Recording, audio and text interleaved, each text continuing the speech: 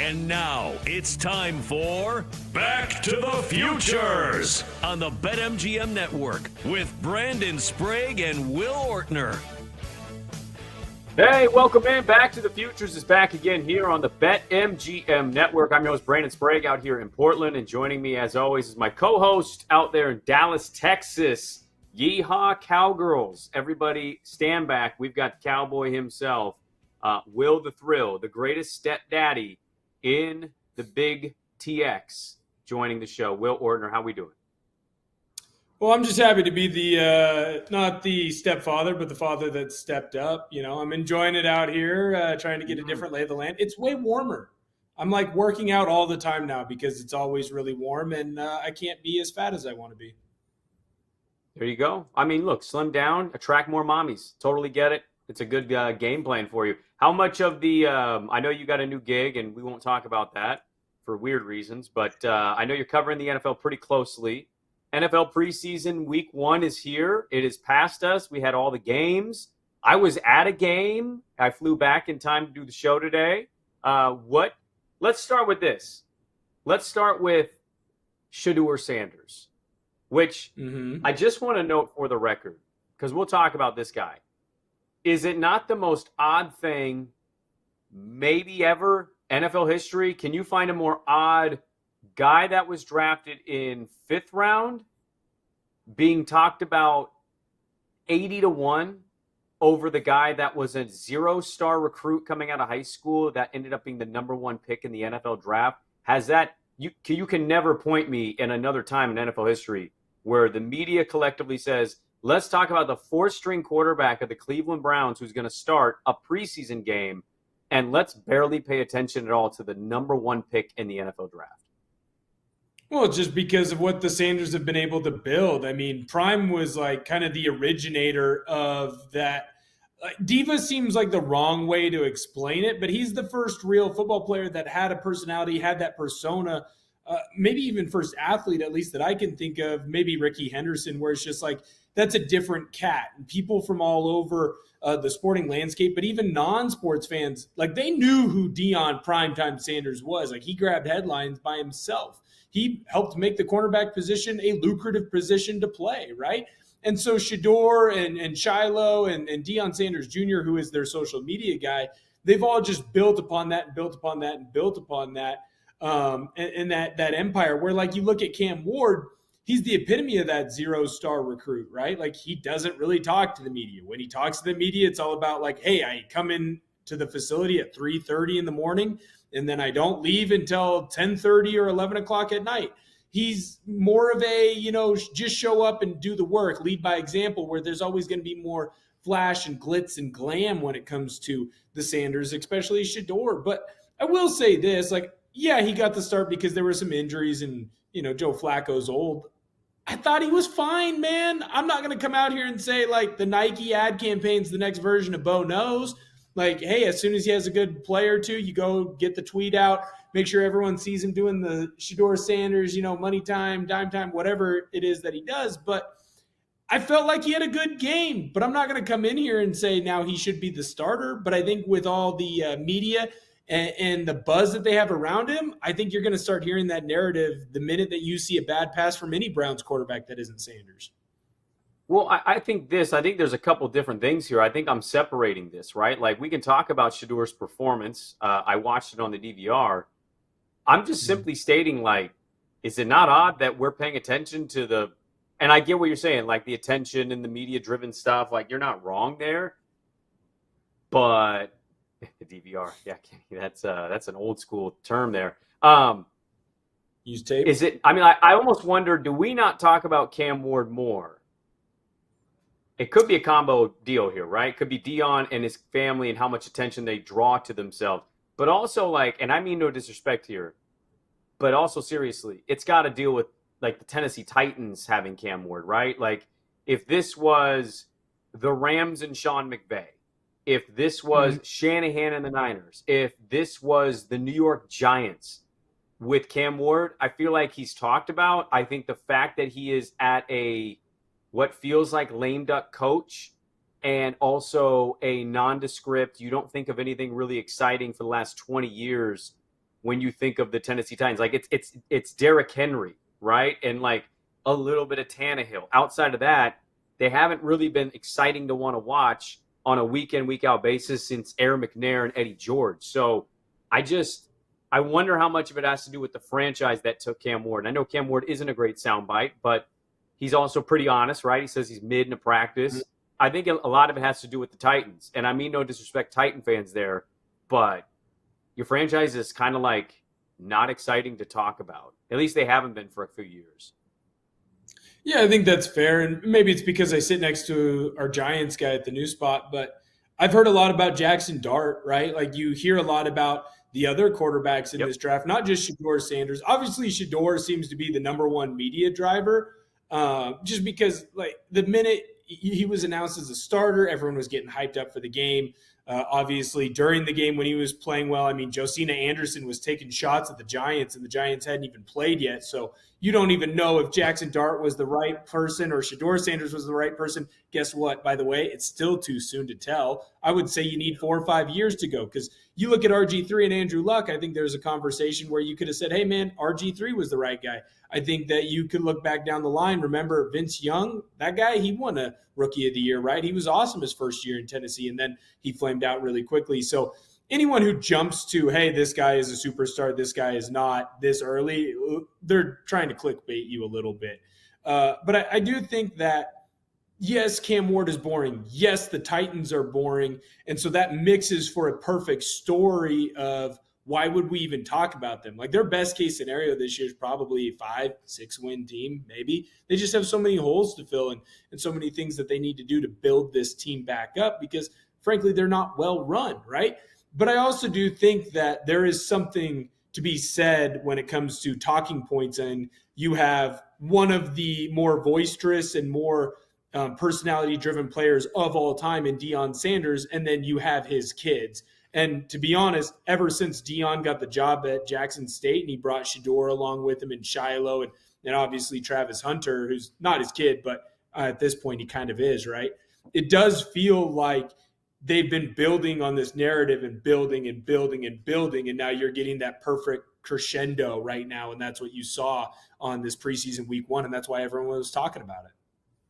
Well, Shedeur got the start. You mentioned it because of the injuries to Gabriel and Pickett. They're not going to play Flacco. He's 41 friggin' years old. Shedeur goes out there, a little bit of a slow first quarter, but came out 14 of 23 for 138 yards. You math whizzes out there will calculate that's about a 9-yard average. Pretty damn good. 2 touchdowns, no picks. Browns ended up getting the win. I don't know if wins and losses really matter to people. If he would have lost and had the same numbers, I don't think people would have been like, oh, my God, he's not a winner. But also, like, to your point, that was a good game. He gave himself a C+. He joked with a Cleveland radio host in the postgame, like, hey, man, you going to say something positive about me? You never say anything positive. I think overall Shedeur has handled things very well. And now you can simply point to the draft and say probably didn't in the process is why he slipped. But also, like, as somebody that watched him play a little bit of his highlights at Jackson State and 2 years at Colorado, I'll say this.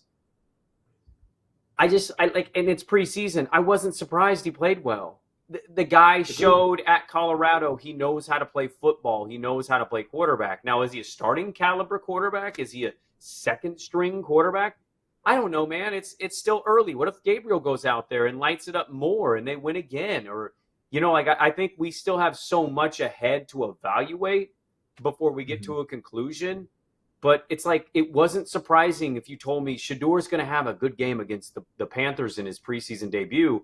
I'd have been like, yeah, I watched him have good games in college. So, like, that wasn't surprising to me. I don't know what it means in the grand scheme, but I will say there was one report that basically I saw Stefanski's postgame. He refused to really talk about depth chart stuff. There is some internally wondering, like, did he kind of shock the Browns coaches of how well he played, given how little he played with 1s and 2s? And I wouldn't be surprised if that were the case. Because I coach my daughter's basketball team, and we have players that, like, when we play, man, they stand out. When we practice, they struggle a little bit. We call those gamers. And I think Shedeur is a gamer. I just think he's a dude that you put in a moment and he can produce. Doesn't mean he's going to be perfect. Doesn't mean he's going to be starting quarterback.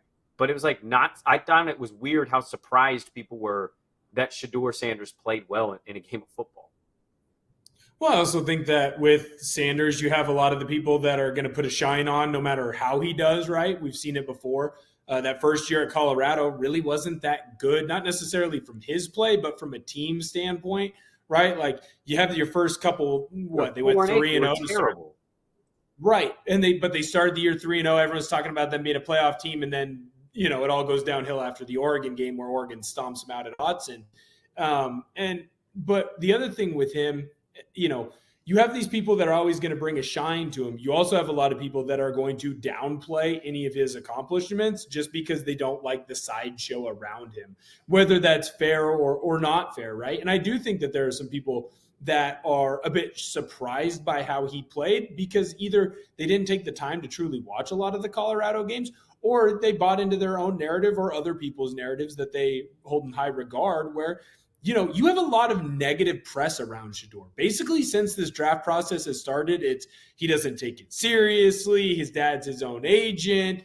As soon as, he slides in the draft, he goes and finds his own agent because they were handling it improperly. Mm-hmm. He comes in and he's going to be the fourth string behind all these quarterbacks. They drafted another guy who has similar, arm strength issues 2 rounds ahead of him. So, what is he going to turn into? And so then when he goes out in a preseason game, everyone starts overreacting. Oh, my God, look at how well he did. I do want to remind most people, and I don't know the complete ins and outs of which starters played for the Panthers or if every starter played. That's completely possible. But I watched the Seahawks game start to finish. Aside from the rookie starters or guys who were really battling it out for a position, none of the starters started in that game. The Raiders, on the other side, their starters played one series and then they were out. So as well as Shedeur looked, just remember, hey, the playbook's a little bit different. Everyone is trying things out, right? So you're not up there making big audibles. You're not necessarily trying to get big chunk plays and big yards. You're trying to see what works and what doesn't work. Is Shedeur able to go out there and make all the calls? So do you shrink the playbook a little bit to make his life easier on him? If you're the Carolina Panthers, are you trying to add in more blitz situations? Are you trying to sit back in coverage more just so that you can get different looks for different things? It's not a normal football game. I would equate it more to like a high school scrimmage where you just call plays to see if it works or if your guys can handle it or how they handle it, right? Sometimes you make calls on purpose for your guys to look bad. In the game you went to, San Francisco, they went for it on a 4th down, deep in their own territory when they were getting blown out. There was no reason to do that. In a real game, Shanahan doesn't do that, but he did it in that game and in that moment because he wanted to see what his guys could do. Sean Payton in that game called a bunch of timeouts so that they could get the ball back right at the end of the first half so his guys could go through a 2-minute drill type situation. So as good as Shedeur looked, I'm really taking a lot of it with a grain of salt because we don't know the entire situation of what's going on both sides. What are they looking for? What are they trying to do? It's a cool story. Do it when it matters, right? Do it when real bullets are flying. Right now, you're still kind of going through the trainings of everything. From one quarterback having a good night to another quarterback not having a good night during the week, going into the weekend, we had Ravens-Colts, and so Anthony Richardson was announced as the starting quarterback for the Colts. Pretty pivotal year. Feels like the Colts are sitting in a place where they're probably not in a win situation. If you have them at, I think it's, Zach, could you look this up? I think at BetMGM I saw if you have them under 6.5 wins, which is an alternate line, because I think their over-under was 7.5, 8.5. If you go alternate line 6.5 under, you're at plus money. I think the Colts are going to be in a competition for the number 1 pick, and I think the Colts might completely restart their organization in many ways. And one of them might be at quarterback. Richardson has only sub 60% quarterback last year in completion percentage. Pretty pivotal season. Goes out against Baltimore. Everybody's kind of watching going, all right, what are you? Can you dominate here? And I don't know, man. He gets hurt. He doesn't see the cut. It's like one of those. He doesn't see the blind side. He doesn't read the situation. He dislocates his pinky. Daniel Jones comes in and sucks. So, Colts under 6.5, is plus 150. I have a hard time going under that, but if you think they're under 5.5, that's plus 260. And if they're Tennessee Titan bad under 4.5, it's 4-1. So give me a couple thoughts real quick because we got 60 seconds. We'll carry this over. Anthony Richardson, your thoughts when you saw him go down? Yeah, I think he's clearly not learned the aspect that he needs to learn the most. He has all the athleticism in the world. He's a freak athletically. His issue is between the ears. And right there, you had a 5-man pass protection, and you had a 6th guy coming off the edge in a blitz. Like, you need to shift your line protection there so that you stay upright. And he didn't. And that's why he's not going to be the starter this year. And that's why, Sprague, you're probably right. The bet is the under on the win total. Maybe it's time to look at some alternate lines. Let's carry a little bit of that over. We got other quarterbacks that made their debut, some more preseason conversation, some college football as well. Football sickos are here. It is, I'm Brandon Sprague. That's Will Ortner. Back to the Future's back with more on the BetMGM Network. Back to the Futures. We'll be back with Brandon Sprague and Will Ortner on the BetMGM Network. Download the app today. Please gamble responsibly.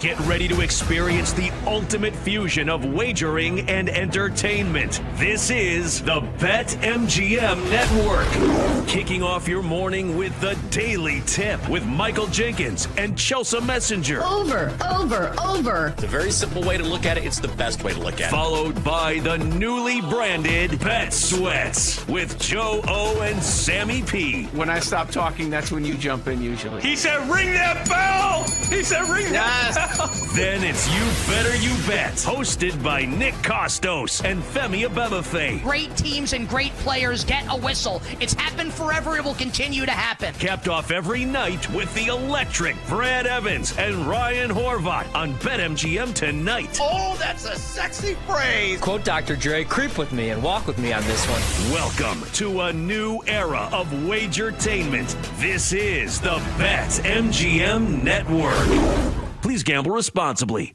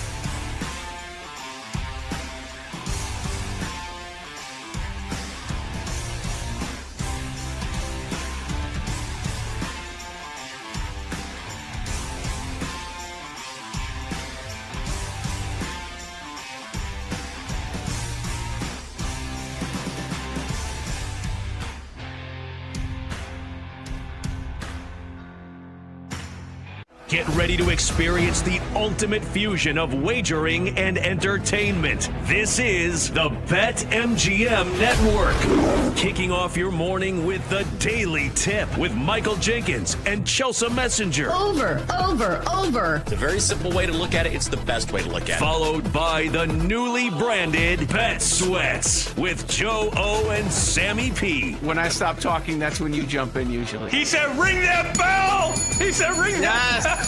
Then it's You Better You Bet, hosted by Nick Costos and Femi Abebefe. Great teams and great players get a whistle. It's happened forever. It will continue to happen. Capped off every night with the electric Brad Evans and Ryan Horvat on BetMGM tonight. Oh, that's a sexy phrase. Quote Dr. Dre, creep with me and walk with me on this one. Welcome to a new era of Wagertainment. This is the BetMGM Network. Please gamble responsibly.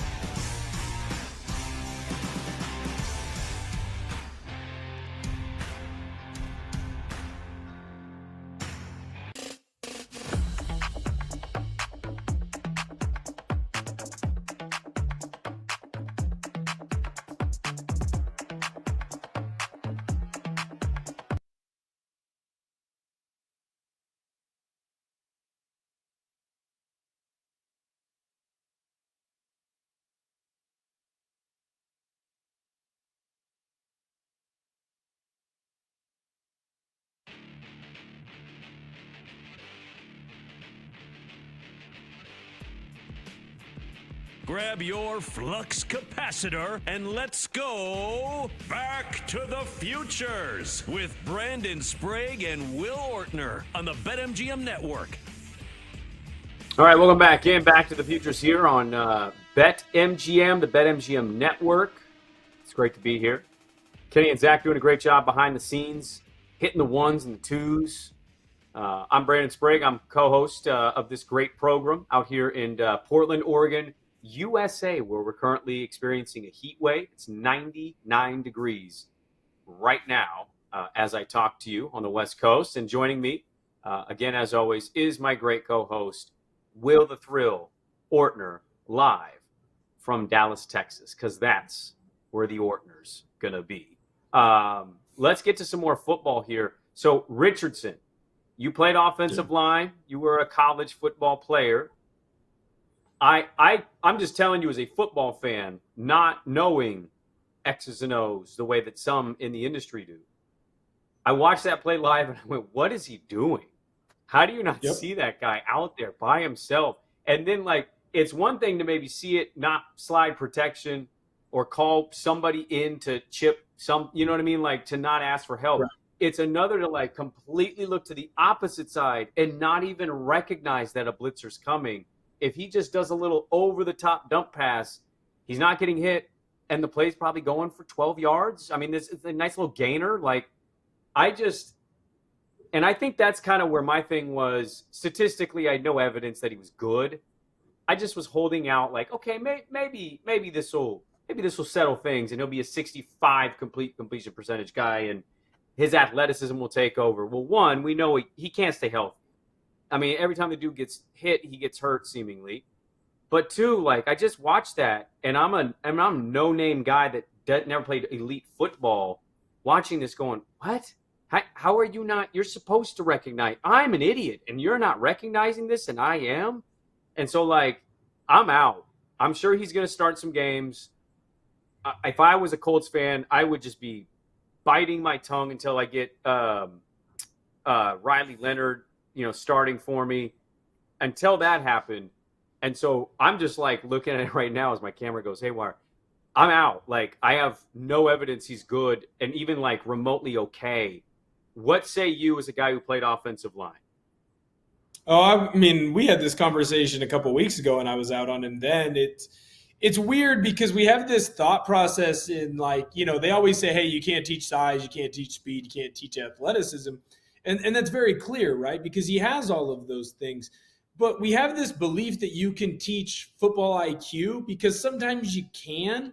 But with some players, for whatever reason, it just never gets across to them. And honestly, it's probably something that started in youth football for him. Like, I would have to assume that Anthony Richardson, because he's the most athletic guy, or one of the most athletic guys in the NFL, he was probably the most athletic guy on every team he played for. He was probably the most athletic kid in middle school when he was a sixth grader. He was probably the most athletic guy in high school when he was a freshman. And those coaches, it's kind of on them for the malpractice of not teaching them and not teaching him the game the correct way. And that's clearly becoming an issue for him here. I mean, you talk about him not being able to stay healthy. Well, I mean, shoot, he wouldn't be hurt right now if he knew how to identify a blitz coming from the field. If he had any idea at all that, hey, there's a blitz coming from over here, there's about 4 different things you can do. You can slide protection. You can bring a running back or a receiver in to help block for you. You can call a hot route, so you're throwing right where he's coming from. Or you can just out-athlete him if you think you're that much of a star. Lamar Jackson does this all the time. Josh Allen does it from time to time where, hey, there's a blitz coming from over here. I've identified where the blitz is coming from. I think I'm faster than this guy, and I can wait half a second and then get out right when he thinks he has me and then make a big-time play or a big-time throw. Mahomes does it too, of course, right? Like, Russell Wilson was the king of this. How many times did defensive players have a run at the back of Russell Wilson when he was young and in Seattle and still was okay with running around a time or two? And then he just kind of flip his hips, get back outside of them. And now you're playing backyard football where anything can happen. And he'd make good throws to Baldwin or to Curse, right? So you look at Anthony Richardson, you have a myriad of different options that you can choose from. But instead, he gets absolutely smoked because he has no idea of what's going on and what's coming after him. And at this point, I think a lot of his injuries are on him. Like, as unfortunate as that is to say, sometimes you have guys, like we're going to talk about, I'm sure, Rashawn Slater. That's not Rashawn Slater's fault that his cleat caught and his knee popped. That's not on him, man. Sometimes freak things happen. But unfortunately, and not to be, kind of the bearer of bad news or a jerk here, if you have a free rusher that smokes you in the face because you had no idea it was coming, that's on you, dude. And at this point, the injuries are stacking up, and he's not making adjustments. The definition of insanity is doing the same thing over and over and over again, expecting a different result. And at this point, the Colts are insane if they keep playing him. We had other debuts this week as the preseason was getting on. We'll get to the Rashawn Slater injury and what we think that means. Jackson Dart, man. How about Jackson Dart having a nice little outing for himself? 12 of 19 for 154 yards and a touchdown in his debut against the Bills. I got to watch this one in a nice little cafe in San Jose. Felt very sports bar-y, like, you know what I mean? Felt like a regular season vibe. I was eating a bomb breakfast burrito, and I had Jackson Dart just wheeling and dealing right on in front of me on a 55-inch. Overall, I really like Jackson Dart coming out of college. This is interesting to me because I think Jameis Winston, not Russell Wilson, will end up playing more starts than Russell. I just don't buy Russell Wilson anymore. I think his yards per average in that game was like 4. I'm out on Russell Wilson. I think Jameis Winston's the better quarterback anyway. But I could see Jackson Dart like week, I think a slightly later version of Drake May. Giants might not be awful. I could see J-Mo keeping them around 500, and then maybe they fall a few weeks in a row. Vibes get kind of bad. It's week 13, 14. Jackson Dart the rest of the way. What say you with the Giants situation? Jackson Dart having a good game and having Russell Wilson and Jameis Winston ahead of him. Yeah, I kind of think it's the same as you, maybe a little bit earlier. I don't think he gets all the way past double-digit weeks before he gets to play some time, especially if he keeps looking the way that he is. Brian Daboll knows that his job is going to be tied to Jackson Dart, and so the sooner that he can get him in and get him in looking competent, even if they don't make the playoffs, that might be a way for Daboll to save his job, especially if you have a run where, I don't know, Dart comes in and you win like 4 of your last 5 or something along those lines. Maybe you win 6 of your last 8, 7, whatever. I just think, I just think they need him to look good. I don't even know if it's wins and losses for Daboll. I'm with you, though. It seems like tie yourself to him. But if he looks good, even if you don't win, I think of an ownership group, the Mara family could go, okay, we didn't win, but there's something here. Right. I agree with you. I just think it's Russ. Like, Russ will start. I think Jameis is too much of a wild card. Like, unfortunately for him, God hasn't delivered him from interceptions, and he continues to throw them. Like, he is a risk taker. He's a gunslinger, and no amount of LASIK eye surgery can help fix him there, right? And so, to me, look, I'm with you. Russ is done. He does seem cooked at this point, but he's not going to turn the football over. And so, using him in that game managerial type of role, you can at least be semi-decent, semi-competent, and you're at this point just biding your time until you can get Jackson Dart in there. So if it's 4, 6, 7 weeks, don't be shocked, I think, if it's Russ over Jameis, but then as soon as it's time to move on from Russ, I think they just go right to Jackson Dart. We don't talk about the big uglies up front much. We know who they are, but Rashawn Slater is definitely one of those, right? He's one of those that when he plays, you just don't worry. And the Chargers paid him because of that reason. Unfortunately for him last week, non-contact, knee exploded, Rashawn Slater out for the year. Now they're going to slide Alt to the left. I don't know. You'd be more inclined and able to tell me like what that switch means, from a big ugly standpoint. They're going to bring in Trey Pipkins, who's their backup. He's going to play right for Alt. And so they're just going to hope for a mash unit. Now, I know they played today against the Saints. They're still not really playing starters. Herbert didn't play. Overall, what say you with the Chargers? How does Rashawn Slater's injury change your feeling on the Chargers? They're over-under at BetMGM's 9.5, -130 to make the playoffs, +110 to miss. Super Bowl odds are 28-1, and the AFC odds are 12-1. What say you with Rashawn Slater of the Chargers now with that injury? I'll say thank goodness he got paid. Like, thank goodness he got paid before this injury, because that patellar tendon blow up, you're never the same after that. Like, it's weird to say, you'd rather have an MCL tear. You'd rather have an ACL tear.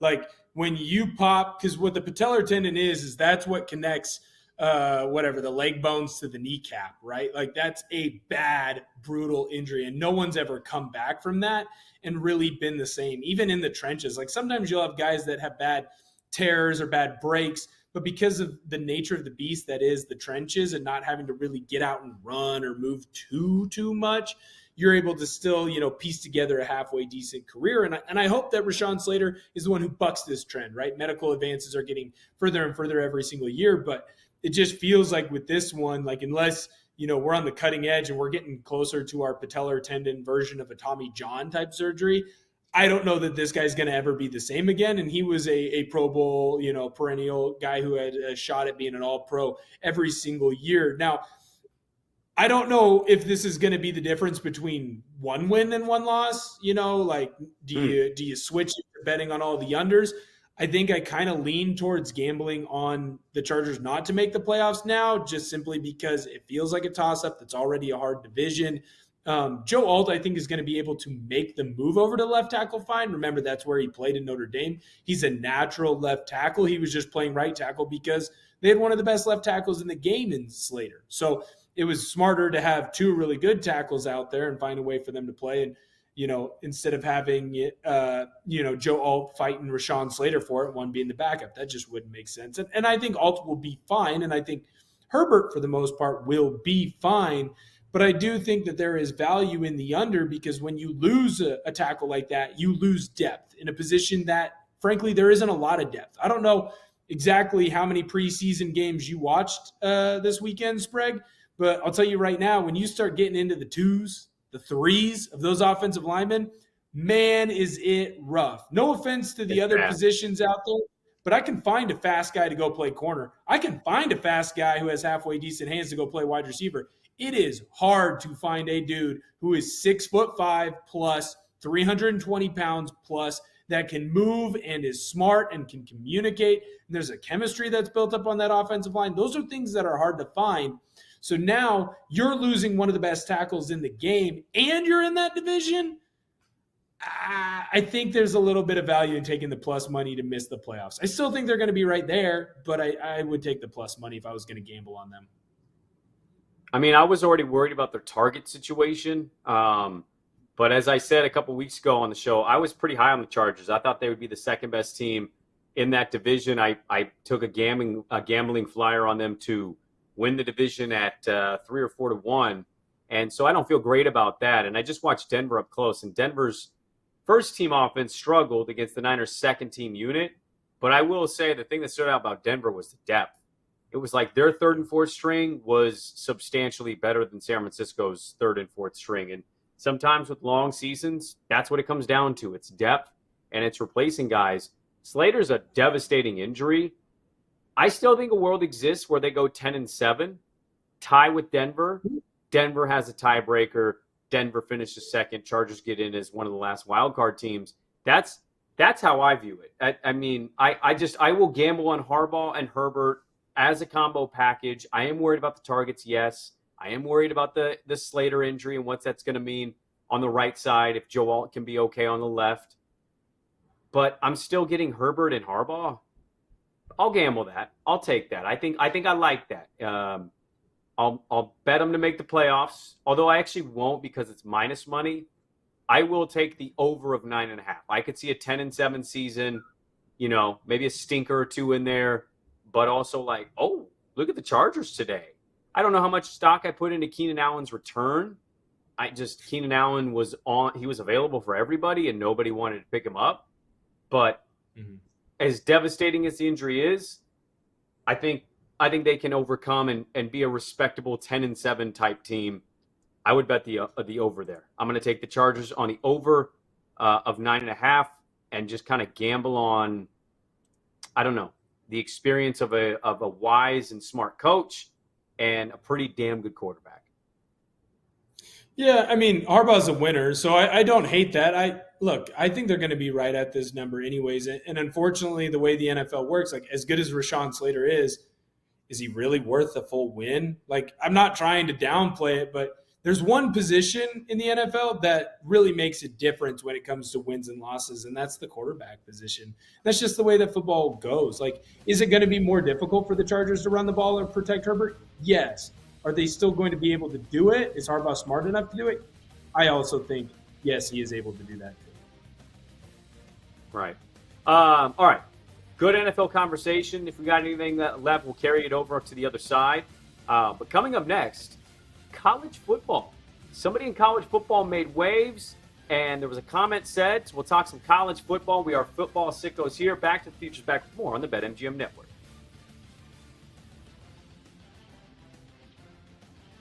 We'll be back with Brandon Sprague and Will Ortner on the BetMGM Network. Download the app today. Please gamble responsibly.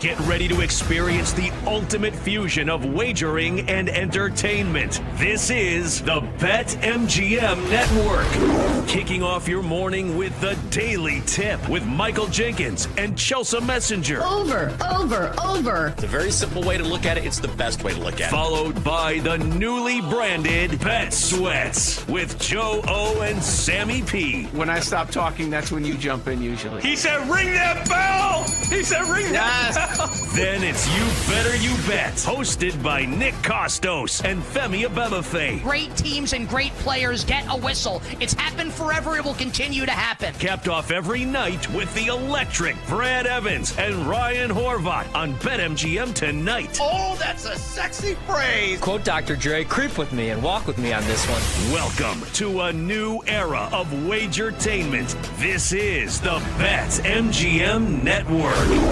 Please gamble responsibly.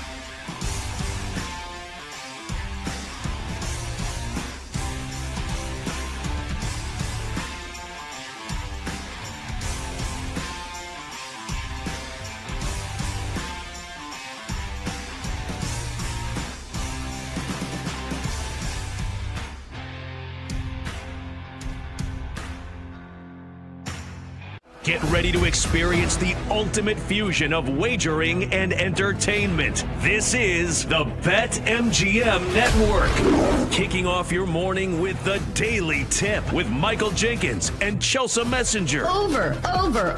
It's a very simple way to look at it. It's the best way to look at it. Followed by the newly branded Bet Sweats with Joe O and Sammy P. When I stop talking, that's when you jump in usually. He said, ring that bell. He said, ring that bell. Then it's You Better You Bet, hosted by Nick Costos and Femi Abebefe. Great teams and great players get a whistle. It's happened forever. It will continue to happen. Capped off every night with the electric Brad Evans and Ryan Horvat on BetMGM tonight. Oh, that's a sexy phrase. Quote Dr. Dre, creep with me and walk with me on this one. Welcome to a new era of Wagertainment. This is the BetMGM Network. Please gamble responsibly.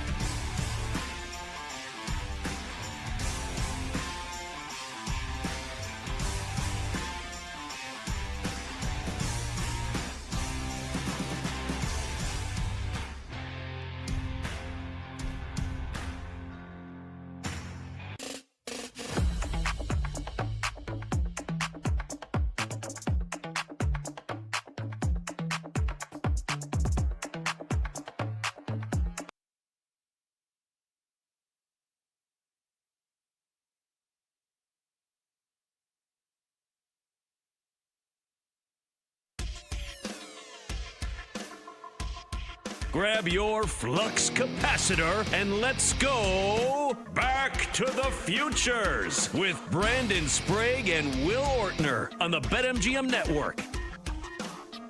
All right, we one final segment for us here on Back to the Futures on the BetMGM Network. A nice reminder for you is to step into the batter's box with BetMGM. Snag this odds boost token and don't miss your chance at a bigger payout on your MLB bet this season. I think what I love about doing this show, one, it's 1 hour, so it flies right by. We have a lot of fun doing it. Two, I think what I love the most is when like four bros get together and all four think their opinion is the right opinion. So like I'm out here and I'm like, give me alternate line Colts or Dolphins -5.5 because they're 1.5 point underdogs at Indy. And Zach's like, I don't know. And then Kenny comes on and goes, you're wrong, you idiot. And then Kenny comes in with a hot take of like, this guy sucks. And I'm not going to name names. I don't want to out Kenny. I'll let Kenny do that on his own.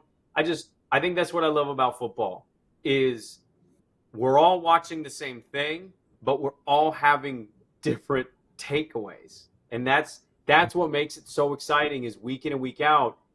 We all can feel confident. We don't know. The Colts could win by 20 against the Dolphins, and I'll look like an idiot. And so, like, that's what's great about the game. It's what's exciting about gambling on it is, like, you're laying a bet, and when you win, you're a genius. But most of the time, you're losing, and it's like, damn, football is football today.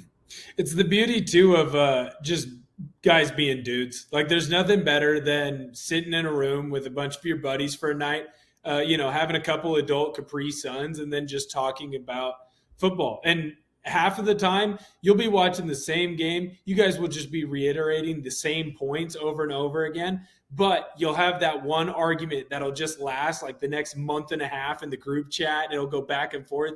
It's what makes football special. I had 100 messages yesterday from a fantasy football group chat over if it was okay for a person to use the waiver wire already. Already there was a guy who is trying to add and drop players in a keeper league, and he tried to pick up a rookie, and it led to chaos for 5 hours. I had to turn my phone off. I couldn't even put it on Do Not Disturb. It was blowing up that much, and that's just guys being dudes talking ball. I'm going to get to some college here in just a sec. Is there any other preseason stuff you want to talk about? Cam Ward didn't play that much.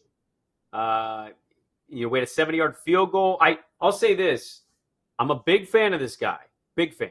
Think he's going to be a good NFL player. I thought it was a huge reach to trade up and take Travis Hunter for what Jacksonville paid. And it's only one preseason game. Not much of an impact. No returns, 2 catches, 5 yards, no defensive stats at all. I'm not saying he won't be a good NFL player. I just think for where he's picked and what they traded, I would have been a little livid as a fan. And it kind of felt like maybe they tried to do the exciting thing, like, hey, look at us, we got the two-way guy. Maybe he'll be great. I don't want to overreact, but that was kind of my takeaway on draft night. I just don't believe in trading up. Even if he's an elite cornerback, I don't believe in trading up and taking a cornerback at that spot. What say you on Travis Hunter and what you saw? Yeah, with Travis Hunter, I would say if he was just a cornerback, there's no reason we'd be crucifying Jacksonville for trading up and going and picking him there. If he was just a wide receiver, we'd be crucifying Jacksonville for trading up and taking him there. But because he plays 2 ways, we're like, yeah, then that makes sense. Like, you should definitely do that. The move just in general didn't make sense for where they were. That's hey, you're 1 player away. Hey, you're the Seattle Seahawks in 2014, and you need a dynamic playmaker, so you give up a first-rounder for Percy Harvin, right? Like, you need that big-time edge rusher or whatever, so you make a big trade for, like, a Von Miller type, right? Or like the Rams, where they kept kicking the can down the road, and they kept making big splashes with older free agents so that they could have a team set up for the Super Bowl. Jacksonville isn't that, right? To be honest, I think they're further away from a Super Bowl than most people give them credit for, just because I don't buy into Trevor Lawrence. I think that's a failed experiment, unfortunately, probably more so due to injury. So, yes, I agree with you there. The other person that I noticed, and I get it, again, preseason, don't get over your skis, a lot of limited snaps. 3 pass rush attempts, 3 pressures from Abdul Carter. Oh, good Lord, what the Giants have on that defensive line. Now, they don't have a lot of great anywhere else, and who knows, maybe Jackson Dart will be the guy. But when you have Kayvon Thibodeau, you got Burns on the other side, and then you can just let Abdul Carter be a hellraiser wherever he is at.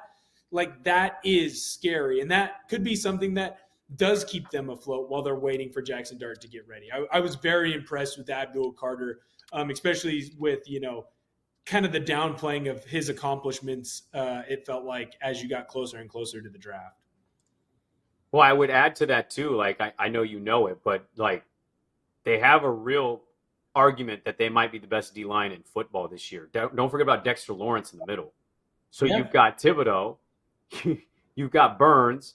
If Carter is doing that kind of stuff now, and then Lawrence is plugging the middle, like, the Giants are interesting. I really do think they're better off with Jameis. I disagree with you. I understand Jameis is risky. He's going to throw pick sixes. I take a guy moving the ball down the field than a quarterback that's dumping it 3-4 yards and saying, shucks, we're punting. It's 4th and 2. You know what I mean? Like, no thank you to that. Yeah. You're very limited when you play with that. So I'd rather just go JMO for that reason. They might be, though, with what they are, they're one of those, like, good, bad teams where I could see Dart starting from at the end of the year and just, you know what I mean? Like, people feeling better about it. And I watched that game, and I'm like, dude, from Russell Wilson, screen pass, to Dart moving the ball, I'm just like, that's a quarterback. That is what I want the quarterback to do. I don't want check downs. Like, look, I'm a big believer. I think the Denver Broncos could be a sneaky AFC title team, not to maybe win the conference, but to get to an NFC conference title game. But there were moments even watching San Francisco where I'm like, yo, Charlie check down here. Like Bo Nix just like, let me get the 3 yards. And I'm like, that's fine, but there's a limit to it. You got to move the ball down the field. And so it just when quarterbacks do that, and that's like kind of their go-to, it makes me a little hesitant on it. Overall, though, man, we'll see what happens. I know it's preseason. It's week 1. We're all so excited. I think somebody on the internet said it really well. Doesn't it feel like the last 2 weeks or 3 weeks before the season starts feels like the worst stretch of your life because you have takes, but you don't feel as confident in them because you haven't had regular season football played. So it's like, oh, I saw so-and-so go against the third stringers and he killed it. Yeah, but it was the third stringers. Or, oh, Travis Hunter didn't do anything.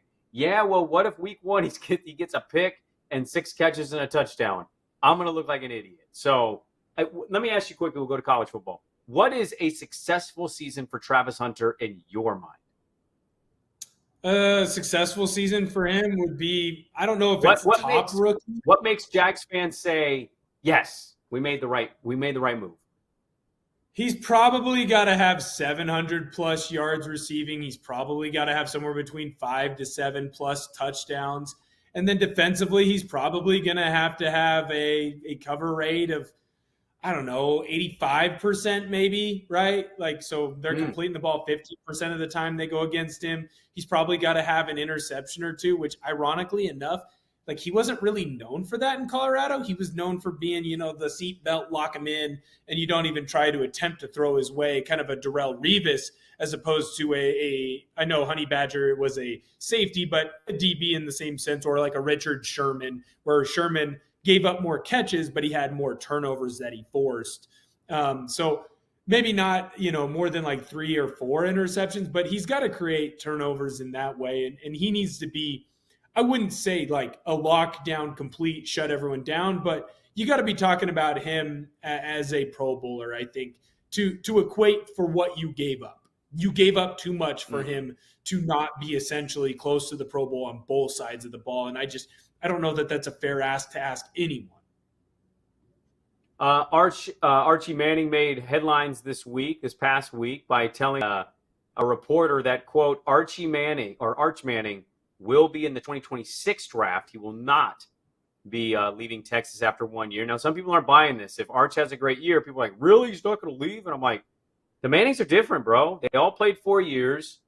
He's making, we don't know how much he's actually making. They're never going to report the full number. That dude might be making $10 million a year to be the king of Austin, Texas, and live a great life with, pressure, but not as much pressure as being the franchise face of the Cleveland Browns or a franchise like that. So what say you on Arch Manning? Is there a possibility in your mind that he does go to the NFL draft and Archie doesn't know what he's talking about? Or does the king of that family kind of speak the truth of, no. He's coming back to Texas. What say you? It kind of feels like they're doing this their own way, because conventional wisdom would be the minute that you can get out and you go into the NFL. But Arch doesn't have to do that. There's plenty of money throughout that entire family. Like even his dad, who didn't make it into the NFL, guess what? He does pretty well in the business world. Like he's doing just fine. There's a lot of money that's right. He doesn't like Arch doesn't need to go into the NFL like most of the other players. I also think that like when I hear this kind of quote from Archie, I give it more credence, because how many players do you see nowadays that have the type of pedigree that Arch had, or at least the same star ranking coming out of high school, that go to a school, don't get the starting job, and then immediately transfer? They all freaking do it, right? Or the ones who don't do it know that they'll be the starter the very next year because it's the senior year for whoever is there, right? Whoever's the quarterback, they're going to be gone within a year.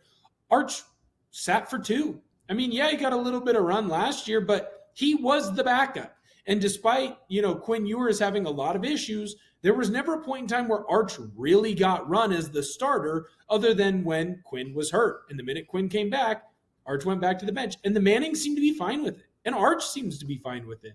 So I kind of have to take Archie at his word. When any of the Mannings say something, they've really held true to it. whenever you thought they were going to do something conventional, they really haven't done it. So I guess I wouldn't be shocked if Arch stays.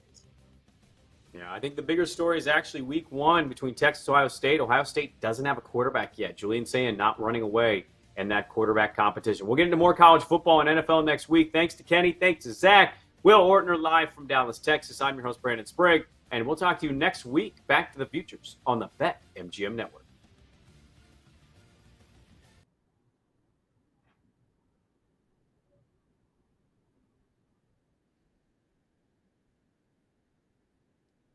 How far can Liam Cohen take Duval in his first season? Have a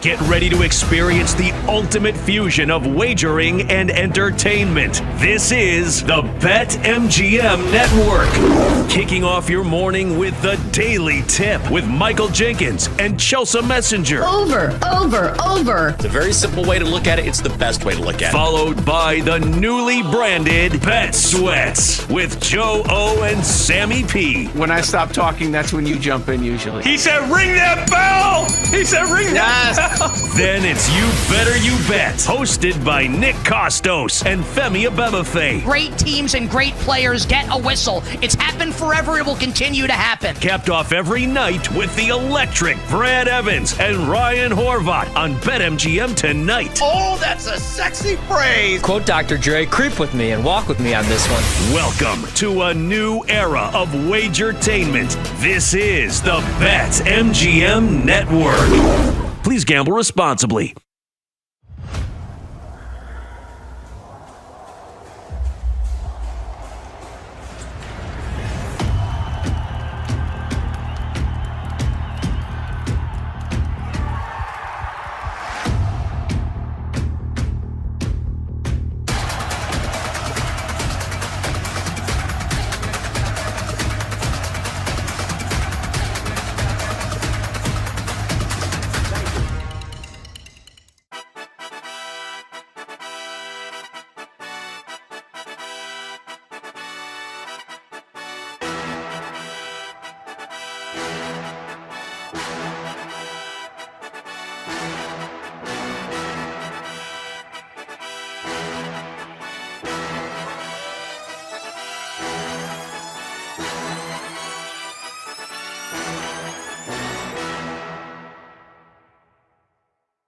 Get ready to experience the ultimate fusion of wagering and entertainment. This is the BetMGM Network. Kicking off your morning with the Daily Tip with Michael Jenkins and Chelsea Messenger. Over.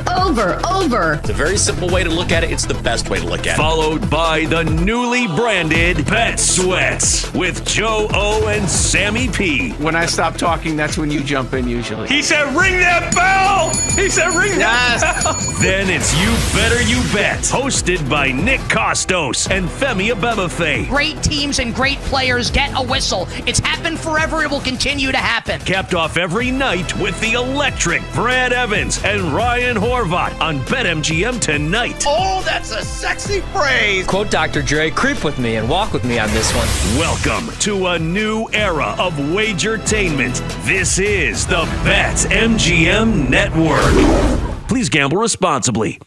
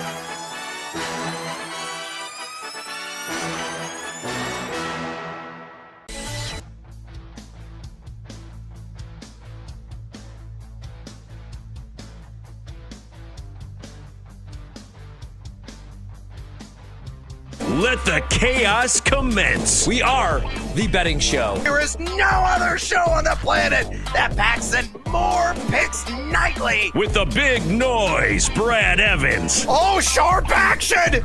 They gotta listen to the sharps! Get the heck out of here with that nonsense. I'm on JMU as well. Drake, hate the Drake. Love the Drake, hate the Drake. No! You never fade the Drake! And the mad better, Ryan Horvat. The Keep the Points special. I'll keep cashing tickets around here on Odyssey. Yeah, put me at night, baby. That's where we cash tickets. They're bringing the heat and helping you cash in big. It's a lock! It's over! It's a guarantee! It's easy money! Nobody wants to bet Seattle U, except for this guy. They're going to win this game outright, but I'll be safe and take the points plus 6.5. And delivering the late night sweats. And it's gone! It's gone! Oh, and it's gone! no way! It's gone!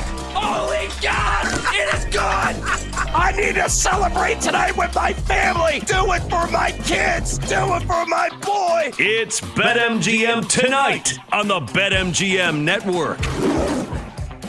Hola, amigos! It's time to bring the noise on a boisterous edition of BetMGM Tonight. I'm Brad the Big Noise Evans, and riding shotgun with me on this hashtag Tequila Thursday. And bartender, pour my boy a drink because he looks oh so thirsty. There you go, mi amigo, the one, the only, Ryan Horvat. And boy, do we got a buzzy program for you tonight. Of course, we're going to reveal our top 3 picks on our cards as we're going to be sweating some things out. Maybe NFL preseason. We've got a pair of games, a lot of backups in play, so it'll make the action all the more interesting on trying to handicap both those contests. Game 1, Pittsburgh at Carolina. Game 2, the G-Men going up against the New England Patriots. So a lot of guys playing for a roster spot, and we will have some action, at least I will, in one of those affairs. From there, we're going to do a little Parlay Pete action. He's going to mosey on over from the bar and get his parlay of the day locked and loaded in the WNBA's is focus tonight. We're going to say hello to our little friend, the Sledgehammer Special. Roll the show doesn't get seduced by the juice and working some bonus time wagers as well. Then feed or follow college football week 0. You know Ryan Horvat's going to be in his happy place as we're going to be discussing whether or not we're going to tail or we're going to fade Kansas State against Iowa State. We got Kansas laying 12.5 against Fresno State. Western Kentucky, the Hilltoppers, taking on Sam Houston State. And there's always a Hawaii game taking on the Stanford Cardinals. So we're going to be breaking down all that action. Numbers Nerds going to come out and play as well in Seg 3. Then we're going to get the inside dish on Bear Down Chicago Bears. Yeah. Zach Pearson stopping in. We'll talk the running back room. Is DeAndre Swift going to be the dude, not only week 1, but for a large chunk of the season? What about Rome Odunze? What about DJ Moore, the tight ends, especially Colson Loveland and Caleb Williams?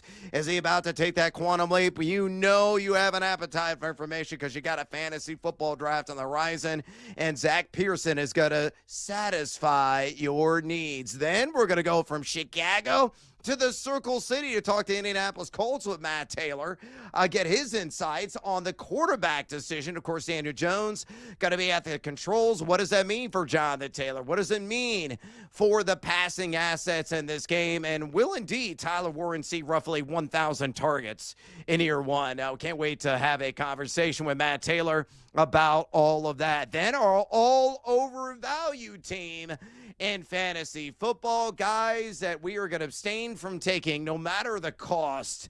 And I've got a couple of big hitter names that are sure going to make me look like a giant boob come year's end. But we're going to stick our necks out there because, we got the little huevos and huevos gigantes talking about some of the big names and how they could be fantasy failures this year. Then percent play, looking at some more props in the NFL in Seg 7. Then shots, tequila shots, all plus money all the time, whether in the NFL or college football. Man, we got a lot of pigskin packed in on the program tonight. And two, we want to talk to you, the 2.02 average listeners and viewers of this fine broadcast. You want to talk fantasy football with us? We know you do. You want to talk sports betting as well? You absolutely can. Simple way to dial in. Just pick up the phone and call 833-732-3875.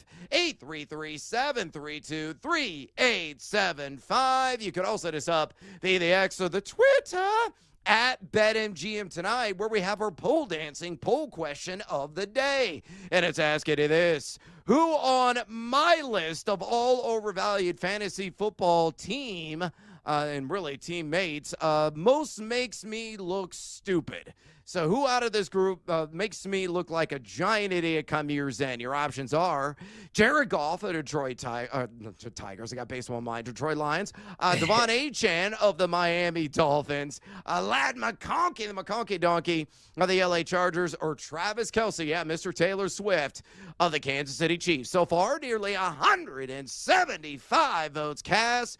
Make your voice be heard. Exercise. Yeah, Democratic, right? Keep the votes coming and drop us a comment, a.k.a. bring the noise on X at BetMGM tonight. Again, on X at BetMGM tonight. All right, before we get into our card, let me give you some topics on Choose Your Adventure tonight. And they are this, Ryan Horvat. Option number one, Chris Godwin, activated off the PUP list, but unlikely to play until October, according to ESPN's Adam Schefter.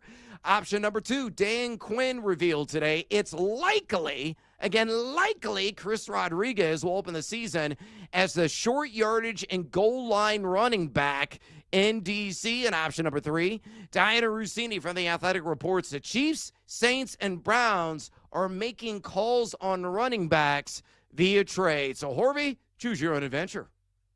I'm going to go with the Washington backfield situation, those comments, because, especially if Chris Rodriguez is going to get the goal line, short yardage, role in place of Brian Robinson Jr., I think we might be overvaluing Krosky Merritt just a little bit. I do think he could be a playmaker, a home run hitter, but he's 5'11", 207. Now, C-Rod's also 5'11", but he's 224. And even at Kentucky, man, I think he could be the hammer. And I think his ceiling, like we talked about with Jordan Mason, or I have the last 3.5 weeks, it seems every night, he could be a double-digit, a low-key double-digit touchdown guy, especially because I love Jaden, but you got to keep him healthy, especially with that defense, with, if Terry McLaurin doesn't show up for work. So while he's still going to use his legs, especially in red zone goal line situations, it helps to have a hammer like Chris Rodriguez. So I think he's a sneaky value right now in fantasy football, and I think we might be overvaluing Krosky Merritt just a little bit. I'm not going to reach for Bill this weekend is what I'm saying on Sunday.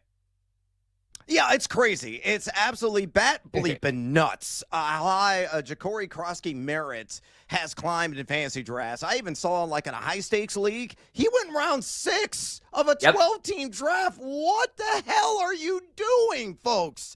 This is going to be a full-blown running back by committee. We can't forget about Austin Eckler, who's going to be the chosen option in pass-down situations. He's still effective in that capacity. And again, based on the information that came straight from the horse's mouth, the guy that's calling the plays, the guy that oversees the entire organization, the coaching staff, and that being Dan Quinn, saying again that Chris Rodriguez is likely to be the short yardage and goal line running back. And I discussed this last night right here on BetMGM tonight. I said, man, people are sleeping way too hard on Rodriguez and giving too much love to Krosky Merritt because Rodriguez is built, as you mentioned, to break tackles in those situations. He was top 5 last year among running backs with at least 35 rush attempts and yards after contact per attempt. He forced a missed tackle on 40% of his touches. The numbers don't lie, folks. He is perfectly crafted for that short yardage role. And I understand Jane Daniels probably got to call his own number, a quarter of the time in those goal line situations. But could Rodriguez get 6 touchdowns? Entirely conceivable. Remember last year, Brian Robinson was number 20 in total red zone touches at the running back position with 44. 9 of those came at the goal line. He totaled 8 touchdowns. So if you plug Rodriguez into same situation and scheme, he's a guy that could easily get to 6 touchdowns. And you're right. I think everything clicks. And maybe on the outside looking in, maybe far-fetched, but 10 touchdowns entirely on the table. So you're getting him for nothing right now in fantasy football drafts. ADP and Drafts Conduct the last 5 days, RB76, 258.56 overall. Meanwhile, Krosky Merritt's RB43 now at 138 overall, and I guarantee you're going to have to snap tendons to get him because somebody's going to be like, oh, league title, I stole him, just give me the trophy now. No, their shrewd move is to invest in Chris Rodriguez. All right, let's go ahead and get after it with our cards this evening. These are our top 3 plays tonight in the world of sports betting. Harvey, what you got a numero uno? All right, let's do it. We got Steelers-Panthers, a little preseason Thursday night action. Instead of Bryce Young tonight for the Panthers, we're going to see Bryce Perkins, who was playing in the UFL. He's been in Panthers camp, I believe, since Monday. And starting right now is Jack Plummer. Not Jake Plummer, Jack Plummer, who had a 51 QBR, or has a 51 QBR so far this preseason.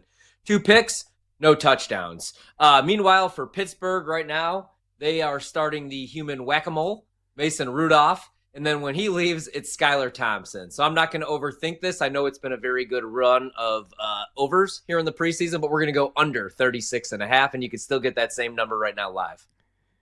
All right, I think that's an excellent call there, mi amigo. Numero uno for me, I'm going with the diamond. Same game parlay. Give me the Rays plus 1.5 on the run line, and give me Yandy Diaz to get a hit against the hated St. Louis Cardinals plus 105 on that simple 2-legger. You look at Diaz. He's only batting 256 over the last couple of weeks, but he's gotten a hit in some of his last 9 games. 3 for 5 lifetime against St. Louis's Sonny Gray. And you look at Gray, he struggled on the road, and this one being played in Western Florida. 5.23 ERA away. Tampa has also covered in 8 of their last 10 games. And Joe Boyle, who they're trying out's got a 0.60 home ERA this season for Tampa. So to recap, same game parlay, Rays plus 1.5 on the run line. Yandy Diaz to get a hit. Plus 105 there at BetMGM. Numero dos on your card. Please share. We're going to continue to live in the land down under. We're going New England, New York, the Giants. The total right now, 36, minus 110 to the under.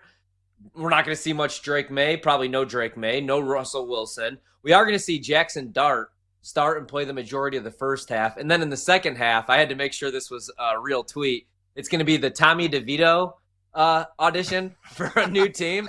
So, and then for the Patriots, we're going to see Joshua Dobbs and Brandon's boy, Ben Woldridge. So under 36 in that one as well, Brad. Yeah, I'm going to have a pick on that game here in a little bit. Going back to MLB, and I'm going to play another same gamer. Give me the Baltimore Orioles plus 1.5 on the run line, and I'm going to take the under on the old total in the Astros and Orioles game of 11. That also works out to plus 105 at BetMGM. You look at Houston, they have lost 4 of their last 5 games on the road. Meanwhile, Baltimore has won 6 of their last 10 games overall. Baltimore, not so great, but better than Houston. Number 22 in WRC plus the last couple of weeks. Houston dead last in that category. Got Alexander against Young. Both these guys have actually pitched very well here of late. So that's why I'm digging the under on the all total 11. And I think the O's will keep this nice and snug at a minimum, like a plus 1.5 on the run line. So you pair that again with that all total on the under plus 105 at BetMGM. Numero trace on your card. Harvey, bring it home. All right, shout out to our guy, Brandon, who last night in the final hour of the show found this one for me because for whatever reason in Maryland, I couldn't get it. So I had to drive to D.C., but Avery Johnson, not the former point guard for the Spurs, my Heisman contender, the quarterback for Kansas State. So his rush yards, man, got hit. Those are now 53.5 all the way up to 57.5. Still like them. We saw this matchup last year. It's a revenge game. He had a bad turnover on the opening drive. They end up losing that game. Neutral field in Ireland. In that game, though, 64 rushing yards. Didn't get in the end zone, but I think he does in this game, man. And it's plus 115 right now at BetMGM. That's the best price that I saw. So Avery Johnson, anytime touchdown coming up on Saturday, week 0. A guy that could be a Perp Plus model for those of you that remember Perp Plus from back in the day. And Great yes, hair. I'm very envious and jealous. Numero Trace on my card. Let's go to the second preseason game. I'm going to play the Giants -3.5 on the first half line. And I got it earlier today at -108. It's now -118, so just a little bit higher there at BetMGM. Again, New England's not going to play any starters in this game. Variable's already announced it. You're going to see a lot of Jackson Dart. And hey, it's me. It's Tommy DeVito, as you mentioned it. Where'd he go to school? Yeah, that's right. ILL. So I think Dart, who has been masterful in the preseason, completing 26 of 35 attempts for 291 yards, a pair of touchdowns, no turnovers, hadn't even taken a sack yet, will get the G-Men off to a fast start and a cover on the -3.5 in the first half. All right, we got to take a little siesta here on BetMGM tonight. When we come back, bets, and more bets. Parlay Pete, Sledgehammer Special, Seduced by the Juice, and bonus time. Don't you go anywhere, fools. This is BetMGM tonight on the BetMGM Network. Wherever you go, we're there. Listen to the BetMGM Network live on Odyssey, TuneIn, and now on the iHeartRadio app. Wagertainment for every fan.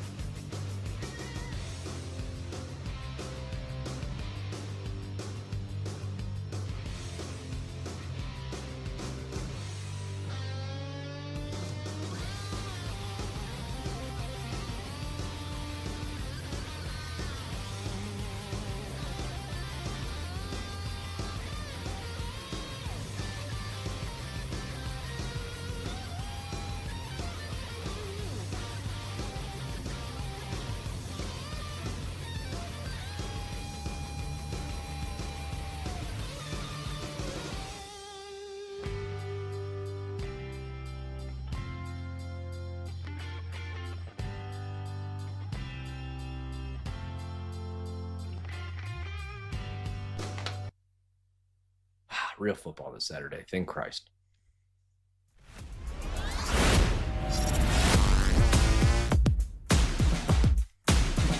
Now, Brad Evans and Ryan Horvath bring out their sledgehammers on BetMGM Tonight, presented by BetMGM, the sportsbook born in Vegas. Welcome back to BetMGM Tonight. Brad the Big Noise Evans with you. Ryan Horvath in the house on this hashtag Tequila Thursday. Bartender, give us another, baby. I gotta somehow survive this boring-ass game between the Carolina Panthers and Pittsburgh Steelers. A lot of backups. But most notably, Horvey, before we give you the reminder, the poll, and everything else, and we start getting into some more bets, Caleb Johnson has yet to log a snap. Why is that important? Well, Jalen Warren's playing in this game. Already had a fumble. Yep. Wasn't lost, but he did cough it up. Caught a couple of balls for 12 yards. Has one carry for -1. Kenneth Gainwell is the RB2 effectively in this game. The former Philadelphia Eagle Fly, has got a couple of carries. We've yet to see Caleb Johnson, and you believe, because the coaching staff had said he's got to see some time tonight, struggling with some pass protection, but if he is like the RB3 on this roster, it is absurd to me that he is still going RB27, 75.63 overall in fantasy drafts. Obviously, a talented dude. We know the skill set and what he displayed at the University of Iowa. Very explosive. His profile should rise as the season, drags on.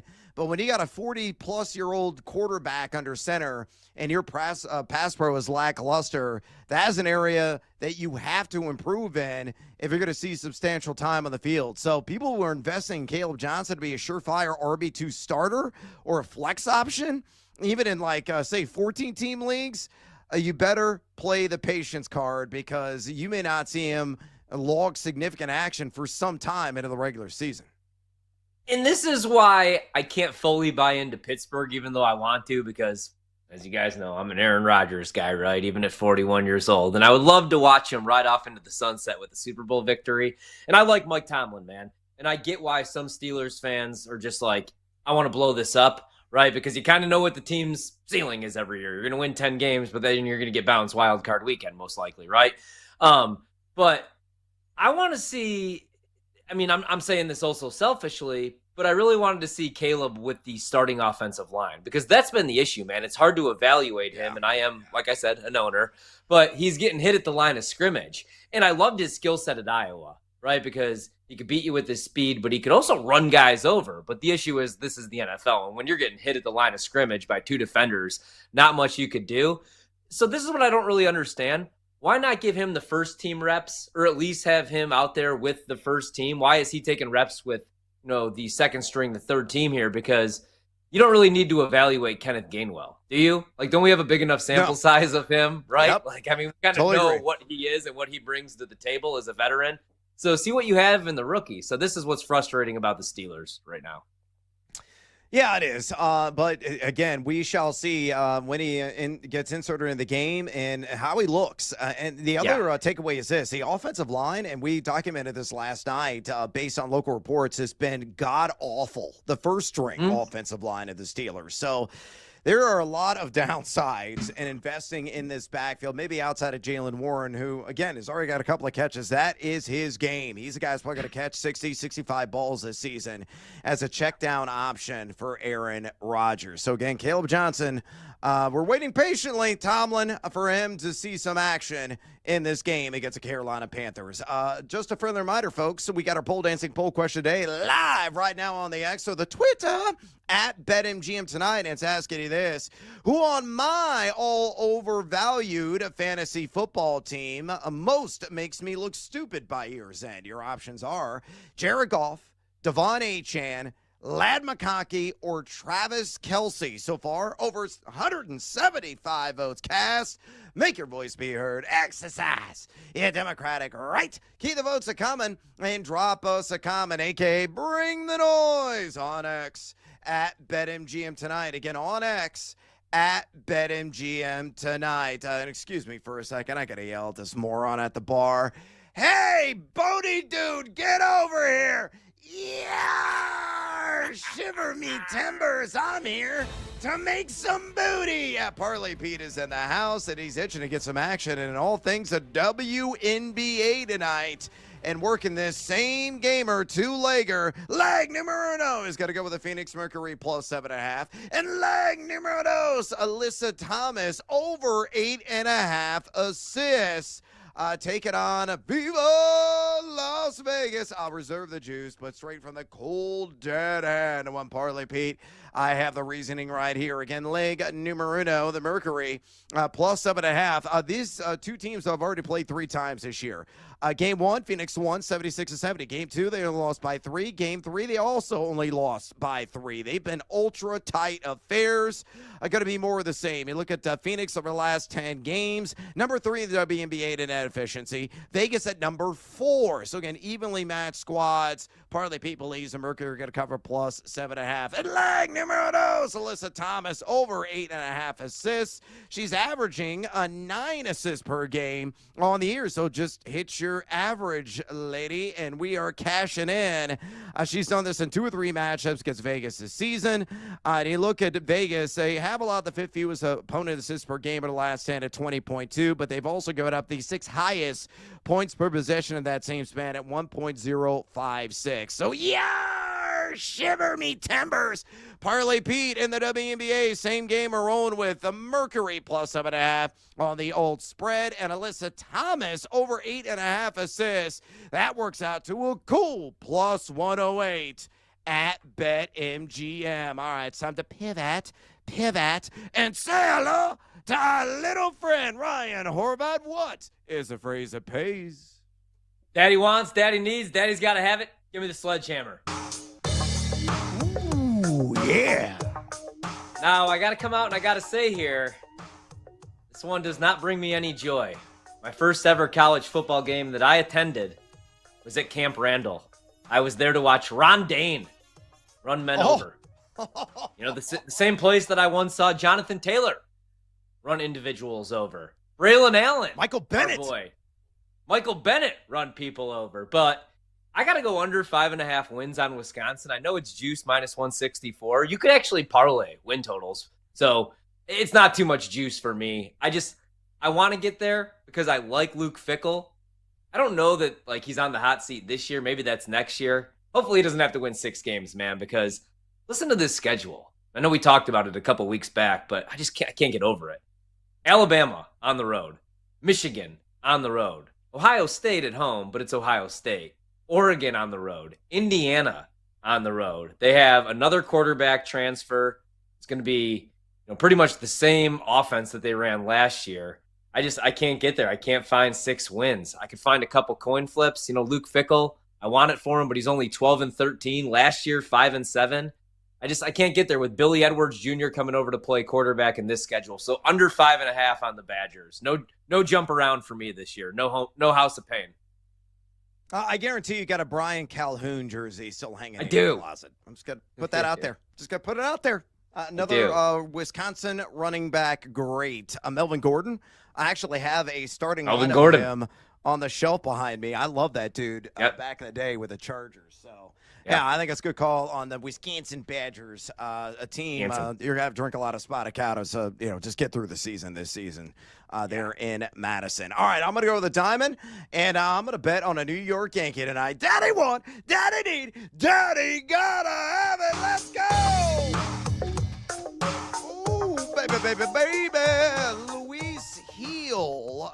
It's not Gill. It's Heel is how you pronounce the last name.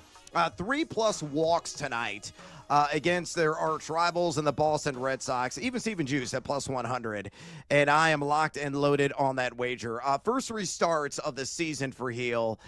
He had 4 walks, 1 walk, and 3 walks. So he's done this in 2 of his first 3 turns of rotation. 5.14 walks per 9 mark on the young year for him coming off the major injury. Last season against Beantown, he had 0 walks in 1 start and 4 in the other. And I'm hoping it's going to be the other And you look at Boston, they've been ultra patient at the plate over the last couple of weeks. The sixth highest base on balls percentage of any team in the bigs, earning that free pass on 10.6% of their plate appearances. So Luis Gil, 3+ walks against the Red Sox, plus 100. My sledgehammer special tonight. Oh, speaking of plus money, let's get some more on the board. It's time to get seduced by the juice. Yeah, bartender, appreciate that generous pour. Just leave the bottle because this game stinks, and I'm going to have to battle through just to endure it.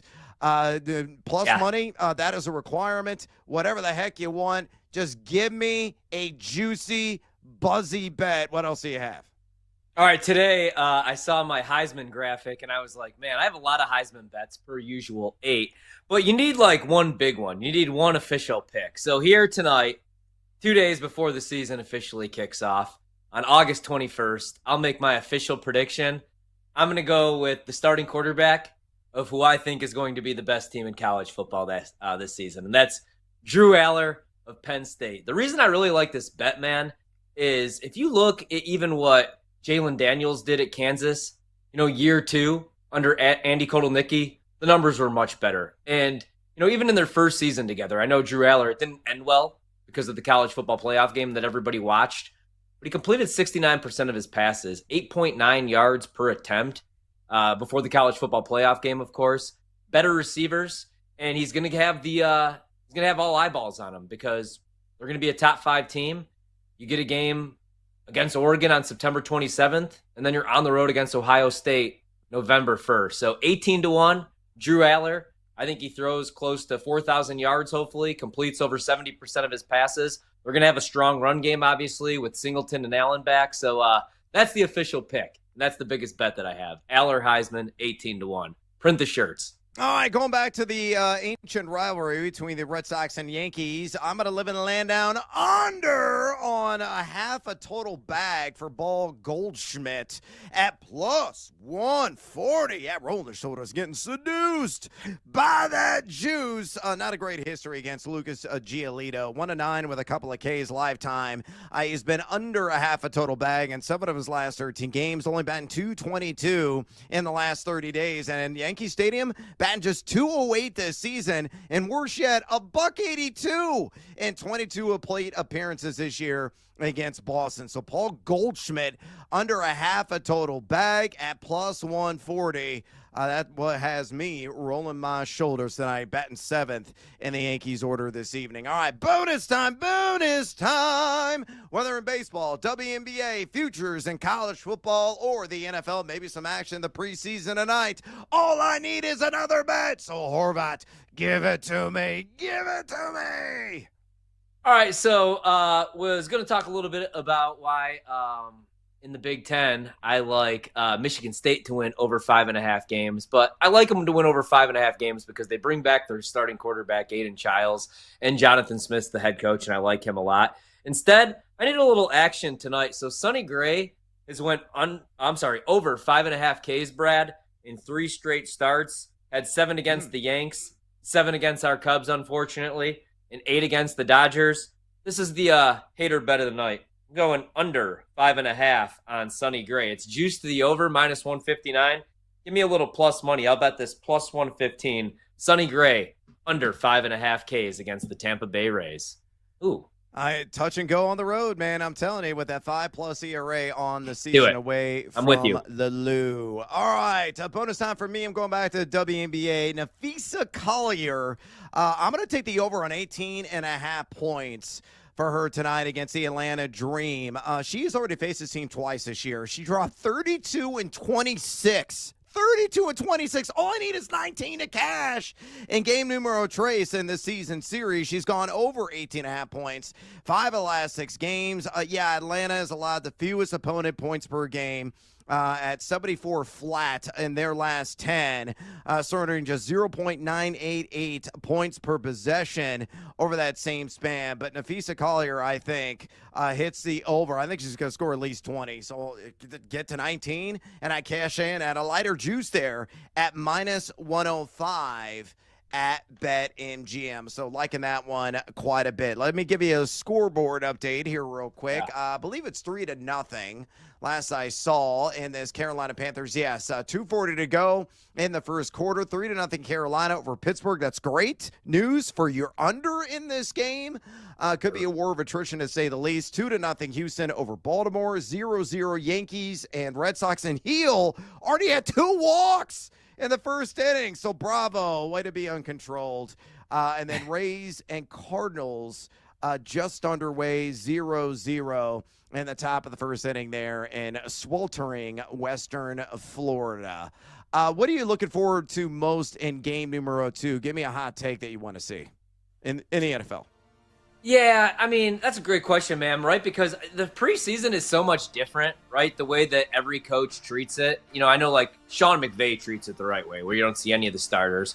But I'm kind of interested in seeing Jackson Dart. I've become a big Jackson Dart fan, man. Yeah, I worried because too. he was in the most quarterback-friendly offense in college. Would that translate over to the NFL? He's looked damn good. Week 0 college football bets next right here at BetMGM tonight on the BetMGM Network. Buckle up. Don't miss out on the action. If you missed the show, you can listen back on the always free Odyssey app. It's BetMGM Tonight, presented by BetMGM.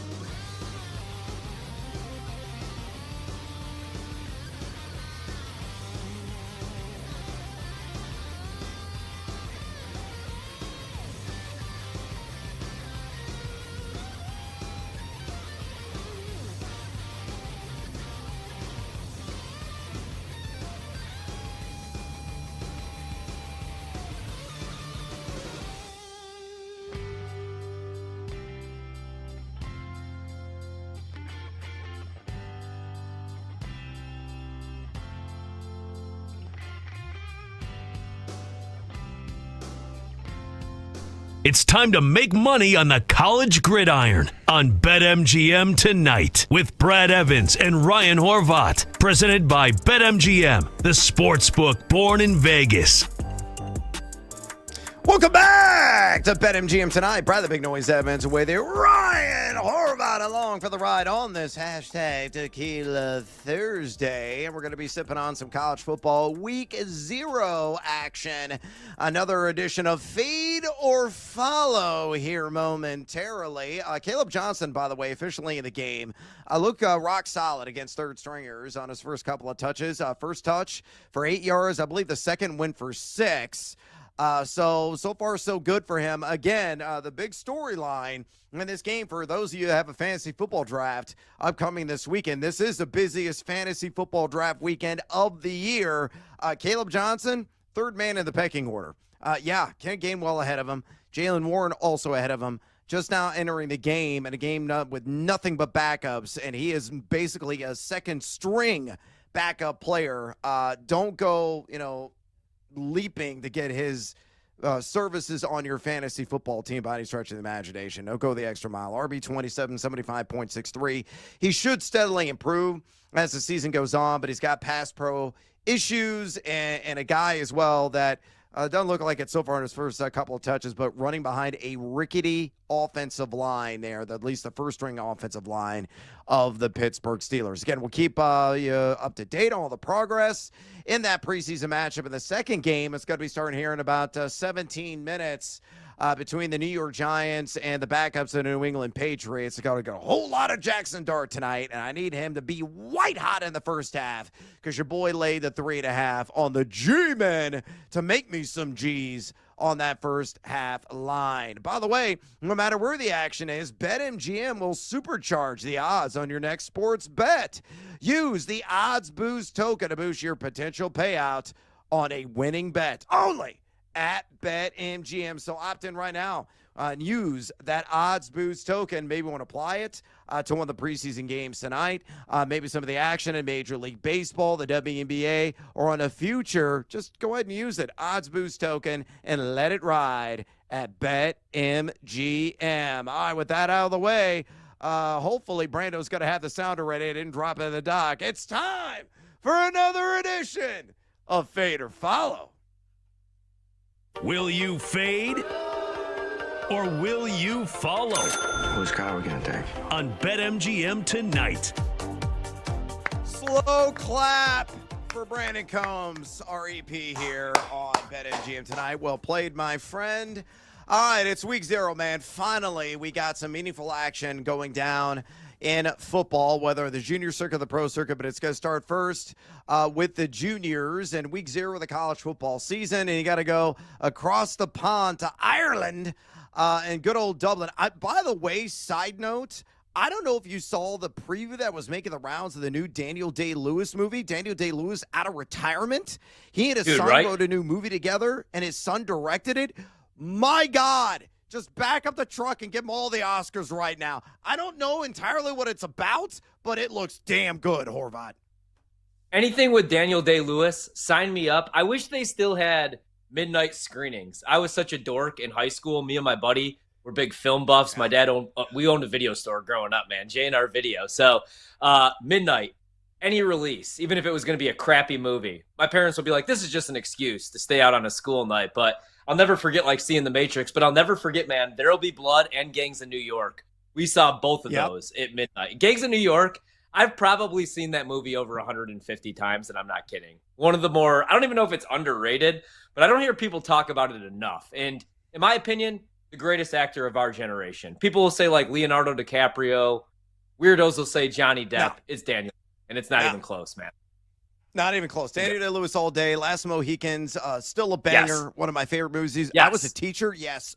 I understand that I used to screw up Impressionable Young Minds in Champaign, Illinois, the high school level, but that was mandated. I showed Last Mohicans when I was discussing the 7 Years' War, a timeless classic, James Fenimore Cooper book, and the movie was really well done. And man, Daniel Day-Lewis was just exceptional in that. Lincoln, of course, he won the Oscar for. And my favorite quote in There Will Be Blood: "You drink your milkshake, you drink it right up." Yep. Outstanding. My kids haven't seen that. I got to show them that movie. That's got to happen this weekend. My kids are grown. I didn't screw them up, at least not yet. So give it time, folks. Hopefully, not going to screw up the Week 0 college football card as well. Let's go ahead and dive into it. First one up. Again, I'm going to give you the matchup. I'm going to give you the line. And then I'm going to ask you going to fade or follow who I'm dropping the line on. So let's start off there in Dublin. Kansas State -3 against Iowa State at -110. Horvat, you going to fade or you going to follow K-State? We are going to follow K-State, hopefully all the way to the Big 12 championship game, and Avery Johnson all the way to the ceremony for the Heisman, because I think it's going to be a big year. This is a revenge game. They lost this one, Kansas State did last year, 29-21, but it was fluky, man. They had an intentional grounding safety. They had a couple missed field goals. Avery Johnson opened the game with a fumble, as we talked about last night. And then Keegan Johnson also fumbled after a reception. So it was a mess. But the reason I like Kansas State, I mean, even with all those turnovers, they only lost that game by 8 points. And I think they're going to be able to run the football. Iowa State, they play a 3-3-5. Last year, only 17 sacks. So they're going to have to try to find a way to get pressure on Avery Johnson. I don't know that they're going to be able to do that. And last year, Iowa State, they won double-digit games, 11 games for the first time in school history. I love Matt Campbell. Usually, I trust the defense, but last year they were 120th nationally in tackling, according to PFF, 94th in rushing explosiveness allowed. And I think Dylan Edwards could eat. I like him for an anytime touchdown, and I love Avery Johnson for an anytime touchdown, as we talked about. Plus 115 is the price you could get at BetMGM, but I like the pieces a little bit more for Kansas State this year. Jace Brown out of the slot, 2.3 yards per route run last year. He could take the top off the defense. I think Iowa State's still going to be solid this year, man, but it might take some time. Rocco Beck loses his 2 best receivers in Higgins and Noel. So give me Kansas State to cover the 3. Avery Johnson rushing yards over, and Avery Johnson anytime touchdown. I like Kansas State a lot in this game. And I'm going to follow your expertise, and I'm also going to ride the Wildcats -3. Stats of War, Parker Fleming, tremendous resource. He's got this game projected. K-State winning 25.41 to 21.26. That's covering the 3. ESPN's Football Power Index, K-State at 18. Iowa State at 33. I think K-State is exceptionally balanced. I think they're the class of the Big 12. They're going to assert themselves out of the gate against the Cyclones and render them useless. So I think Kansas State is going to cover, and they may cover with ease. I'm not going to lie. They can maybe win by like 7 or 10 in the end. So laying 3, I'm on that all day. Let's stay in the Sunshine State, or not the Sunshine State, the Sunflower State. Sunshine State is Florida. Let's go to Kansas, -12.5 against Fresno State at -110. So Kansas -12.5, fade or follow? All right, so I was considering Fresno State, but this one's been bet down, and now I like Kansas. Anything under 14, anything under 2 touchdowns, I like Kansas. So, I was listening to Lance Leipold talk on the Voice of the Jayhawks, and he was talking about, and I forgot about this in the handicap, man, they actually have a brand new stadium. It's the new David Booth Kansas Memorial Stadium. So I think the crowd is going to be excited for this one. Now, I still like Fresno State, and I like their quarterback, E.J. Warner, who transfers over. But like we talked about a couple weeks ago when we previewed them, my only concern, man, the last 3 years is he turns the ball over a lot. And if Kansas could force turnovers, right now they have a healthy Jalen Daniels. I don't know how long that's going to last. Last year he played over 9 games for the first time in his career at Kansas. He's been there now for 6 years. They're going to be able to score points against Fresno State's defense. So I'm going to lay it with Kansas. Pretty big bet for me. I'm going to go with the Rock Chalk Jayhawks here. The Fighting Bill Selves. I'm also going to follow you on KU. ESPN's Football Power Index has Kansas number 26, Fresno at number 85. Kansas could have like a top 10 offense. They are projected to be top 10 in offensive rating, according to theanalyst.com. And Stats of War, Parker Fleming's got it at 32.26 to 17.07.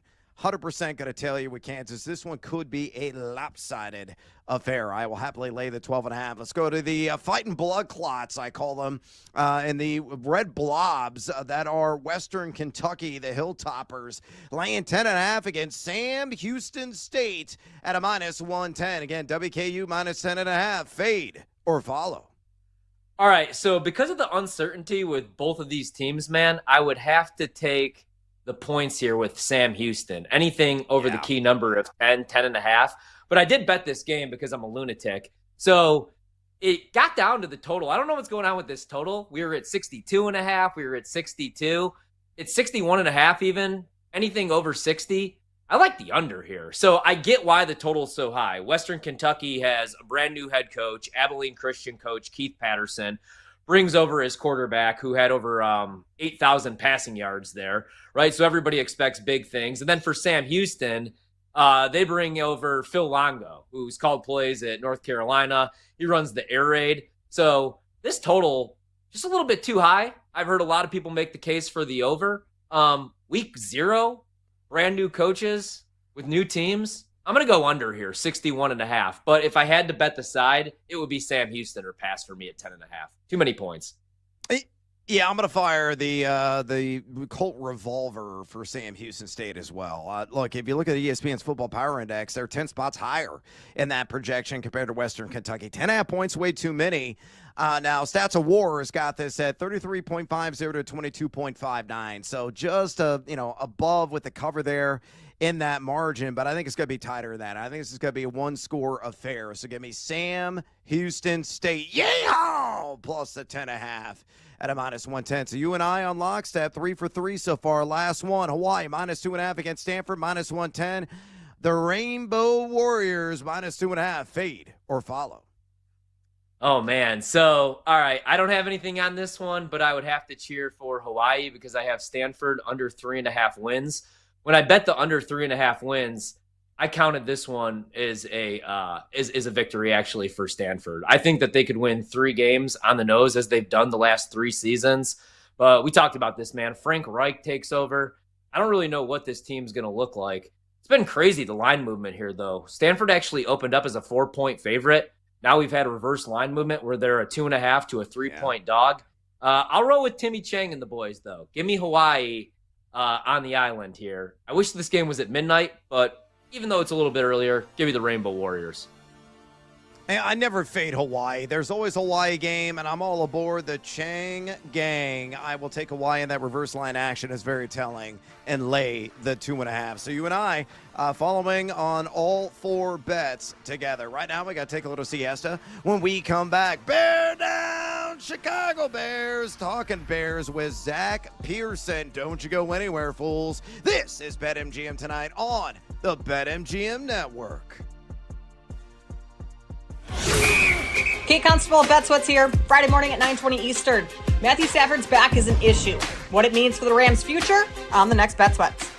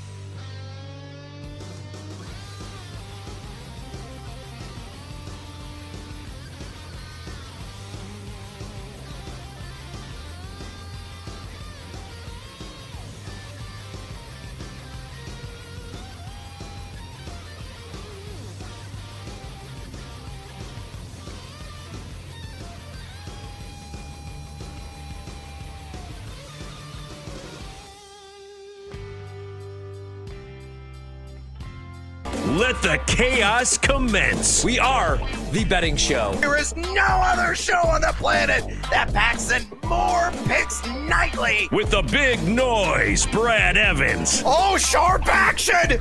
They gotta listen to the sharps! Get the heck out of here with that nonsense. I'm on JMU as well. Drake, hate the Drake. Love the Drake, hate the Drake. No, you never fade the Drake! And the mad better, Ryan Horvat. The Keep the Points special. I'll keep cashing tickets around here on Odyssey. Yeah, put me at night, baby. That's where we cash tickets. They're bringing the heat and helping you cash in big. It's a lock! It's over! It's a guarantee! It's easy money! Nobody wants to bet Seattle U, except for this guy. They're going to win this game outright, but I'll be safe and take the points plus 6.5. And delivering the late night sweats. And it's gone!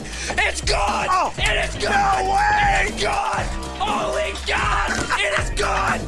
I need to celebrate tonight with my family! Do it for my kids! Do it for my boy! It's BetMGM tonight on the BetMGM Network.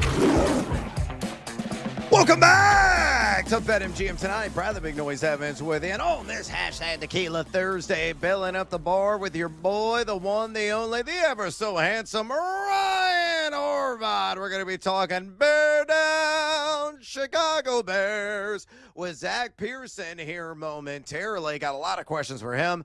My favorite franchise, living 2 hours south near Champaign, Illinois.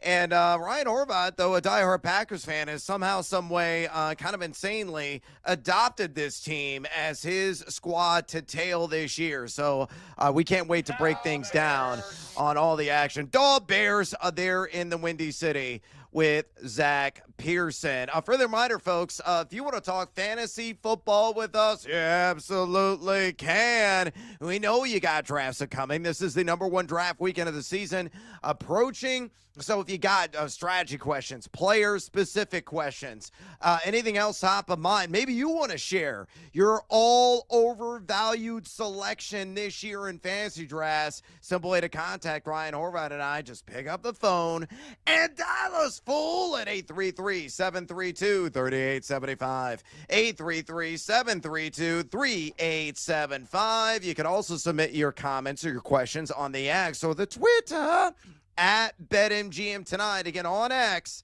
at BetMGM Tonight. Right now, through the power of animated picture and sound, let's talk to our guy, Zach Pearson. He covers the Bears, the Bear Report, a part of the 247 Sports Network. Give him a follow on X, would you kindly? He's always giving it to you there, at Zach_Pearson. Again, at Zach_Pearson on X. Zach, welcome to BetMGM Tonight. And straight away from me, the bulk of the fantasy drafts commence over the next 2 weekends. How about the gaming masses for us? How do you see the Bears running back stable taking shape this season? Do you see DeAndre Swift earning at least, say, 75% of the opportunity share in week 1? Will Roschon Johnson have a role? And what about my guy, Kyle Monangai, who I think is a deep sleeper in this backfield who could emerge as the season progresses? So give me your thoughts on the Bears running backs and how it could play out this year. Yeah, I think DeAndre Swift will get the bulk of the carries. It's kind of trending that way. They tried to add a running back this offseason, with Travion Henderson. He went a pick ahead of what the Bears were selecting. So to me, that told me they wanted to add another back, but they really didn't until Monangai. So I do think Swift will get the majority of the carries. At 75 number seems about right. The one I'm curious about is Roschon Johnson, because last year Roschon was a short yardage guy. He was the goal line guy.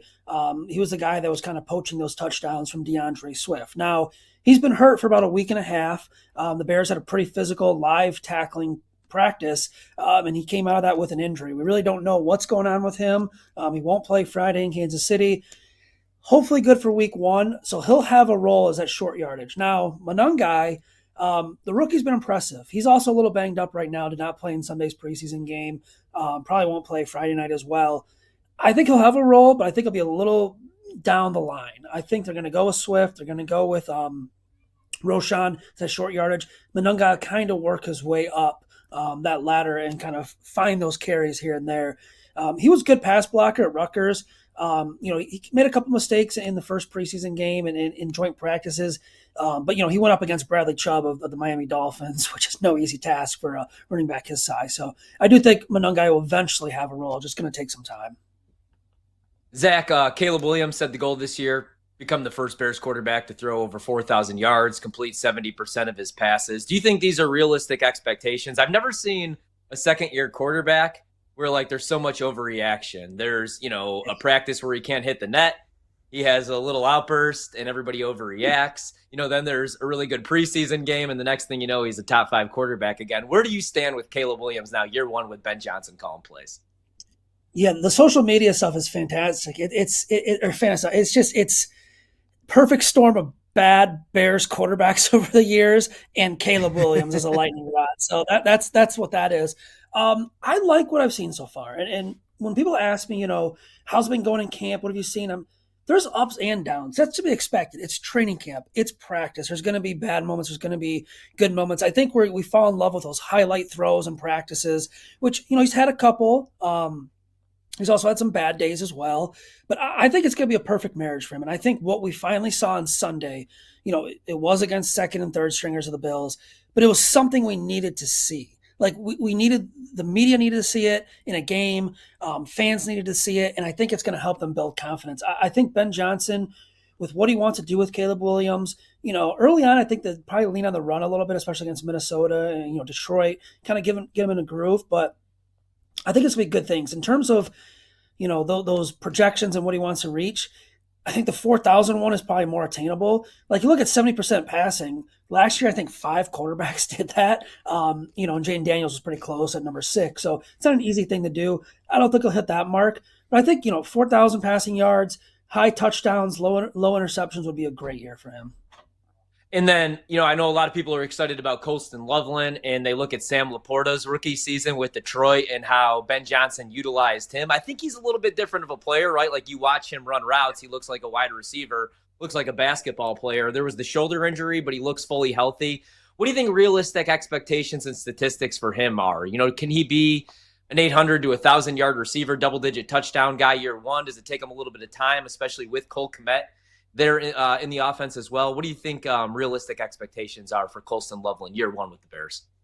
Yeah, I'd have his over-under, 500 receiving yards, I'd say, just because, Colston Loveland's there. Luther Burden's probably going to play a role. Alameda Zacchaeus has been really good in camp. So they have a lot of weapons. I didn't even mention, Roma Tunze or DJ Moore, which is going to factor in as well.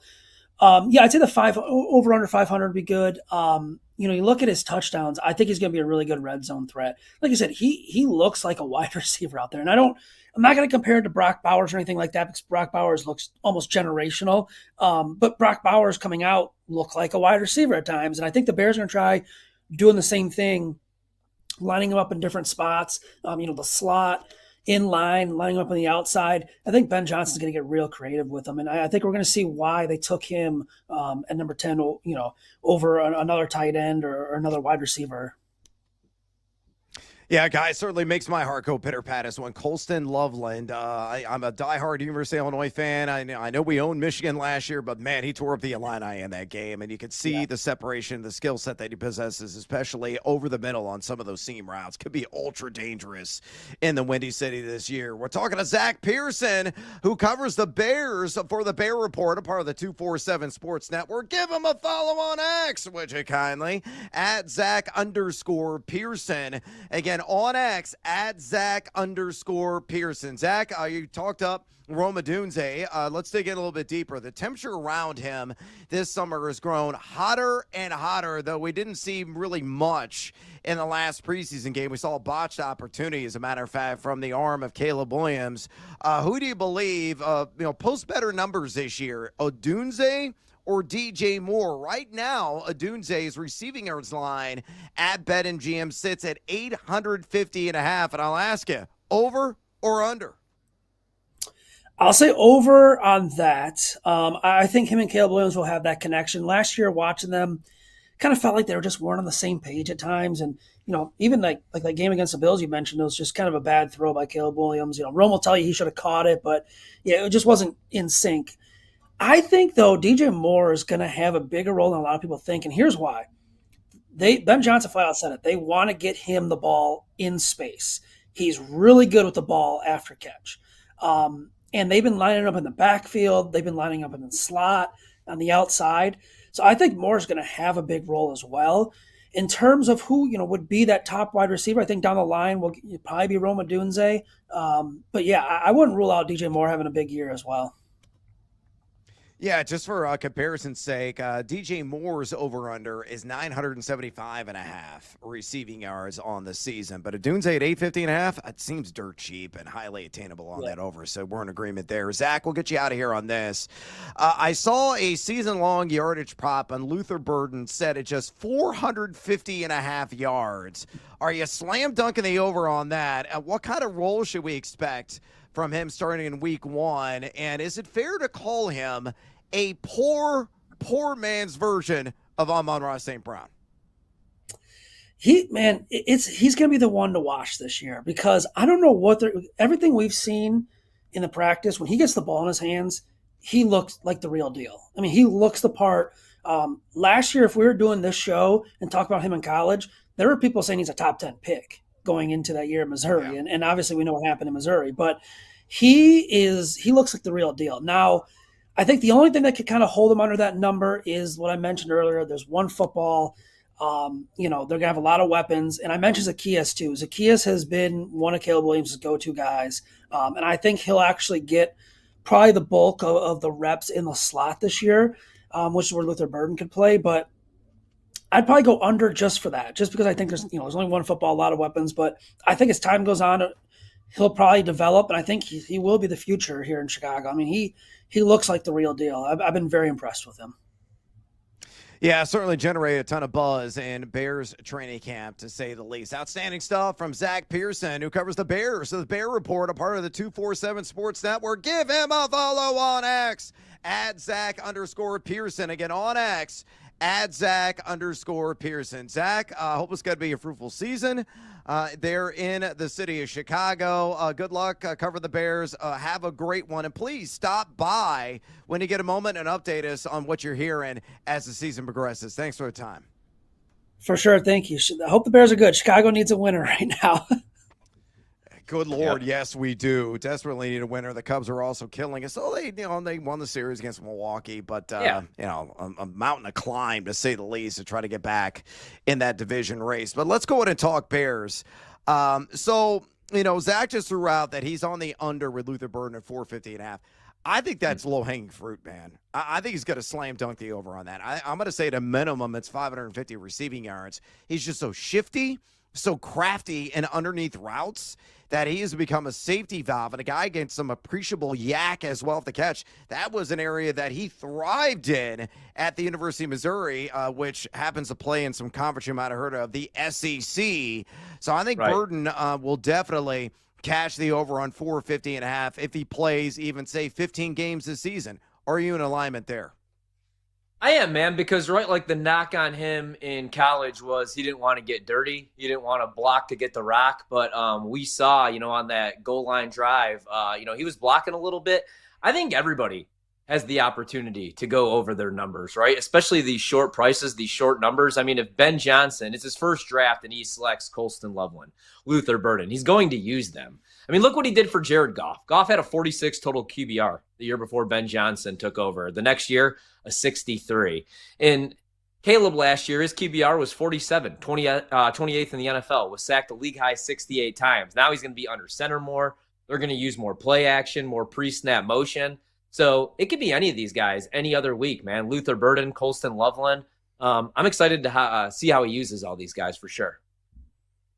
By the way, the Giants already on the board. Jackson Dart doing magnificent things yet again on that first drive against a bunch of backups in New England, but still noteworthy. Greg Dulcich caught the 7-yard touchdown reception, and on that drive just carved up another secondary. He was 2 for 3, had a long connection, was Olszewski for 50 yards, but 2 for 3 for 57 yards, and that 7-yard end zone strike to Greg Dulcich. Giants up 7-0. Man, Jackson Dart looking like the real deal Holyfield, my man. He does, man, right? He looks really, really good. I mean, I know that Russ is going to be the guy for the first couple weeks. You got to go with the vet, but Dart, I mean, if he continues to perform like this, you know what it reminds me a little bit? Remember when the Seahawks spent money on Matt Flynn that offseason, and they also selected Russell Wilson really late, and then Russell Wilson had a great preseason. They couldn't keep him off the field. Now, I do really think that they're going to go with Russ here, but it's funny. That's like the circle of life. Russ takes Matt Flynn's job before he even steps on the field. I would love to see Jackson Dart start week 1. Then again, I'm not a Giants fan, but we kind of know what Russ gives you. With Dart, you never know, man, and he looks damn good. Again, given their schedule to begin the season, they can start 0-4. I think you may see Jackson Dart under center in week 5. Put that on the record right now. All right, we got to take a little siesta. We come back. We're talking Colts with Matt Taylor. Don't go anywhere, fools. This is BetMGM tonight on the BetMGM Network.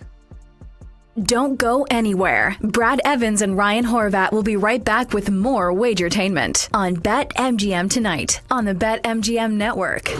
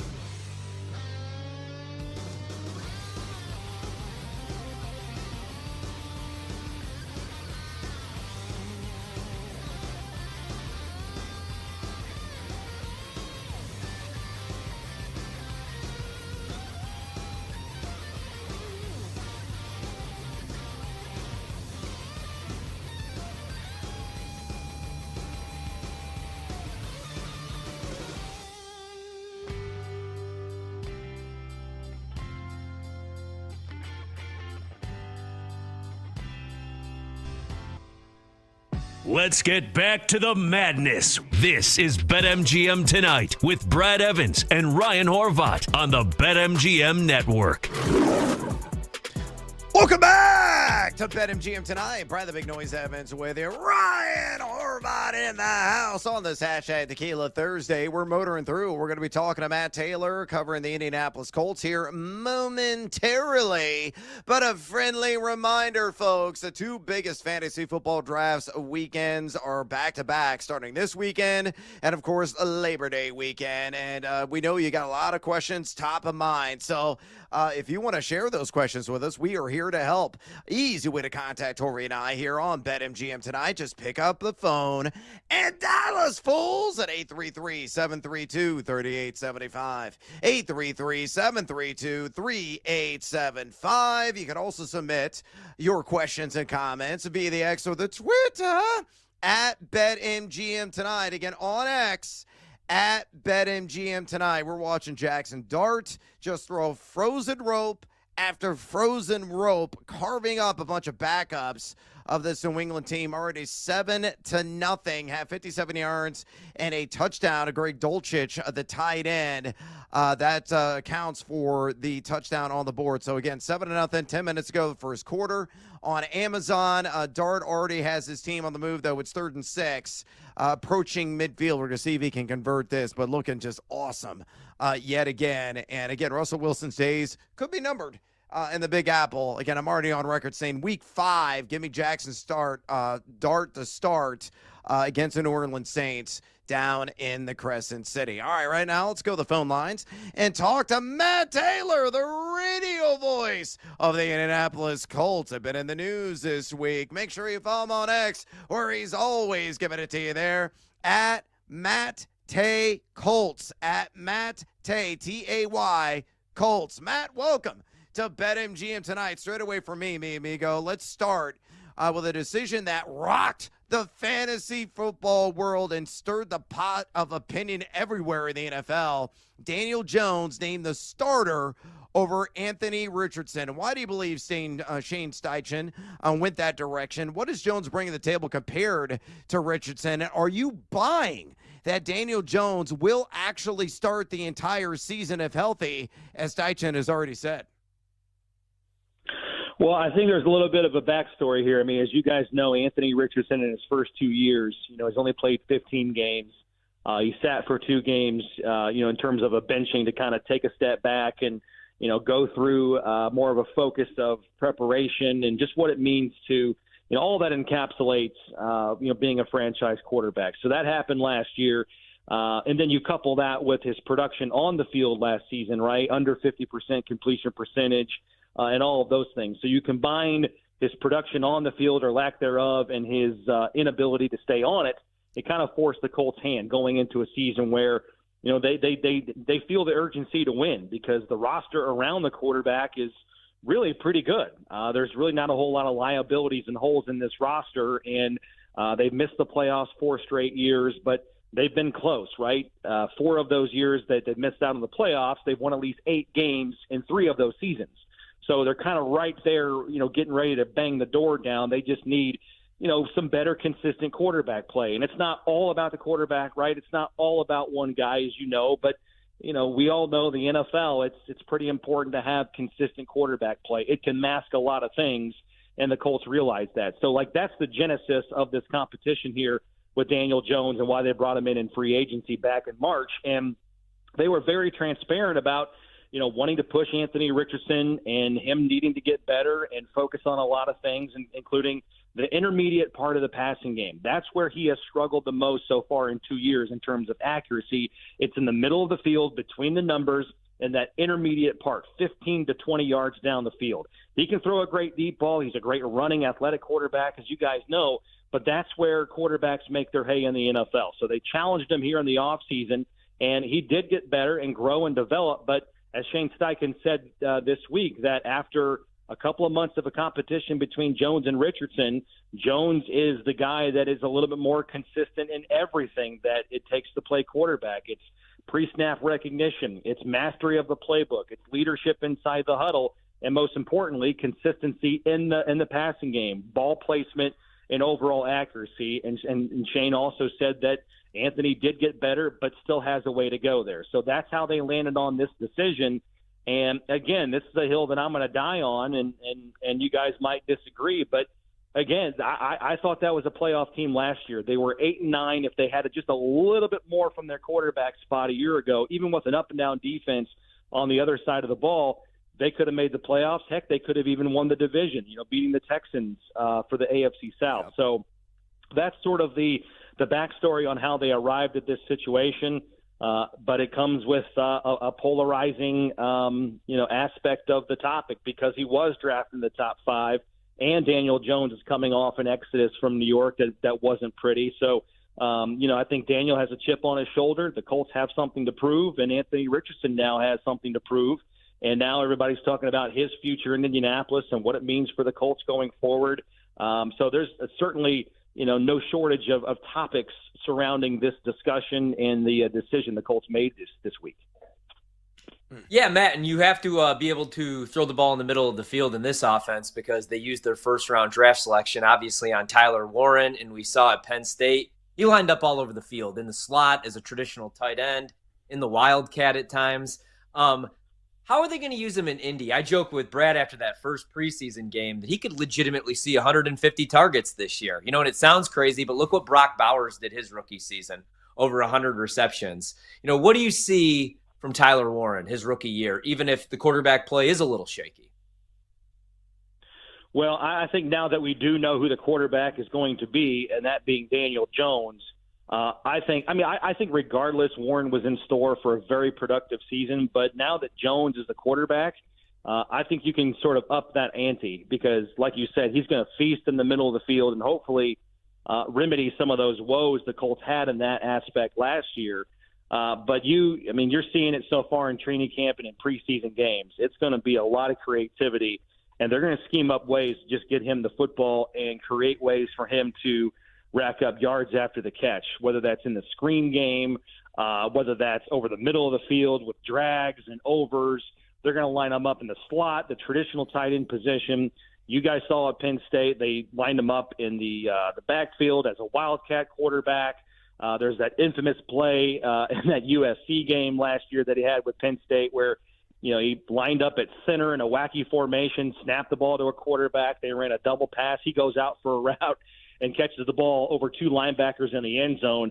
I don't know if it's going to be that nuts, but the Colts are certainly going to be testing the waters and how creative they can be and how much they can tap into Tyler Warren's versatility and skill set. I think I don't know if 100+ catches is in store for him. That would be incredibly lofty, like you said, with Brock Bowers territory. But I think we have to recalibrate things a little bit. At least I do, because I thought, going into training camp, he would catch maybe 3-4 balls a game and have a really, really solid rookie season. But after seeing what he can do in the summertime, and now that Jones is the quarterback, at least 60 to 70 catches is not out of the question, I don't think, for Tyler Warren and his impact within this offense.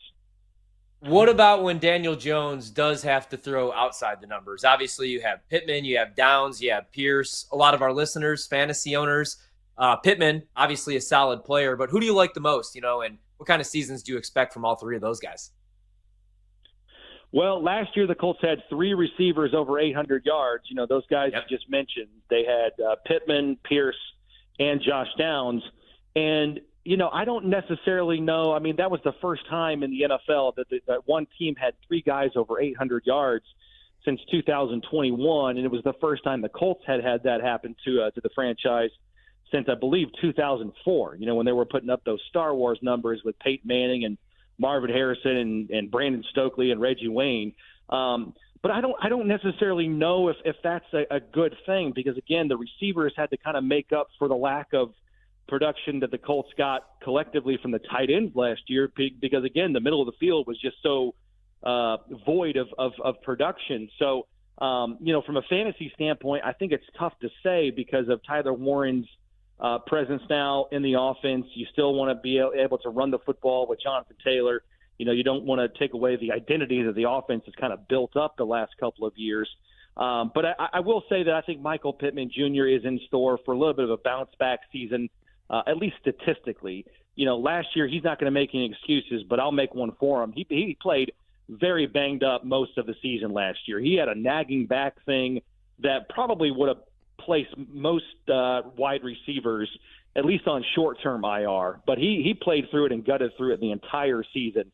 And I think that kind of limited what he can do. I know it was a big-time process for him just to be able to practice and get ready for games on a weekly basis. So his numbers were down a little bit, only 69 catches and just a little bit over 800 yards. I think if he's healthy for most of this season, you go ahead and pencil him in for his traditional 1,000 yards receiving. And then Josh Downs is very reliable in the slot. Alec Pierce is a great, as we saw last year, pushing the ball down the field receiver, great 50-50 ball receiver, led the NFL last year in yards per catch at 22.3. So I don't know if the Colts are going to be able to duplicate that with Daniel Jones. They're going to certainly try, to tap into his ability to push it down the field in terms of yards per attempt. That really hasn't been his MO historically in the NFL. But there's plenty of weapons now. Again, this goes back to my bigger point at the beginning of the conversation. There are just so many more weapons on this offense, I think, in Indy for Daniel Jones than he ever had collectively in New York. And so if you can get a little bit more consistency and efficiency from the quarterback to complement the rest of the weapons that the Colts have, this offense is ready to go, and I think it actually could be pretty good. Yeah, I think that's an outstanding point there by Matt Taylor, the radio voice of the Colts. Give him a follow on X, and I screwed it up the first time, Matt. I apologize. At Maytay Colts on X. At Maytay Colts again on X. Matt, let's talk about the Clydesdale in this backfield for this organization, that being Jonathan Taylor. Led the league last season in opportunity share, generating an absurd 88.4% of the Colts' backfield touches. Do you foresee another vigorous workload in the 20 to 25 touch per game range for Taylor? And on a related note, how has the offensive line looked in training camp of the preseason so far? Yeah, the offensive line has looked really solid. They have two new starters up front with Ryan Kelly and Will Fries. They're starting center and right guard, respectively, leaving the team in free agency. Ironically, both guys join up with the Minnesota Vikings. So that opened up some things up front at center. Now you've got Tanner Bortolini at center. You've got Matt Gonzalez, a second-year player, along with Bortolini, also a second-year player.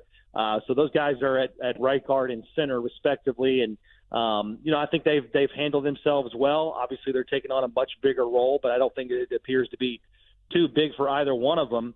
So the offensive line looks like it's in really good shape.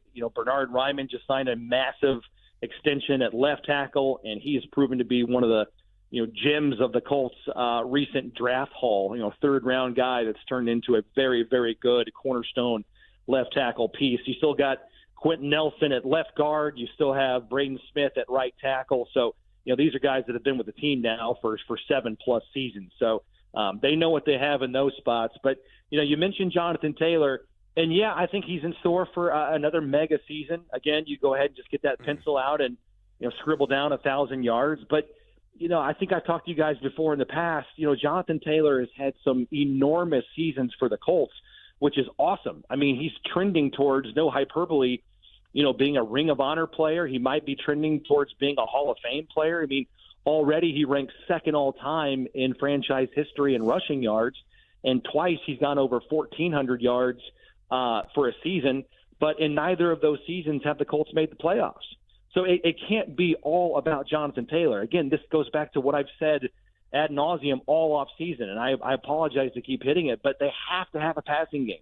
You just can't rely on your runner. I mean, I guess there's a way to win every game, don't get me wrong, but the Colts, I think they don't want to be giving Jonathan Taylor 25 carries per game if they don't have to, because they want to be able to be more efficient in the passing game. And it's hard to score touchdowns when you're going on 10, 12 play drives. A lot of things can happen, right? You can get a pre-snap penalty, or a defense makes a play and you get sacked on third down. Like, it's just really hard. You have to have some big plays in the passing game to expedite scoring. And so that's where Daniel Jones and these weapons on offense come more into play.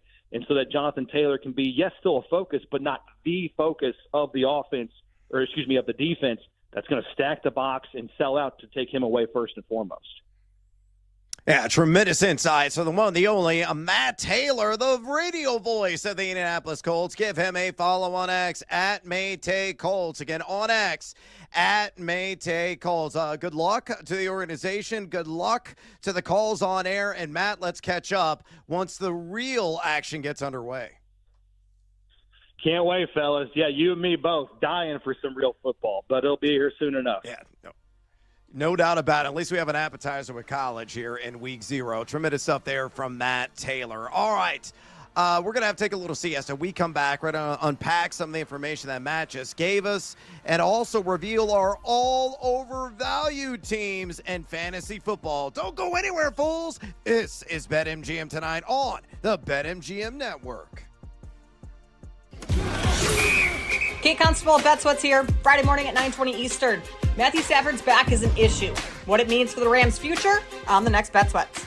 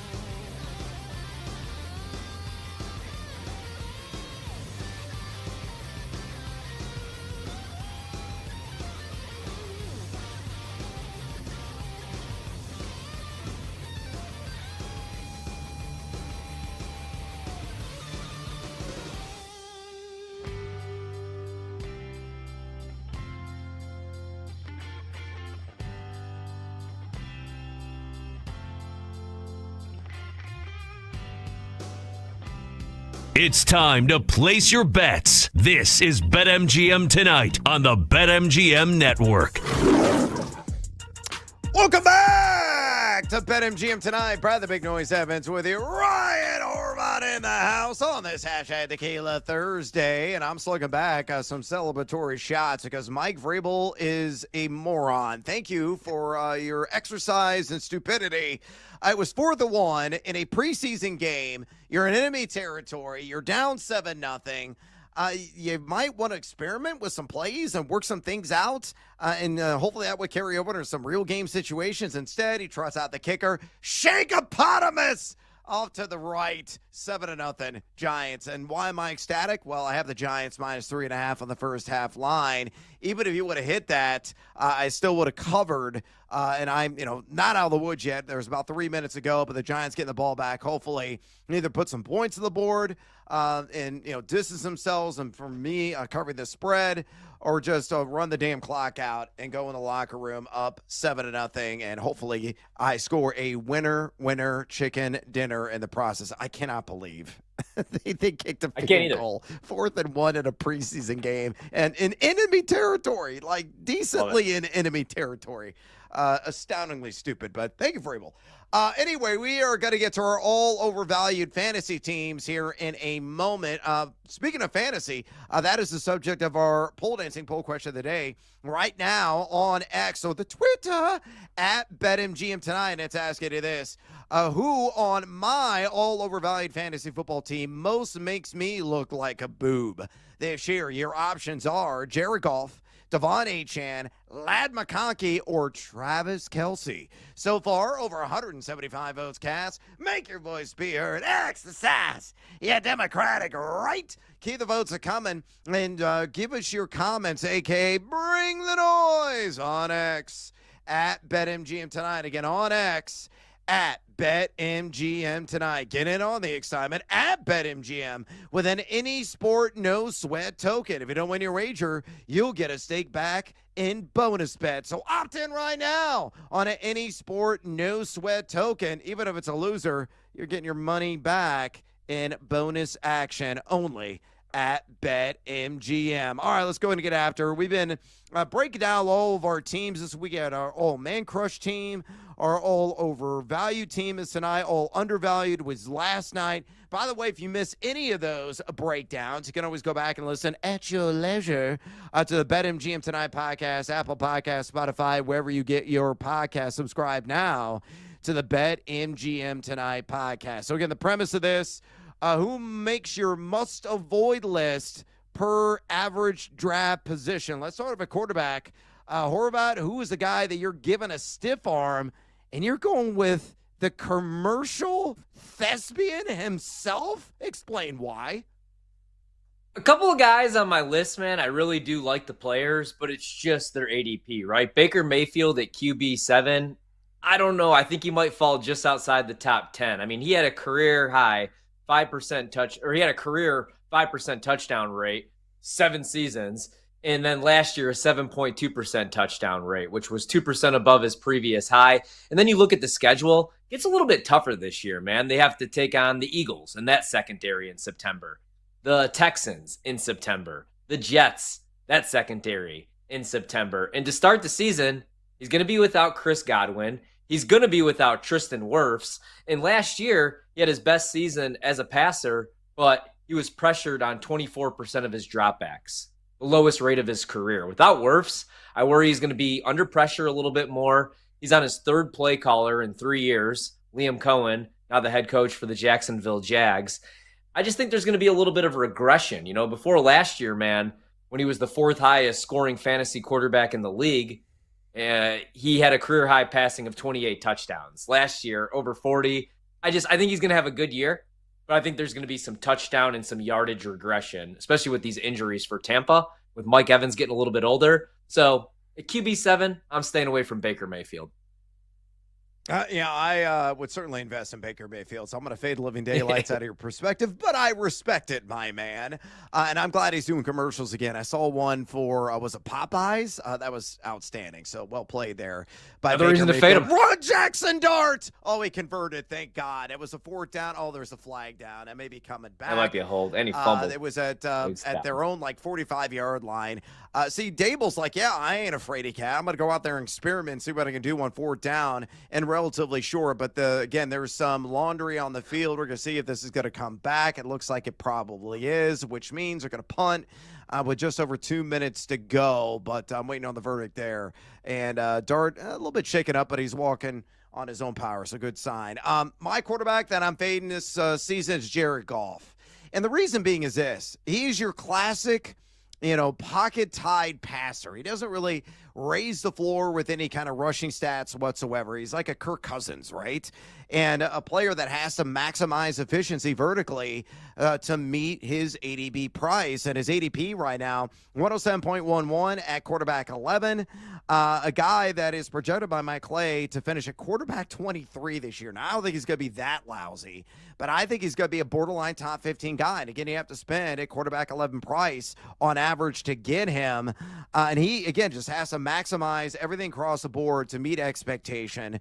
You look at the strength of schedule, the 4th hardest in the NFL this season for fantasy quarterbacks. Outstanding advanced analytics. He was number 4 in adjusted completion percentage last year, number 6 in deep ball completion percentage, number 4 in red zone completion percentage. But again, the floor not nearly as high because he doesn't scurry the legs. So I'm going to avoid him. There are better options out there, like a Caleb Williams, who's going slightly cheaper, who will utilize his legs and probably score 4 or 5 touchdowns on the ground as well. So hard pass on Jared Goff for me. How about running back, who is on your all overvalued team? You're not going to like this one either, man. But just right now, according to his ADP, I love the player. I think he should have a big year. But, at running back 8, I'm going to pass on Bucky Irving. Last year, running back 13, 14.4 PPR fantasy points per game. They still have Rachaad White, who's going to catch balls out of the backfield, right? And it's where he's at right now. I told you, I have it on my napkin right now. Chase Brown or pass. Jonathan Taylor, I would also take over Bucky Irving, especially with the shaky quarterback room. And Josh Jacobs with a wide receiver room right now for the Green Bay Packers, where Matthew Golden is probably the best and nobody else could catch the football. I would take Jacobs, Taylor, and Chase Brown over Bucky. This could come back to haunt me. I love the player, but I'll pass on him at running back 8 or running back 9.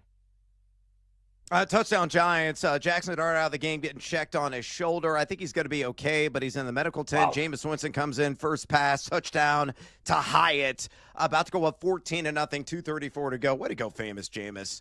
And my cover is going to come through there on the first half line. The guy I'm avoiding is Devon Achane. I want nothing to do pretty much with any Dolphin. Maybe Waddle, maybe for the right price, Tua Tagovailoa, but I worry about Achane. Now, I do love the over on his receiving yards prop. I think it was, 450 or 550. I can't remember, one of the two. I take the over on either number, quite frankly. But I think he's going to suffer in rushing yards because this team's going to be playing from behind early and often. The defense could be bottom 5, if not the worst in the NFL. Touchdowns, I think, are going to be largely infrequent. And now he's in with a calf injury. And soft tissue issues always are nagging. And I saw that Jalen Wright exited the practice field today, maybe with a significant injury, waiting on an update there. They're already falling apart at the seams, are the Miami Dolphins. And right now, you got to spend early second-round capital at 16.67, RB7 overall to acquire Achane. Firm, hard pass from me. I don't want a guy who's already dinged up and an injury that could flare up at any moment in time, given his explosiveness. So I'm definitely all avoiding Devon Achane. What about a wide receiver who's another guy that you're like, nah, thanks. Somebody else can take him. Terry McLaurin at wide receiver 18. I saw Mike Clay had him as wide receiver number 16. I know last year he finishes as wide receiver number 14, man, but I just think there's going to be some touchdown regression, especially if he doesn't show up for work. I don't worry about him missing time in that offense because he's a veteran, but, last year he had 13 touchdown receptions. Before that, 25 receiving touchdowns his other 5 seasons in the NFL. Granted, that was without Jaden Daniels. That was with really bad quarterback play, Sam Howell, Marcus Mariota. But I'm going to fade him. I could count like 6 or 7 receivers I would rather have, in that price point, around there, at that ADP. The guy I'm not going to saddle up is the McConkey Donkey, Lad McConkey. I think he's priced at his maximum. That's 21.56 wide receiver at 11. I don't know if he's going to duplicate what he did last year. He was wide receiver 16 in per game average. Clay's kind of projected for 99 catches, 1,243 yards, 7 touchdowns. I don't think he's going to live up to that statistical projection and output. Very tough fantasy wide receiver strength of schedule. It is the 10th hardest in the league. He was only number 30 in total air yards last season, only number 22 in total route win percentage, and number 52 in total red zone targets. And he had a 123 flat passer rating when targeted, which was outstanding. He was number 8. Can that be replicated? Can it be duplicated? He learned how to fall in this offseason, allegedly, but he's always dinged up.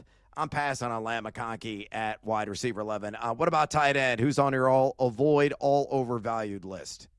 I think you're going to disagree with this one, man, because I think you said this was the only guy that maybe you would target on that Steelers offense. But at tight end 11, Jonnu Smith, I know he was tight end 4, top 5 last year, 13.1 PPR points. I always get excited whenever Aaron Rodgers does have a tight end. See, Jimmy Graham, Jermichael Finley. Just never works out, man. And I don't trust Arthur Smith. Like you said last night, their time together, 3.7 targets, 7.7 fantasy points per game in 3 seasons with Arthur Smith calling play. So I'm out on Smith. I'm a little bit higher on Freiermuth, to be honest. Jonnu for the right price. I'm not going to, overspend on his services, to say the least. And the same applies to Travis Kelce. I'm not going to get sucked into the name brand. Sorry, Swifties, but I'm passing on pretty hard. Look, he's long in a tooth. This is Swan Song. I think he's got an exit stage left after this year.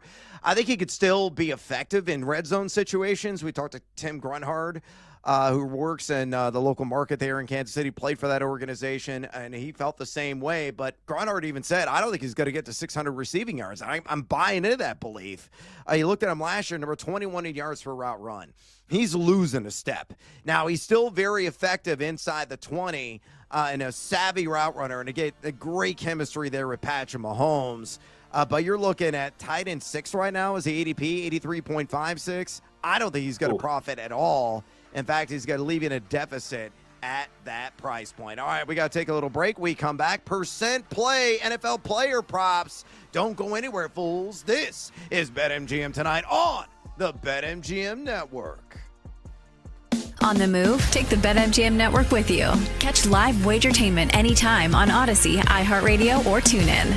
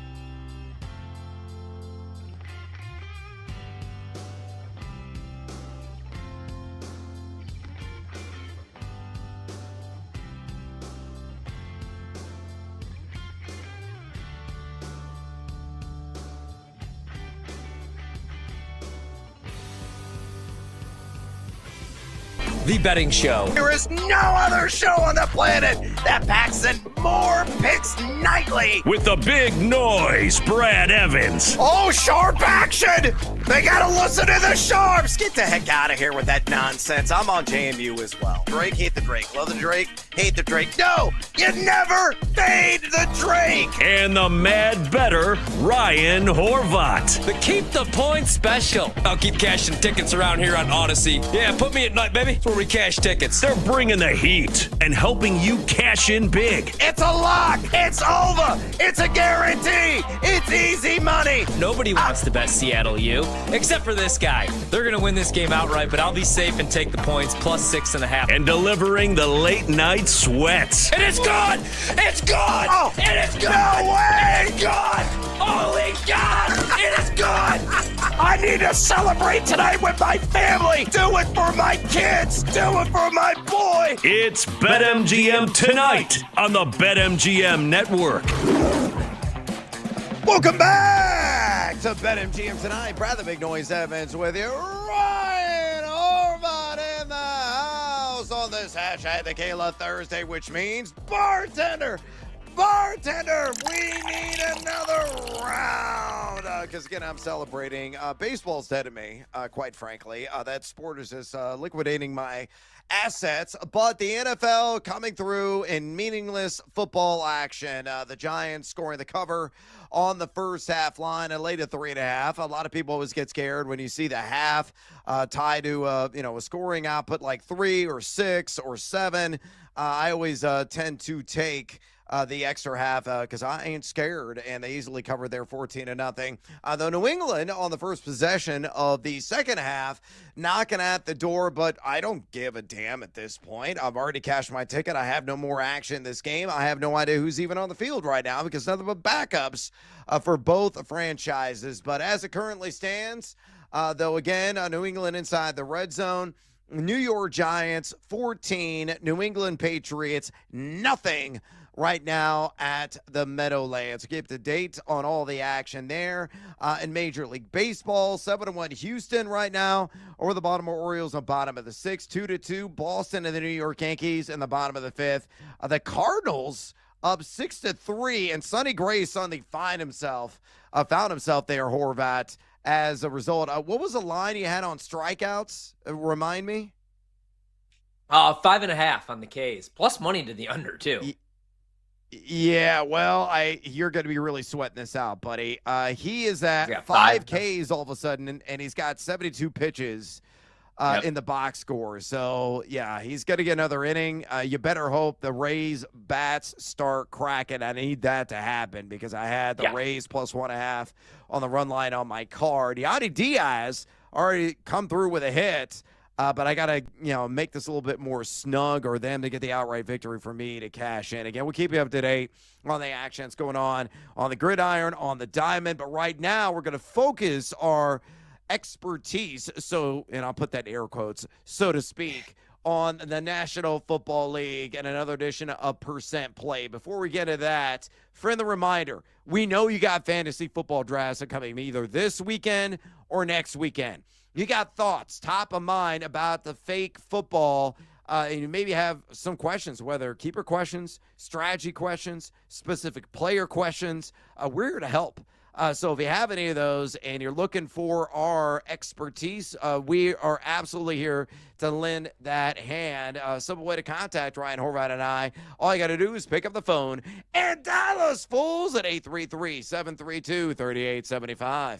833-732-3875. You can also hit us up on the X or the Twitter at BetMGM Tonight. Again, on X at BetMGM Tonight. All right, let's go ahead and get into this edition of Percent Play. And here's the premise. What percentage chance does the following bet make us some cold, hard cash? So you got to channel your inner Jim Cantori, Al Roker. I got a meteorology degree, so I get to use it for once, kind of in a way, and wear that hat. But I'm going to give the honors first to Ryan Horvat. The first bet, Jalen, it hurts so good. Come on, Jalen, make it hurt so good on the over 19.5 passing touchdowns at a minus 135. So what percent chance do you give this bet cashing, Ryan Horvat? You know, Brad, I'm going to give it a 75% chance that he goes over this number. I know last year he was more of a game manager, 18 touchdowns to 5 picks, but I don't know that we see that type of season from Saquon or any running back in NFL history ever again. The 2 years before that, though, 23 touchdown passes, 22 touchdown passes. And I think there's this narrative that he's just this running quarterback. The passing numbers, the metrics, actually decent, man. If you look at 40 qualifying quarterbacks last year, he was 4th in yards per attempt, 13th in highly accurate throw rate. Also, he had the 11th lowest off-target rate last year. So, like, he can make the throws. I know that at times, like, it looks like there's a whole area of the field he can't throw the ball to, but they got weapons, man. They got A.J. Brown. They have Devontae Smith. Maybe Saquon catches a few more balls out of the backfield now that Kellen Moore is no longer calling plays. I'm not really sure, but I think he throws a minimum of 20 touchdown passes as long as he stays healthy. He's still going to use the tush push. Saquon's still going to score a bunch. Maybe even Will Shipley scores a couple. But I think he's throwing for at least 20 this year. So I'll go 70% that he goes over. Yeah, I think that's a good call. I'm roughly in the same vicinity as you. We got him at 66% to cash in on this. I do worry with some of the running quarterbacks, and a guy I understand he can squat the biggest beer keg, maybe an entire beer truck, quite frankly. Some of the videos I've seen of him and his workouts in the gym, he is a strong, sinewy dude, to say the least. Mike Clay's kind of projected for 22 passing touchdowns. You're right. Last year, he was under with 18. He's been under in 2 of 4 seasons as a full-time starter for this organization. He only threw the ball 24.1 times per game a season ago. Decent number 12 in red zone completion percentage. But this team was dead last in pass rate in the NFL. They only call pass 43.7% of the time. If they're in that same area, right around 45 or so percent, and they'll run the ball early and often, and they will with the tush push, as you mentioned, man, it's gonna be dicey, really is. And it's a heavier juice of minus 135. Little bit of reluctancy as a result, but I give it a 66% chance that over cashes on 19.5 passing touchdowns at a minus 135. How about cueing a little Dance Hall Days by Wang Chung there in the background on Breece Hall? On the under, though, 900.5 rush yards at a minus 110. A lot of hype around Braylon Allen. So what percent chance do you give this one cashing in? I'm going to go 50-50. I'll give it a 50% chance that he goes under, right? Because unfortunately, I'm stuck with Breece Hall. Thought last year was going to be the bounce back year. His rookie year, man, he was explosive, and he really just hasn't had the same burst after the knee injury. Like last year, the numbers are decent. 15th. An explosive run rate, 16th in yards after contact per attempt. Just not the player that I thought he was going to be when I drafted him way too high a couple of years ago. But Aaron Glenn has already come out, Brad, and said, like, it's going to be, more of a running back by committee. And we're really high on Braylon Allen. So that worries me a little bit. And you also have Isaiah Davis. But I do like the player, and maybe he gets moved. Maybe he gets traded elsewhere, hopefully Chicago. So I'll go 50-50, 50% for me. Yeah, I'm at 69% that the under cashes. I think Braylon Allen's going to take on a sizable role. We talked to some insiders of the New York Jets, and they believe that Allen's probably going to be an 8 to 10 touch back in week 1, but I think steadily his role is going to grow. The dude moves for as big as he is. He's got shimmy, shake, and power. He's only 21 years old. So, a lot of tread left on the tires. That's going to eat into the opportunity share and the volume of run Breece Hall, especially on the ground. I think Hall's going to be still effective as a pass catcher. That's one of his calling cards. But I think he could, be in the 800s on the ground come season's end. The advanced analytics, not that great last year. Number 27 in total missed tackles forced. Number 24 in yak per attempt, according to PFF. Number 18 yards created per touch. And I don't think he's getting anywhere close to 68.8% of the opportunity share. I think this is going to be closer to a 55 to 45 split, Hall to Allen. So I will live in the land down under. Again, 69% chance. Again, nice. On that under cashing in on Hall at a minus 110. How about your boy, Christian McCaffrey? You're already on record saying he's going to score double-digit touchdowns. Let's raise it a notch. 12 rushing TDs for the CMC Football Factory at plus 190. This bet is sure to make you sweat. See the 90s throwback I just mentioned there. What is your percent chance this one cashes, me, amigo? I am going to say, Brad, 75% chance that he scores a minimum of 12 touchdowns. A couple years ago, first full season with San Francisco, he had 14 total. What scares me is, he could catch, obviously, a couple screen passes, take him to the house. Garendo could steal some goal line work, but Kyle Shanahan loves Christian McCaffrey, man, right? So I think he's going over this number, and I think either him, Bijan Robinson, or Jahmyr Gibbs win Offensive Player of the Year. But I want it to be McCaffrey because he's 20-1, and I want the haters to be wrong, the people that are staying away from him in fantasy. I hope to get him this weekend, him and Chase Brown. So over 75%. As I always say, recency bias is a hell of a drug, right? And that's why people are abstaining from selecting Christian McCaffrey. And I think they're morons. They're bleeding idiots because, he's already been clocked at, 25 miles an hour in practice. And he's back to what he was before. I remember, when training camp first opened up, there was a video making the rounds on social media.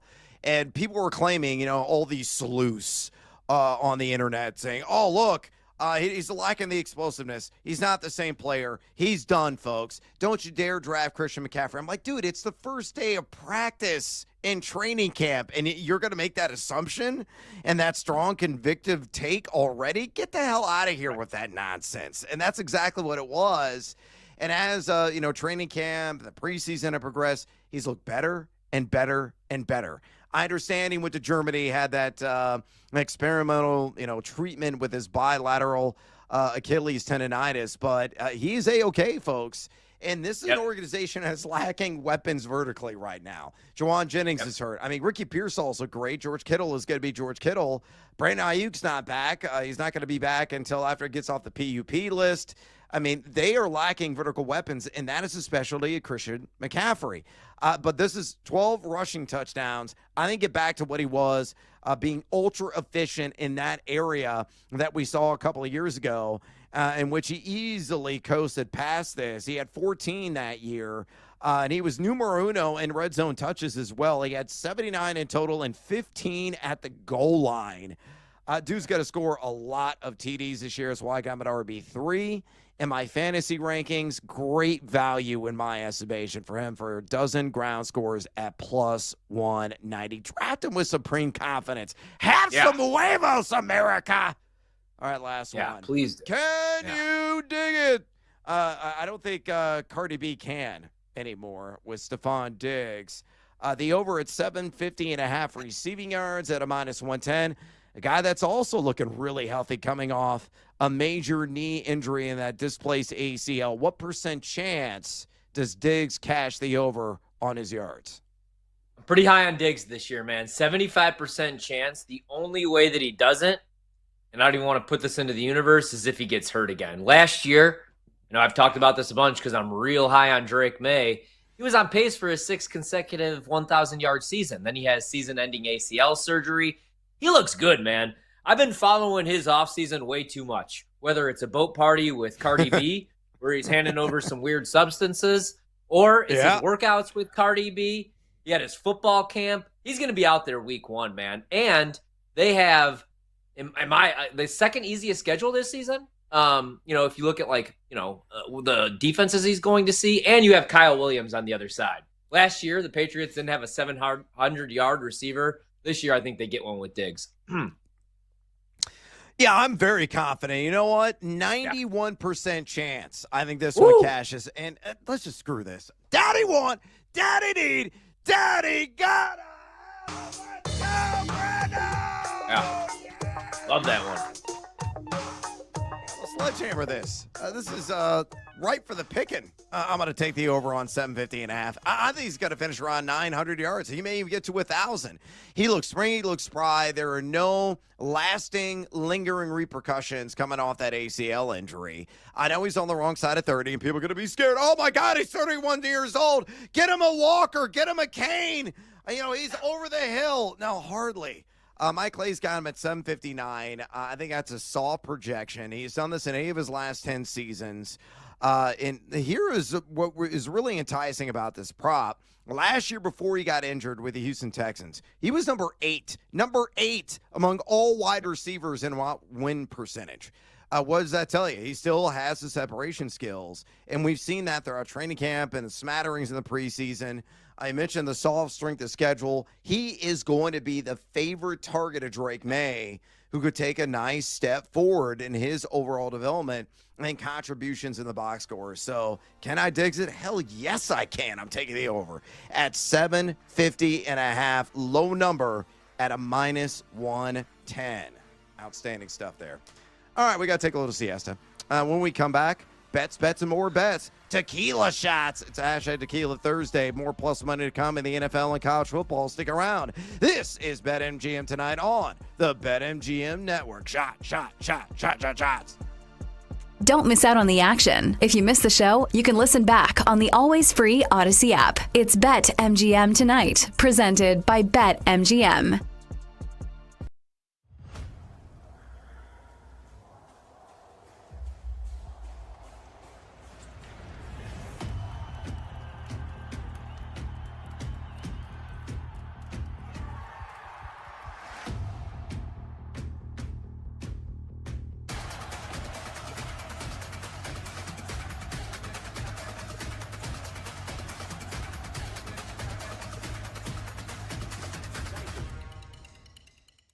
Christian McCaffrey's going to go off in these second halves, right? And he's going to have huge games.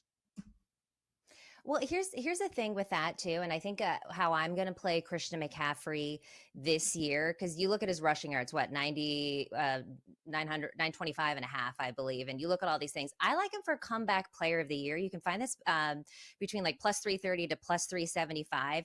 If you think that the Niners are going to be good, which seems like you're aligned with that there, you look at his numbers, like Christian McCaffrey is going to have a monster year here, but instead of laying like the -115, -125, like why not get 3-1 or a little bit higher than that? He only played in 4 games last season, so I feel like he's a good candidate. The narrative is there with him. The last time he was up for this award, he just fell short to it. So let's say the Niners do get all the way to the NFC Championship game, maybe to the Super Bowl. Who's going to be the biggest hand in that? It's going to be Christian McCaffrey. So I actually love him. That's how I'm playing him this offseason, is to take him for comeback player of the year.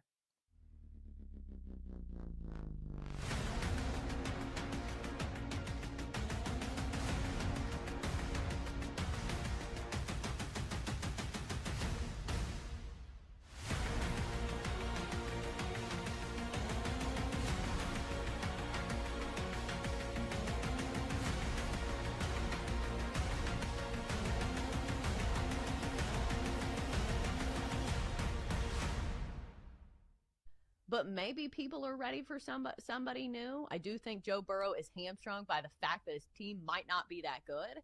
Because, Jenks, let me ask you this. Do you think somebody can win MVP if their team doesn't make the playoffs? Because we saw that last year. Joe Burrow put up great numbers. Wasn't even in the discussion. I think that's the case for why you have to make the playoffs and have to have at least a postseason appearance to be considered for the MVP. Mm-hmm. Because Joe Burrow's numbers last year, I don't have them right in front of me. Didn't he throw for 41 touchdowns last year? Like, he was just through the roof with how he played, and yet you didn't hear his name bandied about when we were talking about the MVP. It was Lamar Jackson, Josh Allen. He had 43 touchdowns, even better. Mm-hmm. Joe Burrow threw for 43 touchdowns last year. But all we heard was Josh Allen and Lamar Jackson. And I understand that, right? Like, either one of those guys were fine candidates. I know a lot of people thought Lamar should have won it, so I'm not saying that Josh Allen wasn't worthy. But the reason why we focused on Josh Allen and Lamar Jackson is because those were clearly Super Bowl caliber, or definitely playoff caliber teams. I mean, they were in the postseason. The Bengals were not. So it was like, oh, you guys are doing great. Yeah, you're doing great too, but your team isn't any good. So I think those things are absolutely correlated.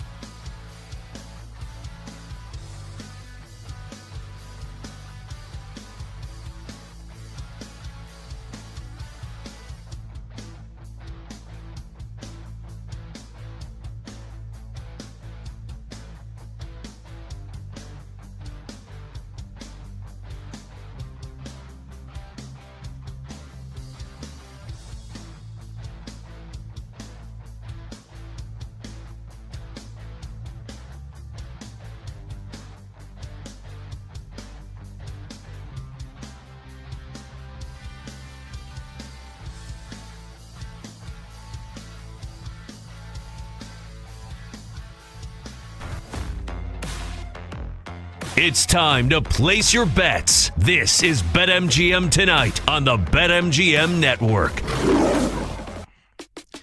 Welcome back to BetMGM Tonight. Brad the Big Noise Evans with you. Ryan Horvath in the house on this hashtag Tequila Thursday, which means we got to take some more shots at plus money. And we're going to do that here in this segment of Tequila Shots.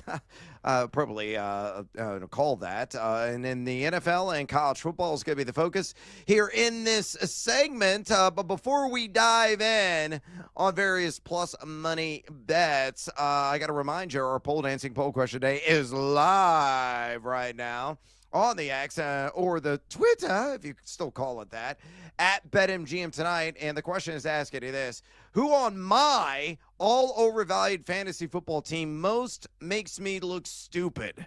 Your options are Jared Goff, Devon Achane, Ladd McConkey, or Travis Kelce. Nearly 180 votes cast. Make your voice be heard. Exercise your democratic right. Keep the votes a comment and drop us a comment. We're going to read them in the next segment. So bring the noise on X at BetMGM Tonight. Again, on X at BetMGM Tonight. A quick scoreboard update. We got about 3 minutes ago in the third quarter. Famous Jameis Winston famously threw an interception that Ryan Horvath, I think, bound to a wheelchair, could have caught. Quite frankly, it was in the back of the end zone. Nobody was in 5 yards of that pass except for a New England defender, and he easily hauled that in. New England has the ball right now on their own 30. They're down 14-3, and they just converted a 3rd and 10. Jackson Dart only finished 6-12, but he did have a touchdown. Again, there were like 3 drops. He could have been a heck of a lot better in the box score if his receivers are actually applying some stick-em to the hands.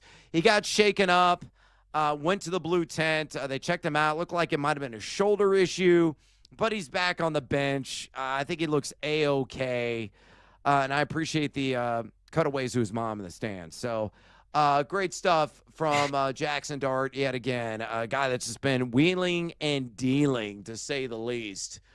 Here in this NFL preseason. And again, I'm on record.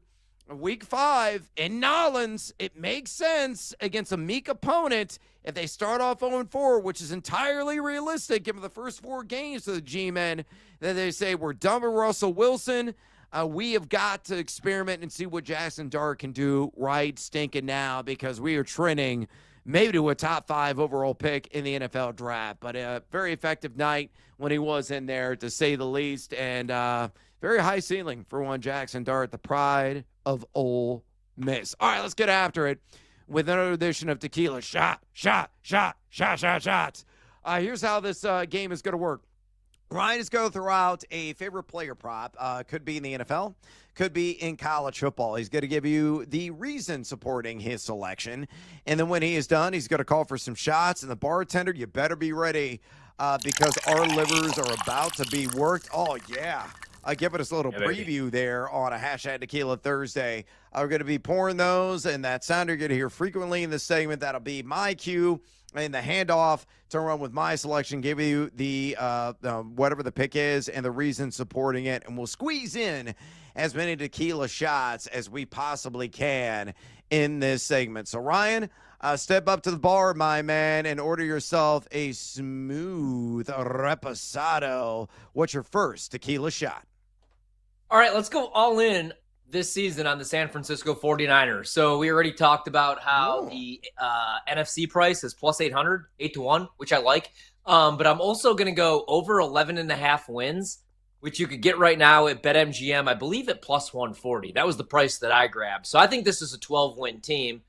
First off, they play the easiest schedule, strength of schedule. They play the easiest schedule, where last year they played a first-place schedule. There was a little bit of a Super Bowl hangover, which is a real thing, especially when you lose in walk-off fashion in overtime to Pat Mahomes.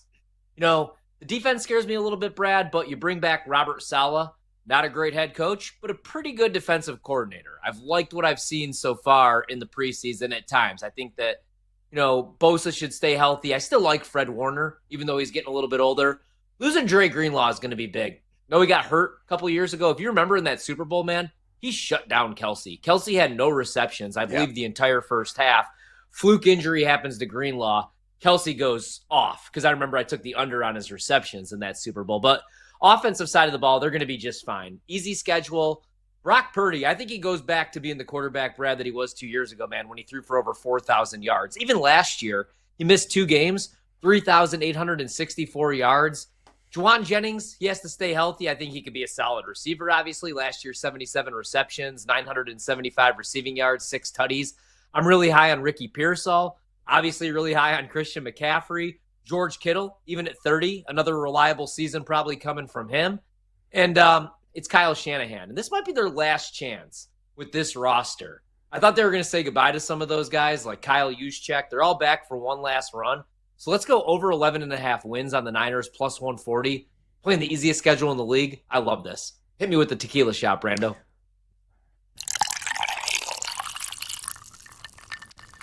Oh, yeah, bottoms up, my friend. Again, a team that's got to be maybe rock bottom in their division and maybe in the running, surprisingly, to be rock bottom in the AFC. You and I have talked about this ad nauseum, and that's on the Miami Dolphins. They're a train wreck right now. Now, offensively, and of course, they've got speed for days. Devon Achane, though he's in with a calf injury. Tyreek Hill has always got nicks and scrapes. How motivated is he going to be? He claims very this year, but who knows? Jalen Waddle, you're a fan of. Tua Tagovailoa, you're a fan of, but, he's one head knock possibly away from retirement. Again, we like the weapons, but you got a questionable and sketchy offensive line.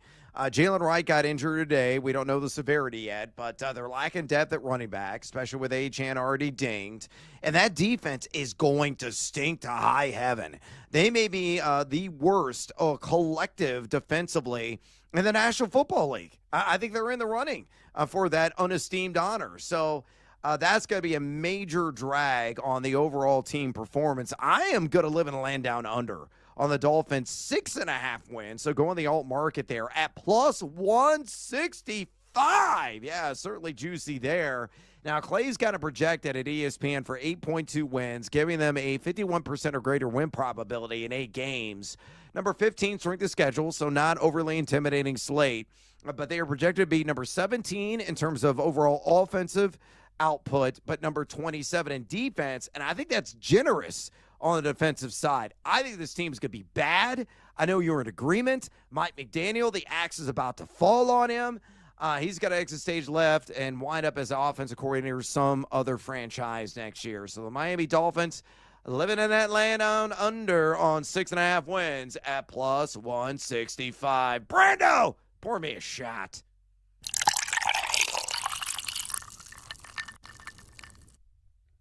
All right, let's go with here's one that Brando's not going to like too much because he's all the way out on Trevor Lawrence. I, however, am not. I've given out over 7.5 wins. Trevor Lawrence over 21.5 touchdown passes.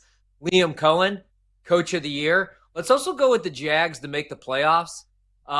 They play the 6th easiest schedule. They're right behind the Bills, right in front of the Carolina Panthers. Again, the win total's only 7.5. I really like Liam Cohen.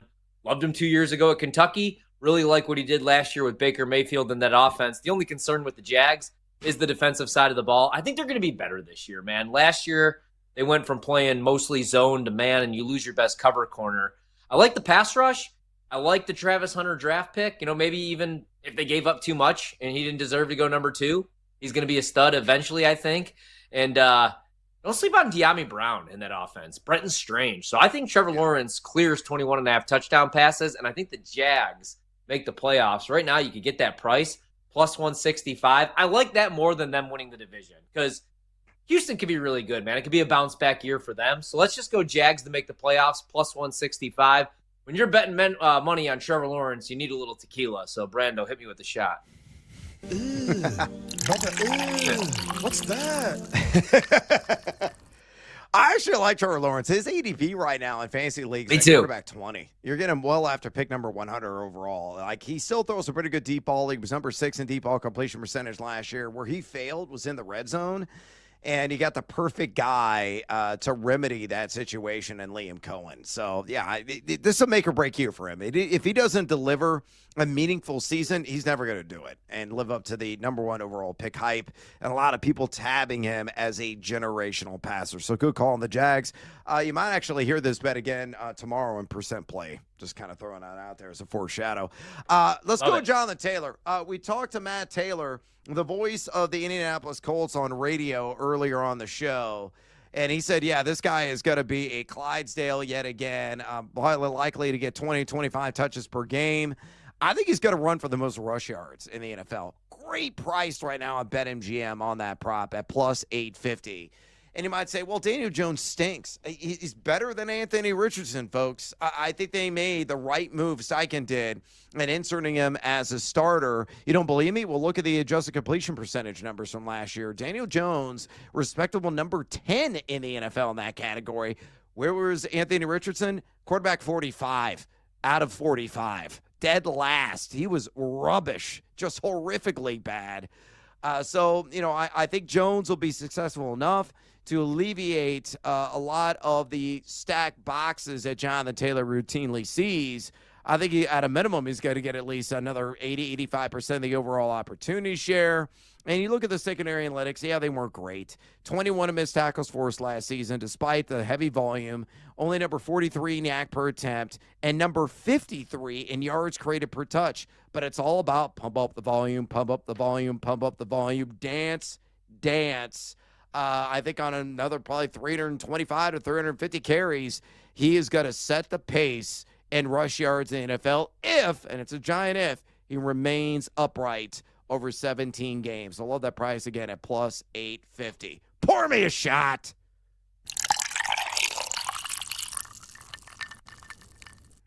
I like that one. I like that one quite a bit. All right, I hate to do this one, man, now that I'm local, and because I love Jaden Daniels. I love them ever since he won me a Heisman at LSU at 18-1. But last year, the Commanders went 12-5. This year, I think they're going to miss the playoffs. Plus 115 is the price you could get on Washington to miss the playoffs.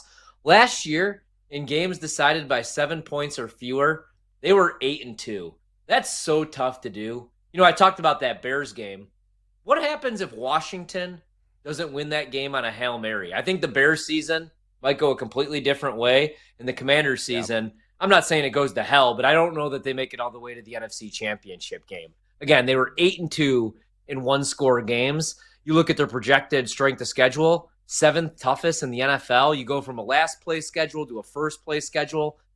The offseason's fine. Laramie Tunsil's an upgraded tackle, but he's getting a little bit older. Debo looked good in that preseason game, but he's getting a little bit older. I worry about that defense. And like, Brad, are you going to get the same season from Zach Ertz and on the defensive side of the ball, Bobby Wagner? These guys are older than us. So that's my concern with the Commanders. I think Dallas is in. I think Philly is in. And I think Washington is out. Commanders to miss the playoffs, plus 115. Brando, hit me with a little tequila.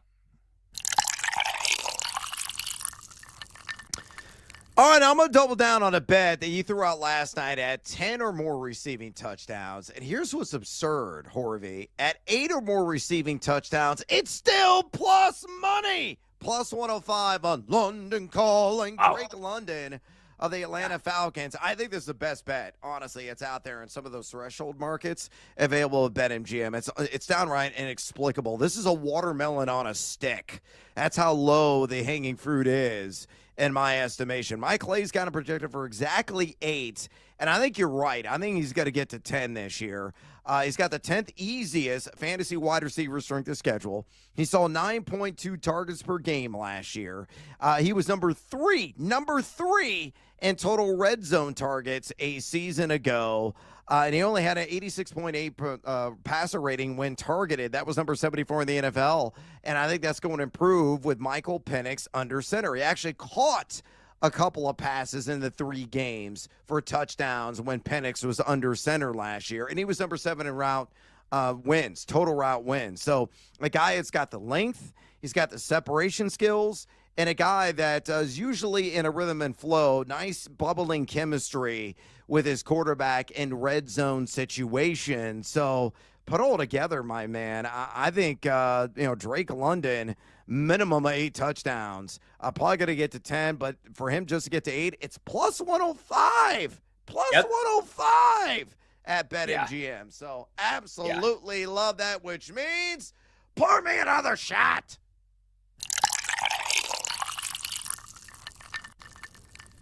All right, Horvey. That one, what was the price on 10 or more? Was it like plus 150? Something like that. Yeah. But 8 or more at plus money is just highway robbery, right? Plus 180. I'm looking at it right now. Wow. Plus 180.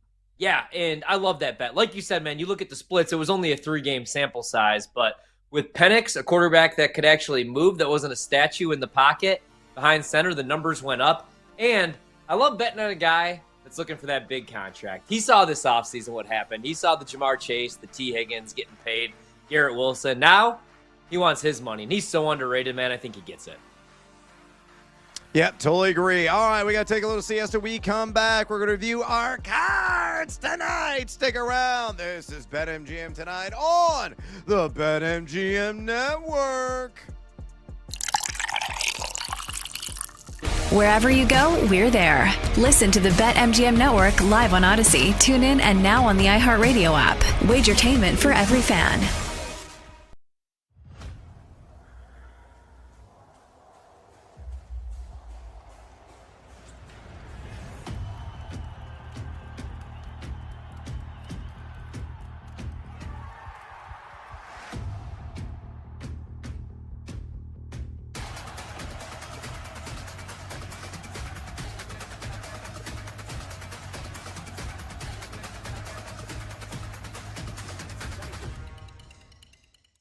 Christian McCaffrey's going to go off in these second halves, right? And he's going to have huge games. Well, here's the thing with that too, and I think how I'm going to play Christian McCaffrey this year, because you look at his rushing yards, 925 and a half, I believe, and you look at all these things. I like him for comeback player of the year. You can find this between like plus 330 to plus 375. If you think that the Niners are going to be good, which seems like you're aligned with that there, you look at his numbers, like Christian McCaffrey is going to have a monster year here, but instead of laying like the minus 115, minus 125, like why not get 3-1 or a little bit higher than that? He only played in 4 games last season, so I feel like he's a good candidate. The narrative is there with him. The last time he was up for this award, he just fell short to it. So let's say the Niners do get all the way to the NFC Championship game, maybe to the Super Bowl. Who's going to be the biggest hand in that? It's going to be Christian McCaffrey. So I actually love him. That's how I'm playing him this offseason, is to take him for comeback player of the year.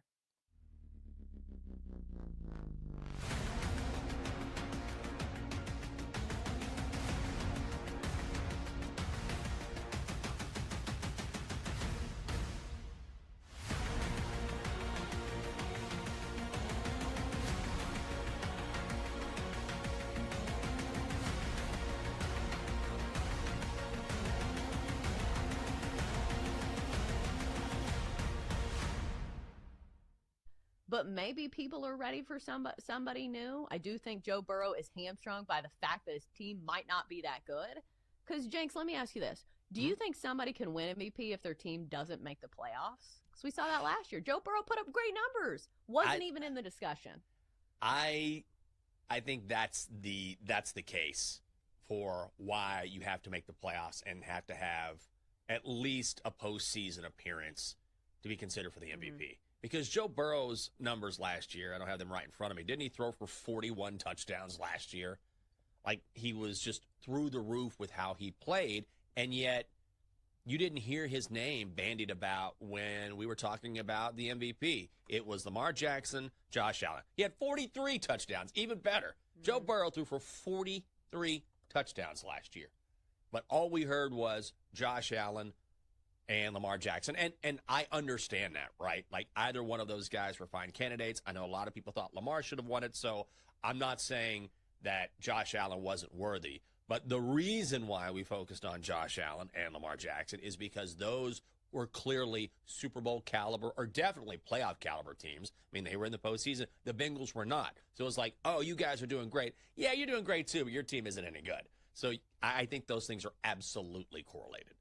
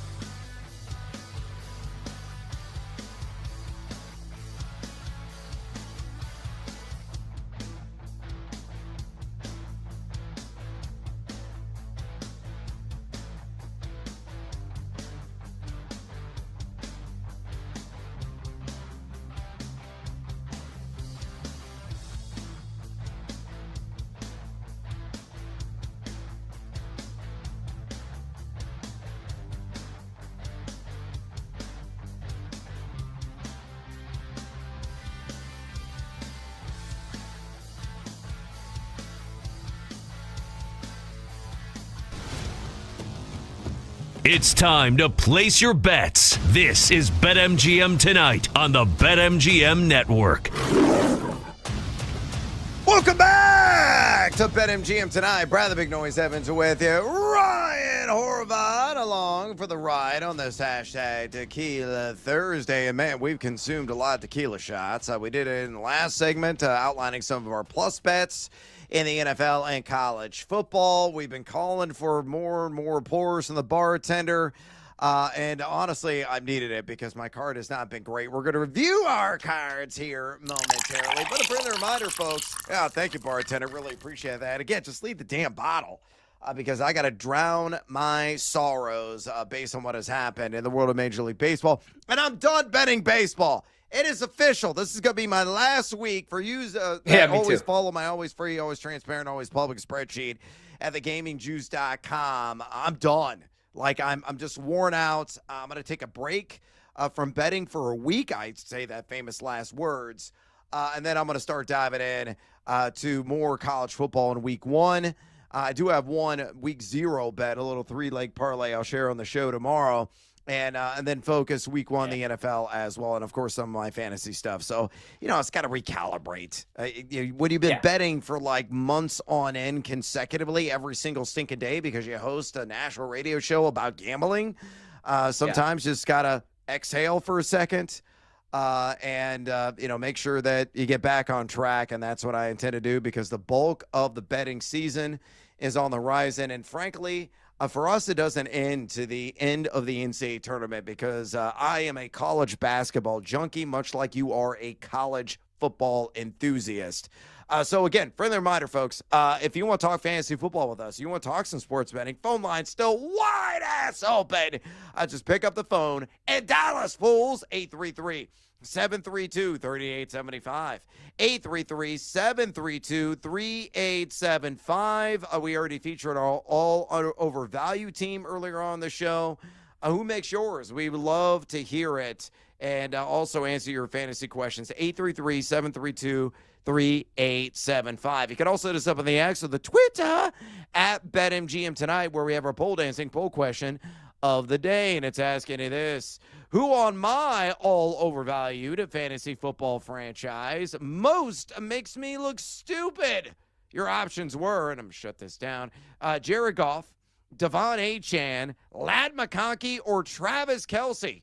Officially 181 votes cast. Horvey, who led the way? I'll go with Achane, right? Because he could still catch a ton of balls out of the backfield, and Miami's going to be trailing most likely in a bunch of games because every day when you go on social media, one of their defensive backs dies. Yeah, that's absolutely accurate. No, the silver medalist was Achane. 33.1%. McConkey led the way. At 39.8%, people are like, don't you dare fade my Ladd McConkey. I love the McConkey donkey. You're a jackass for not investing in the other jackass. And that may be the case, but I just can't justify spending the high draft capital on him at 21.56 overall, expecting him to turn a profit at that point. I think there are better options a little bit later on that will profit highly in fantasy football. Third place was Travis Kelce at 14.4%, and Jared Goff bringing up the rear at 12.7%. Brandon Combs, our own Brando, working the board and EPing tonight on BetMGM Tonight, said, I think I am with you on the other three, but the chemistry that Ladd McConkey had last season with Justin Herbert isn't going anywhere. I think he is a top 10 to 15 wide receiver if Herbert is healthy. And if Ladd McConkey is falling right, Horvath, I think you read that report that he was getting like physical education on how to fall properly, because it seemed like every other game last year, and this goes back to his career at Georgia, the dude will like disappear for a couple of series because he's in the tent getting medical attention because it didn't fall right. That's the thing, dude. He could run. He could win. He could run a great route, but that's what I worry about. You know, I said like year 2 or year 3, he had to build his body because great football player, but he looks like one of us. He looks like just a regular Joe. And so hopefully, man, he could pack on the protein, put on like, I don't know, 8 to 10 pounds of muscle, not lose any of his speed, the way that he cuts, his explosiveness, because I like him a lot. Also, what he has working against him is Greg Roman, right? Run first offense. And I like their weapons a little bit more. I worry a little bit about Justin Herbert without your starting tackle, but I'm not worried about 55-year-old Keenan Allen so much. But I like Trey Harris if he could stay healthy. I feel like everybody's in love with KLS, Keandre Lambert-Smith. I don't think Jalen Reagor is going to make many plays, but I think they're going to run the ball a lot. I don't know what to do with the Chargers. I was a lot higher on them like 4 weeks ago before Slater went down. Yeah, totally understand. I just will have 0 shares of McConkey. He's just going too high for me and a lot of fantasy football drafts. All right, let's go ahead and get after it with our cards this evening. These are our top 3 plays in the world of sports betting. My friend, I hope yours are performing better than mine. What do you have? Well, we are right now sweating out the under in Carolina-Pittsburgh, or Pittsburgh-Carolina. 19-10, Pittsburgh with the lead. Panthers have the ball on the 48. I need no more scoring in that game, and that one comes home. Not feeling as great right now with the Giants up 14-10. I bet both under. So if those could come home, it would be great because got the old captain hooked tonight. Sonny Gray, under 5.5 Ks. Felt good for about 45 minutes. Even though he gives up 3 earned runs, still strikes out 6 before he exits tonight. So that's a rough beat right there. Again, this weekend, it all comes down to Kansas State for me. I need Kansas State to win and cover. And then I ended up talking myself into the Jayhawks in the newly revamped stadium. So Rock Chalk Jayhawk. And maybe you know what? You go with an all Kansas parlay. Kansas State and Kansas on the money line. Oh, I've done that already. And the third leg, I was going to share this tomorrow, but I'll just give it to you now, was Hawaii at home against Stanford at plus 10.5. Love it. And that gets you to plus money. It's like plus 109, 108, something like that if you build a BetMGM. But generally speaking, early on in the college football season, I also do this early on in the college basketball season. I like alternate lines, like a child, basically, because, we're learning and we're receiving data points on all these teams, all their tendencies as well. I live by the rule of 3, and this also applies to fantasy, that I don't make any rash moves in my fantasy league until I see 3 weeks of action. And then I can determine, okay, strengths and weaknesses of certain teams. Then I can kind of plot out the strength of schedule the rest of the season. You can see, the pluses and minuses that a certain player has in a situation.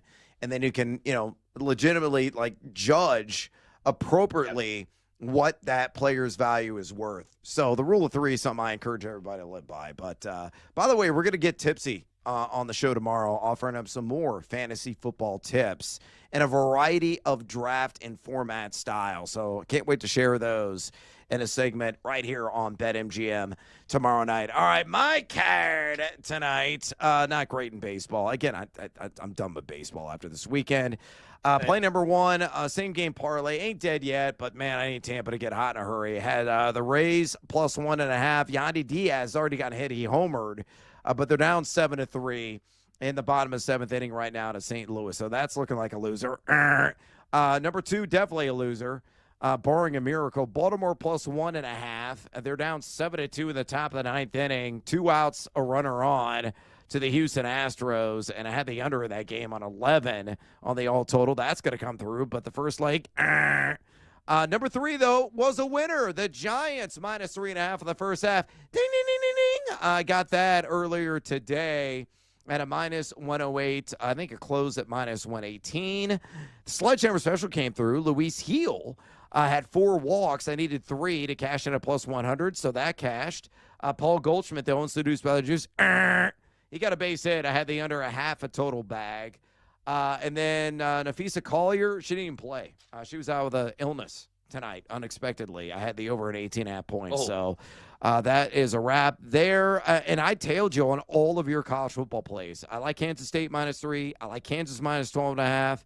I like Sam Houston State at plus 10.5. And I can never say no to Hawaii. I've been to the islands several times. One of my favorite places on earth. My wedding ring is koa wood, actually, that I got in Hawaii. I've had a lot of Mai Tais there. It's heaven on earth. So yeah, I can't avoid any kind of Rainbow Warriors action. I own a lot of apparel from that university because I love betting on them. Whether football, basketball, there's always a Hawaii game. So I'm going to fade my boys' team, Tank Williams, and the Stanford Cardinal, and I took Hawaii minus 2.5. So you and I on the same page there. Big Tank Williams fan, man. I really do want them to turn that program around at Stanford because I was a huge fan when they were relevant. My guy, Joliet Catholic legend Kobe Fleener, big Andrew Luck guy. But how about Christian McCaffrey? My favorite running back. Yeah. My offensive player of the year. I'll never forget watching him. This is when I was in Iowa and I was covering the Hawkeyes, and I was so excited. I was like, all right, a Rose Bowl, a major bowl game. And I thought that they had a shot to at least keep it close for a little bit. And then Christian McCaffrey, Brad, stepped on the field before the game. And I looked at the guy next to me and I said, oh, God, this is going to get really ugly really quick.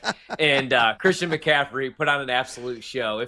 If for whatever reason, if you're out there and you haven't watched that game, just go back and Google or YouTube Christian McCaffrey highlights against Iowa. That's when I was like, okay, yeah, that's going to translate at the next level. And I'm so excited to watch him get back on the field. But I'm really excited for week 0. That Kansas State-Iowa State game, it's just so weird that we get a conference game kicked off on a neutral field in Ireland. Usually it's like Notre Dame against Navy or 2 random-ass schools. So it's fun that it's week 0 and we actually get something that matters right away. Because sometimes week 0 is a drag. Us college football fans, we get excited, but then we look at the slate and we're like, all right, next week is when we're on the couch. It's couch lock. This week, it's fun to start off with that one. I think it could be a lot of fun.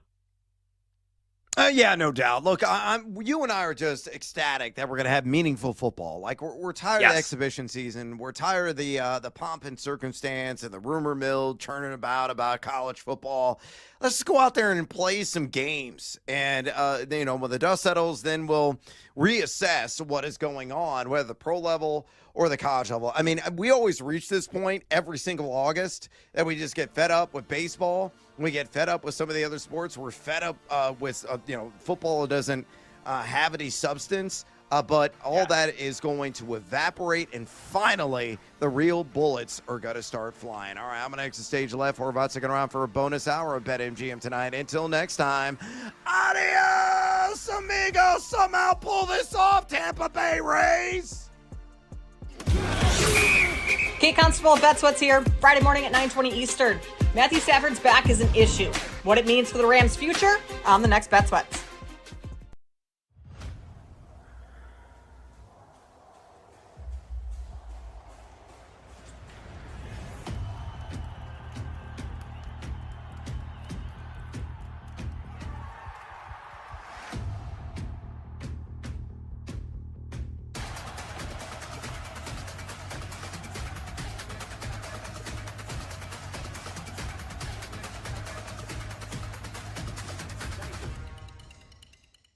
Christian McCaffrey's going to go off in these second halves, right? And he's going to have huge games. Well, here's the thing with that too, and I think how I'm going to play Christian McCaffrey this year, because you look at his rushing yards, 925 and a half, I believe, and you look at all these things. I like him for comeback player of the year. You can find this between like plus 330 to plus 375. If you think that the Niners are going to be good, which seems like you're aligned with that there, you look at his numbers, like Christian McCaffrey is going to have a monster year here, but instead of laying like the minus 115, minus 125, like why not get 3-1 or a little bit higher than that? He only played in 4 games last season, so I feel like he's a good candidate. The narrative is there with him. The last time he was up for this award, he just fell short to it. So let's say the Niners do get all the way to the NFC Championship game, maybe to the Super Bowl. Who's going to be the biggest hand in that? It's going to be Christian McCaffrey. So I actually love him. That's how I'm playing him this offseason, is to take him for comeback player of the year.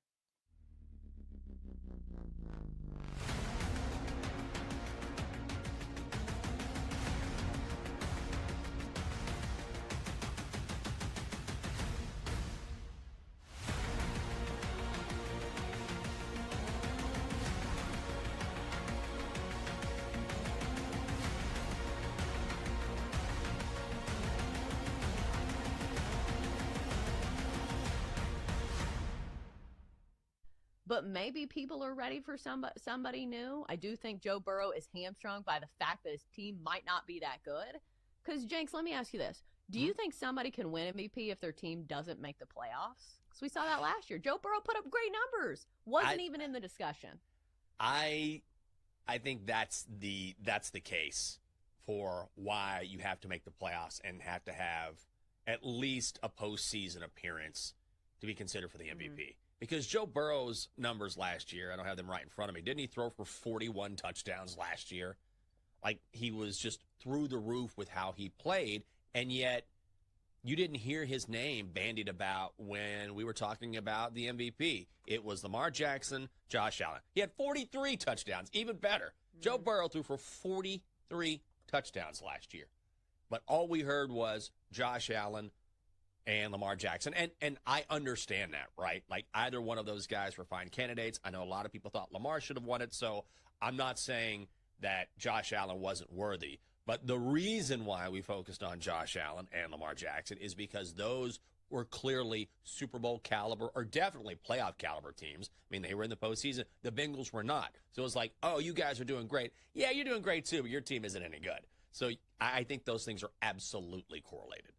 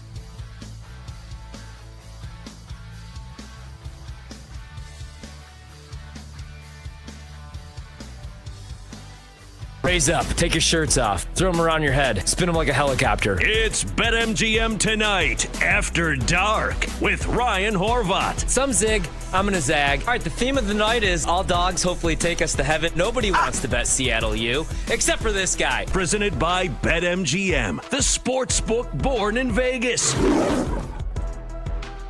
Happy Thursday night, August 21st. BetMGM tonight, After Dark. Brad done for the night. He'll be back with us tomorrow to wrap up the week, 7 to 11 p.m. Eastern here on the BetMGM Network.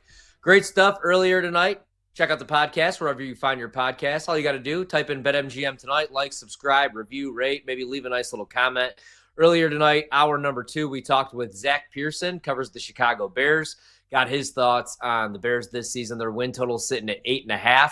Better than 5-1 right now to win the NFC North. Then we talked with Matt Taylor, who covers the Colts. I would not recommend betting their win total over or them to win the AFC South. But he was a little bit higher on the team now that Daniel Jones is officially the starting quarterback. And I got to be honest, Anthony Richardson still probably higher ceiling. If he ever figures out how to actually throw the football, that's important at the quarterback position in the National Football League.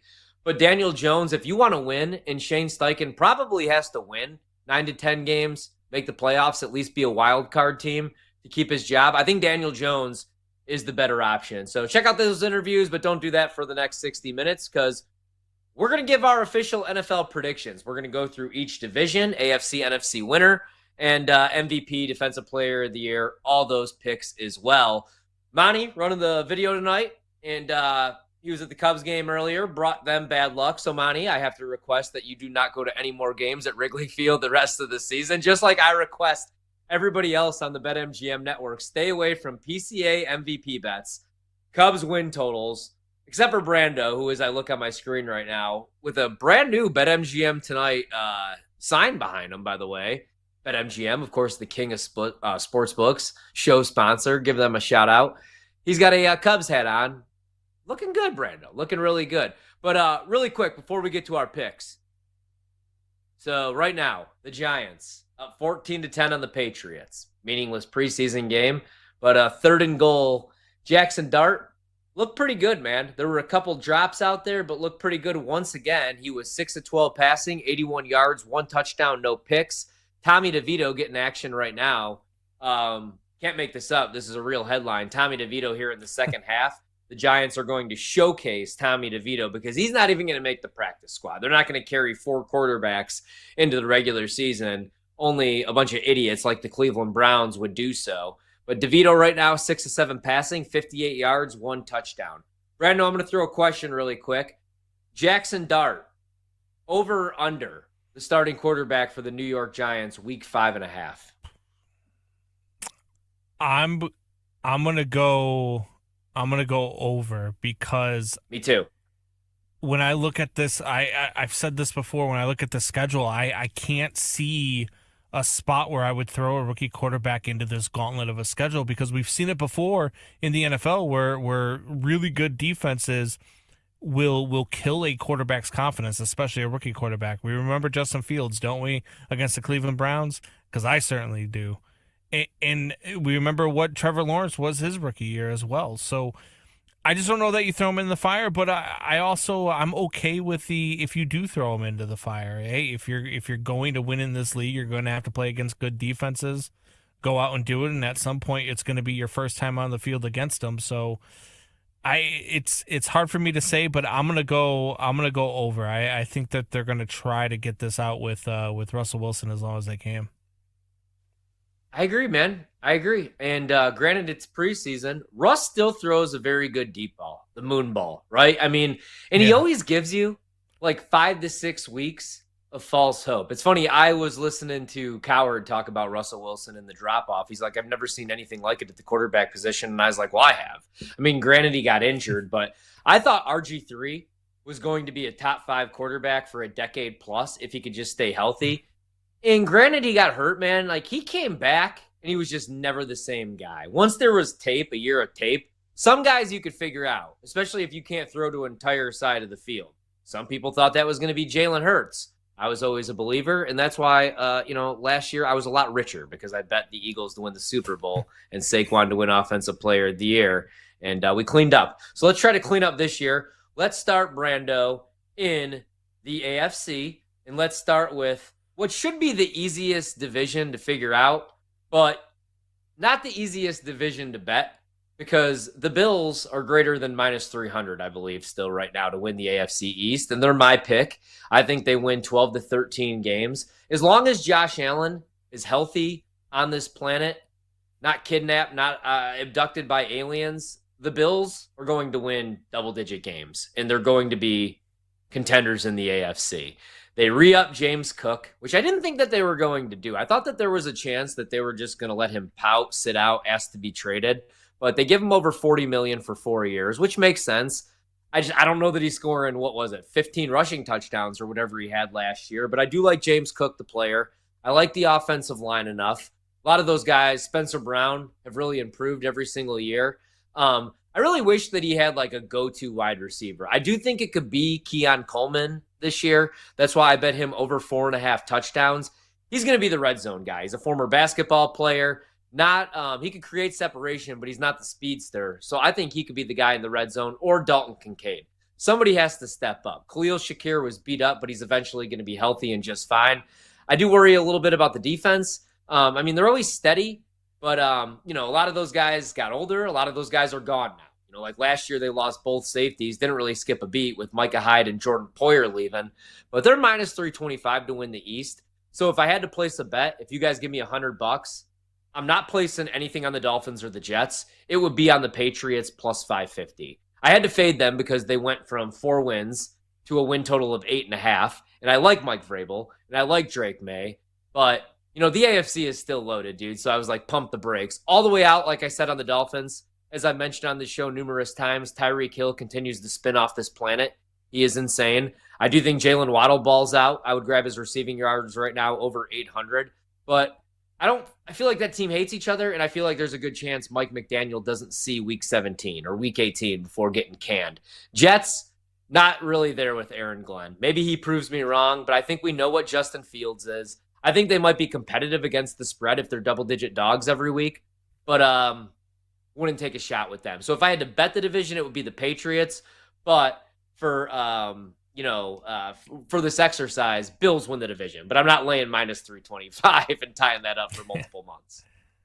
Yeah, no, I mean, the Bills are the pick in this division. I don't even think it's close. Look, I think the Patriots are going to be good. I don't think they're going to be as good as people think. I love Travion Henderson. I love what they're doing over there. Same. I love the coaching staff, but I don't think that they're talented enough yet to overtake this division. I actually think the Jets come in second in this division. I am a believer in what they're doing in New York, and I am a believer in Justin Fields, and I probably foolishly, but there's just something about the kid. I've wished success for him ever since he was drafted by the Bears, and I knew he wasn't going to have success with the Bears, so it was one of those things. But I really like this Jets team. I like what they have. I do like, I love when you have a coach that comes off of being an extremely good coordinator. I feel like that helps them just a little bit, right? Because yes, there have been a few that have failed, right? But then there's also been a few that have been really, really damn good. And Aaron Glenn is really, really damn good. So I like what they're doing over there. I like what they're building. I kind of believe in them. I think them and the Patriots are both around the 8-9 to 9-8 mark. And I'm with you on the Dolphins. I think the Dolphins are dead in the water, and I would not be surprised if McDaniels does not even see. Maybe something like was it Matt Eberflus last year? Week 13 is about the end of his demise.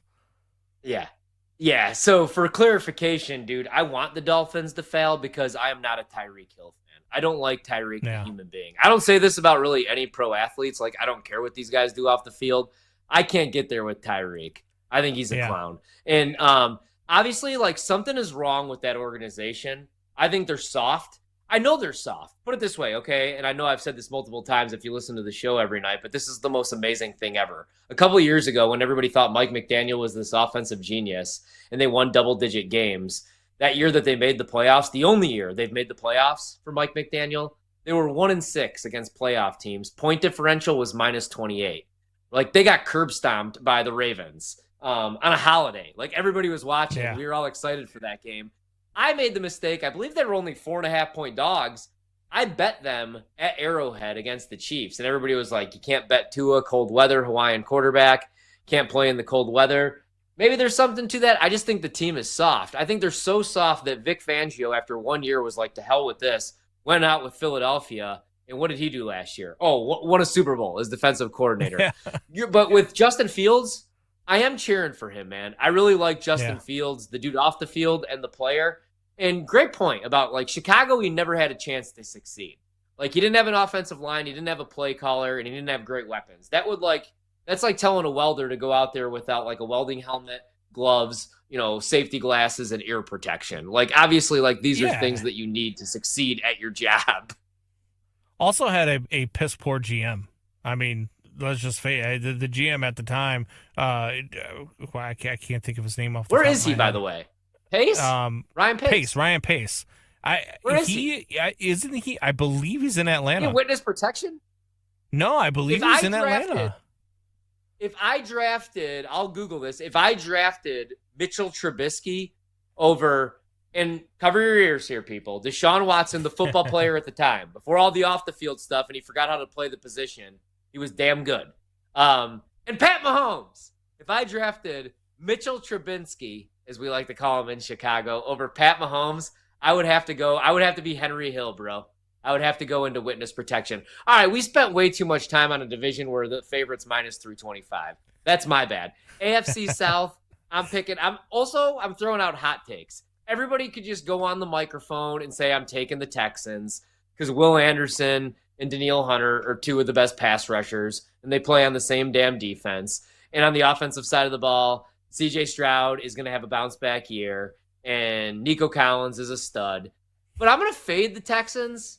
I worry about the offensive line. I worry about the fact that in the year 2025, we don't know what's going on with Joe Mixon, and he's your number one running back. And if he can't go, Nick Chubb's your number two running back. So I'm going to go with the Jags. I'm going to sell. I'm going to buy low, not sell. I'm going to buy low on the Jags right now, plus 310 to win the division. Out on the Colts. Unless you've been living under a rock, Daniel Jones is their starting quarterback this year. Titans at plus 775. I feel like that's the ultimate boomer bust team because Cam Ward, we saw Jaden Daniels as a rookie take a team to the NFC Championship game. Can Cam Ward do it with less talent? I would argue. But Jags are my pick, dude.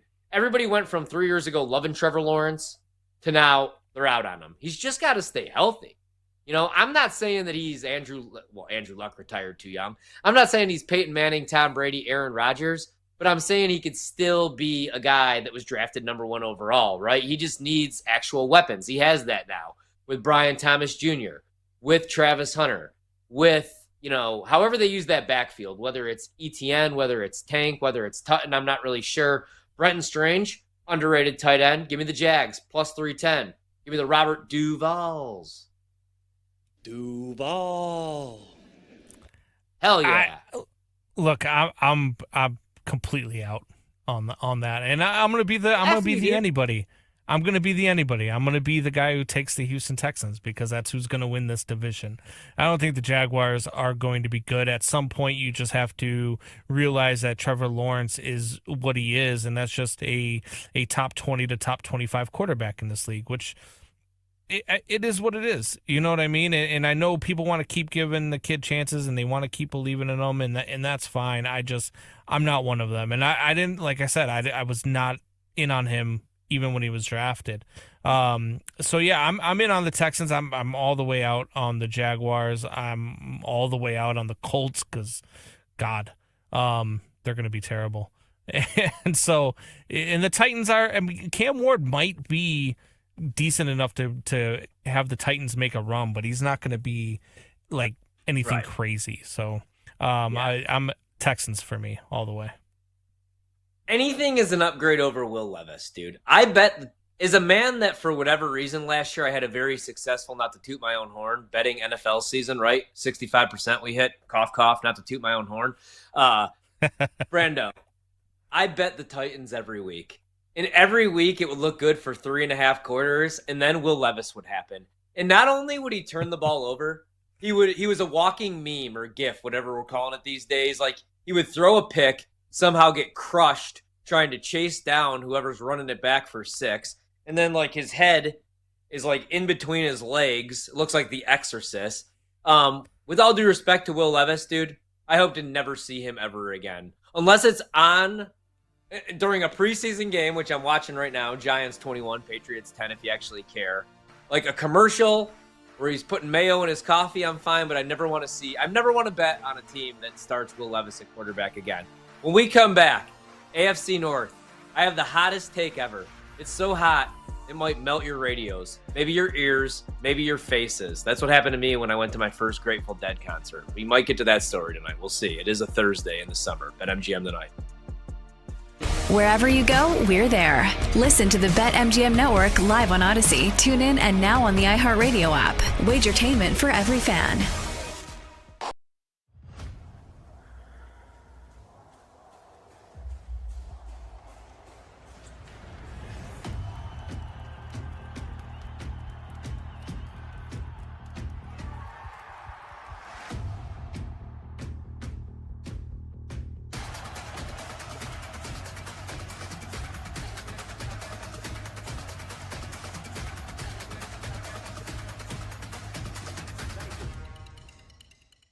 Christian McCaffrey's going to go off in these second halves, right? And he's going to have huge games.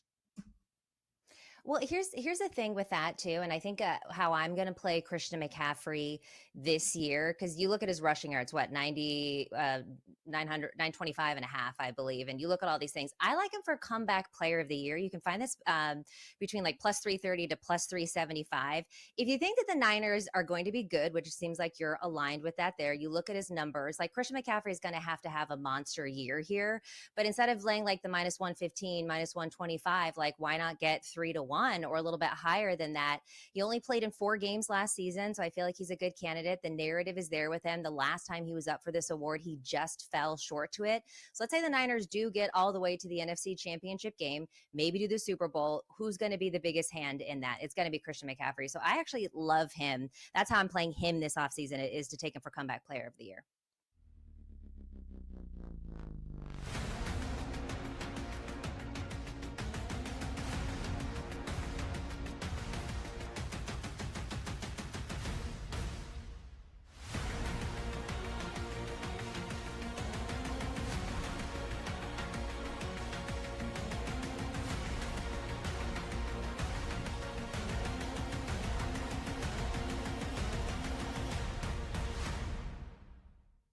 But maybe people are ready for somebody new. I do think Joe Burrow is hamstrung by the fact that his team might not be that good.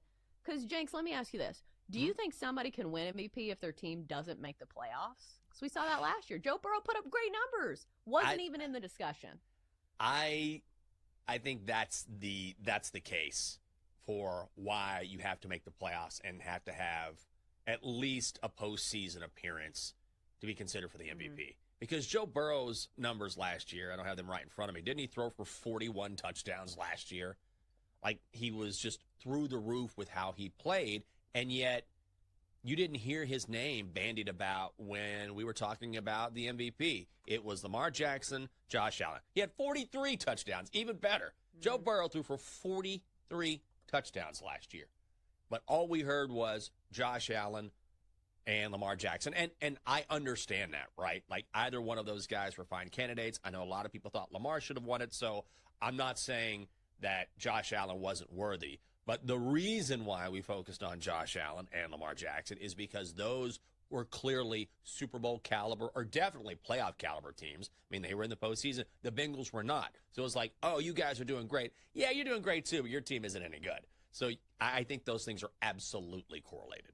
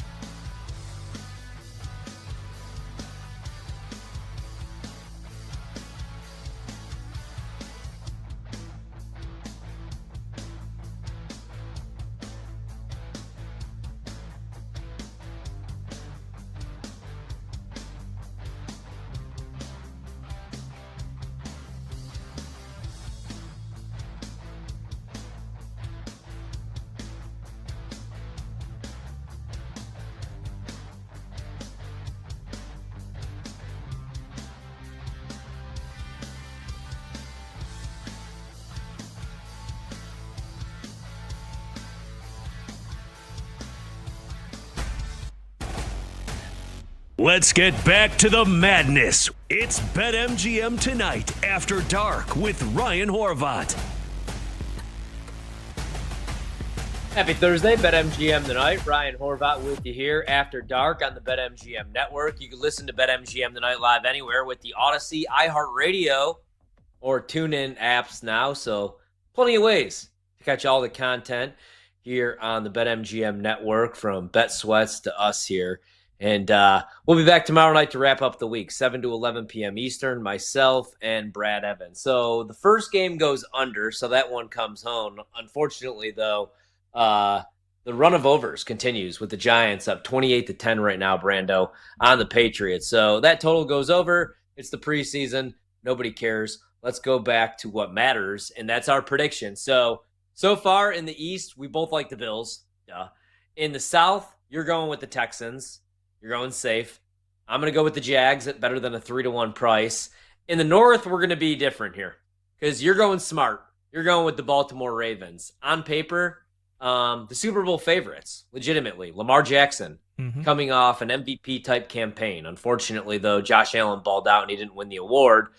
It should be the year for Baltimore, but you know me.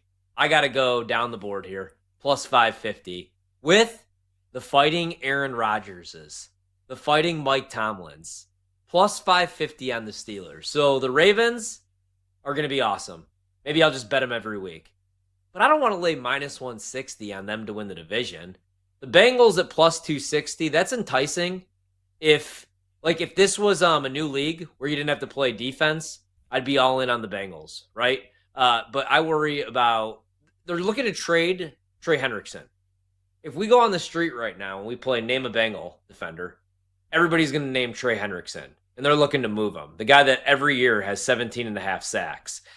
Maybe it makes sense, though, man, because you look at their run defense, even in the preseason, they have a lot of needs. I don't know that you can pay Trey Hendrickson because they treat their team like it's Madden. They give T. Higgins and Jamar Chase both $100 million in the same offseason when Joe Burrow is one of the higher-paid quarterbacks in the league. But I'll take the value with the Steelers. I don't know if you know this, Brando, because nobody ever talks about it. Mike Tomlin's actually never had a losing season. And let's look at the quarterbacks that they've rolled out there. Obviously Roethlisberger, but then the corpse of Ben Roethlisberger when he was fat and no good anymore. A man named Duck Hodges. Where's Duck Hodges these days? I think he's hanging out with Ryan Pace right now. Mason Rudolph, whose career achievement was getting whacked in the head with a helmet by Myles Garrett. It was like a whack-a-mole, but he was a human. Who else have we had behind center? Russ Wilson, Justin Fields. Say what you want about Aaron Rodgers. I know everybody thinks that he's washed. Go back and watch those last 6 games when he actually had a clean pocket. And so far in the preseason, pass protection hasn't been the issue for the Steelers. It's been the run blocking. I have a feeling they're going to get that figured out. Defense is going to be good as long as TJ Watt's on the field. If TJ Watt's healthy, it's a top 15, top 10 defense. If he's off the field, they fall outside the top 20.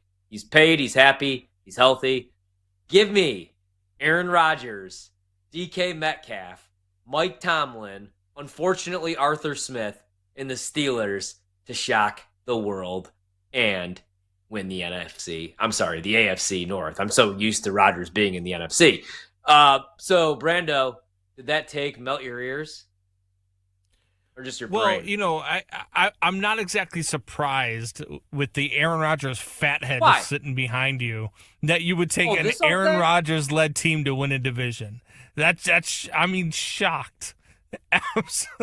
So no, I am going with the Ravens. I think the Ravens are the best team in the AFC. I think the Ravens are the best team in the NFL, to be honest with you.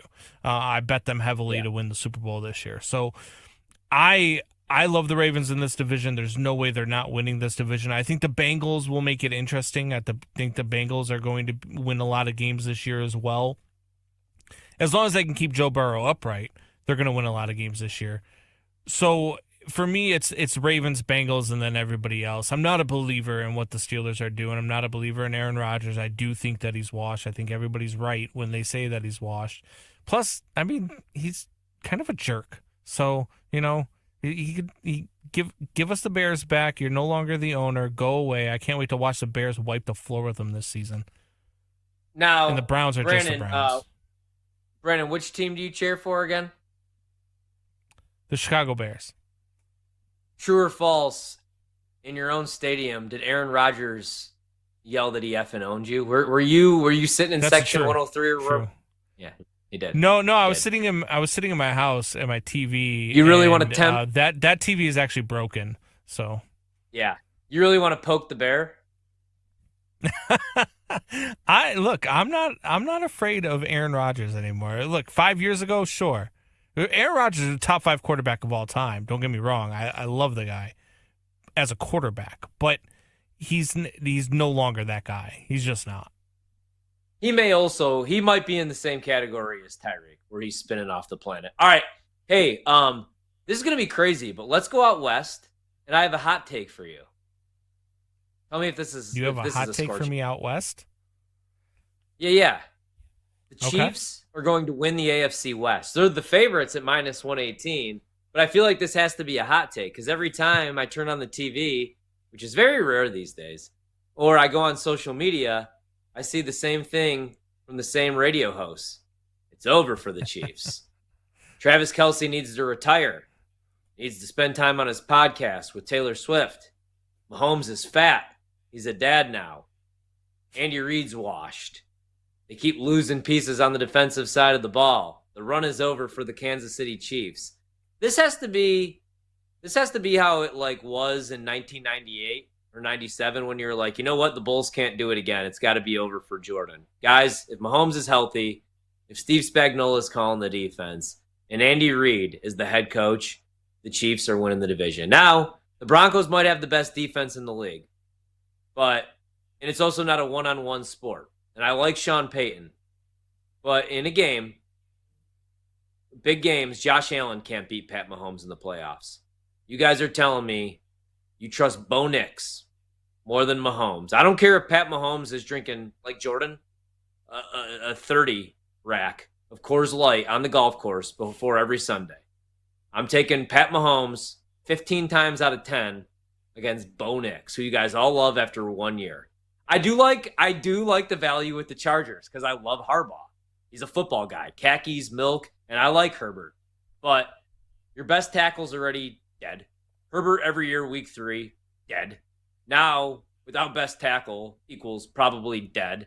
And a little bit worried when Greg Roman's calling the plays. Raiders, I think they could be a playoff team, but I don't think they're winning the division. So, Brando, my hot take is the Chiefs win the West. I like Monty's take where he says he'd take the old security guard with the curly hair that MJ gambles with in The Last Dance over Bo Nix.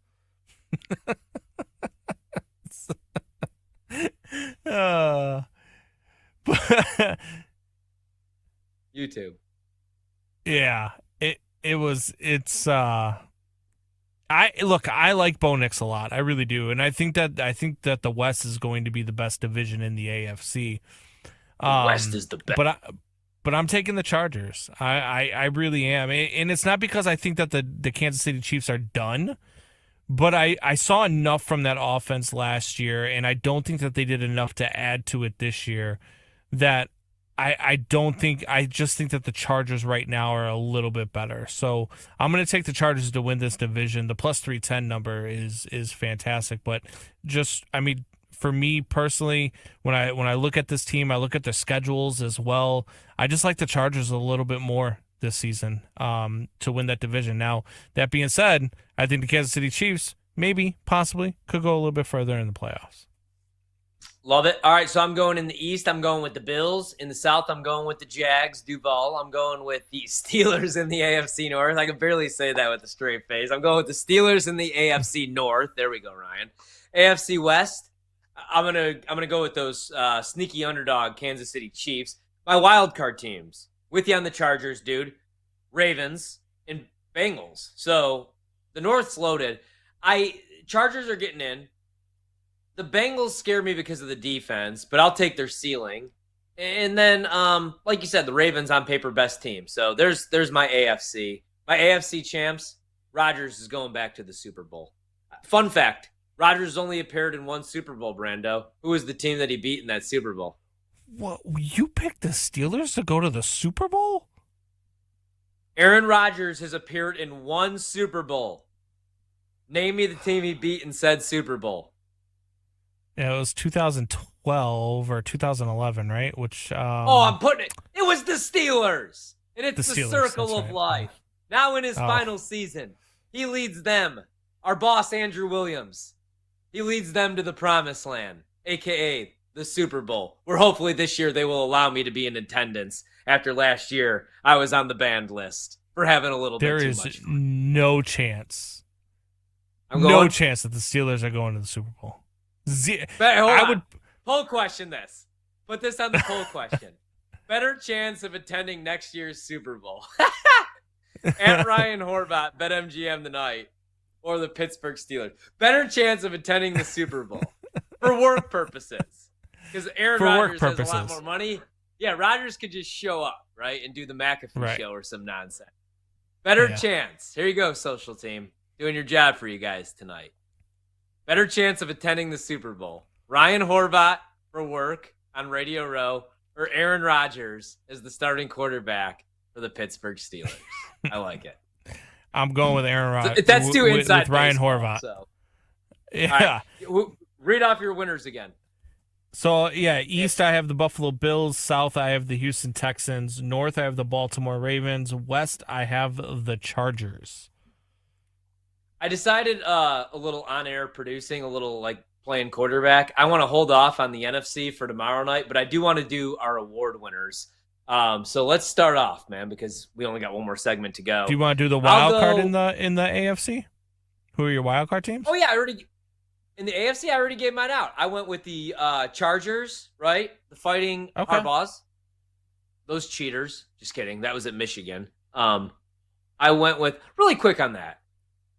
Do you even care that Michigan cheated? No. Me either. Absolutely not. If in 3 years it comes out, let's say Notre Dame wins the Natty this year and CJ Carr takes us to the promised land, and it comes out that Marcus Freeman just like did the most illegal things, like not to make him a terrible human, right? That was Brian Kelly, right? Cough, cough. But would you even care? I would be like, no, thank you so much for cheating, right?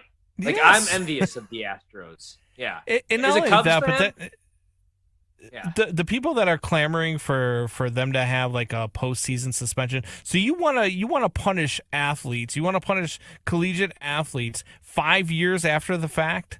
The players that had no idea or weren't even on the team, they're going to get punished for something that happened, while Jim Harbaugh is out making millions upon millions of dollars coaching in the NFL. Get out of here. I would like to shake Jim Harbaugh's hand personally, just for the whole Connor Stallions thing. That was one of the more unreal stories of my life. Just like him on the opposing sidelines. Now he's like on social media, just tweeting at people. College football is the most beautiful product on the earth. I don't understand people that don't like college football.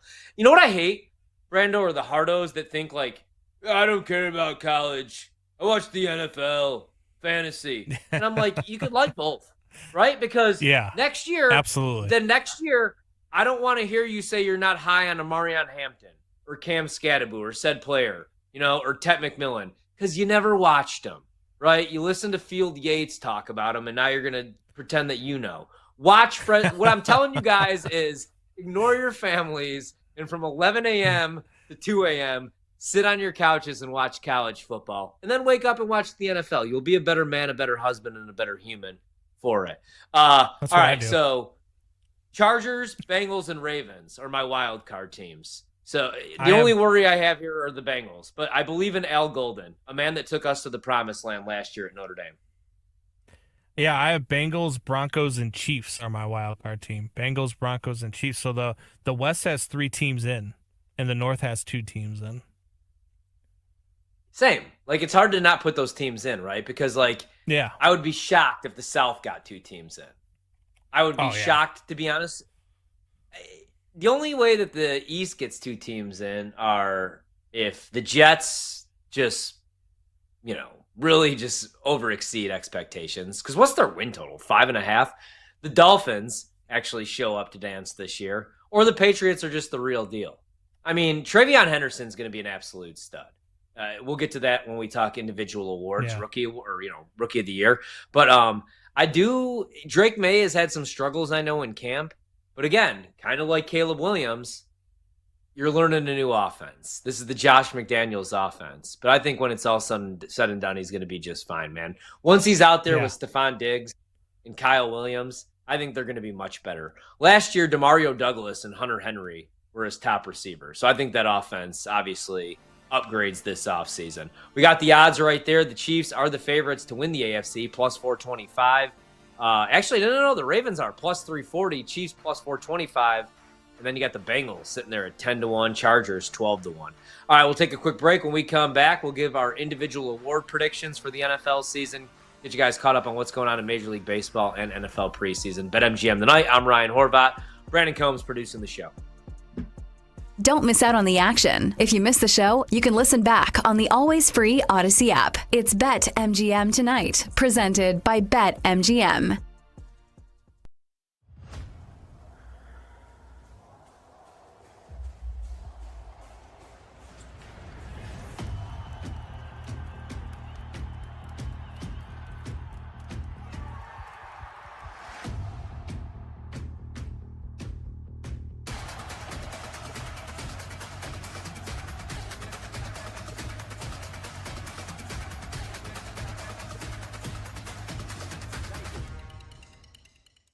Christian McCaffrey's going to go off in these second halves, right? And he's going to have huge games.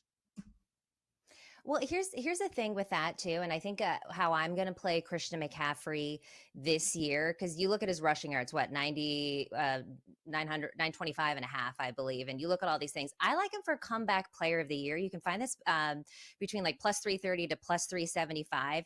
If you think that the Niners are going to be good, which seems like you're aligned with that there, you look at his numbers, like Christian McCaffrey is going to have a monster year here, but instead of laying like the minus 115, minus 125, like why not get 3-1 or a little bit higher than that? He only played in 4 games last season, so I feel like he's a good candidate. The narrative is there with him. The last time he was up for this award, he just fell short to it. So let's say the Niners do get all the way to the NFC Championship game, maybe do the Super Bowl. Who's going to be the biggest hand in that? It's going to be Christian McCaffrey. So I actually love him. That's how I'm playing him this offseason, is to take him for comeback player of the year.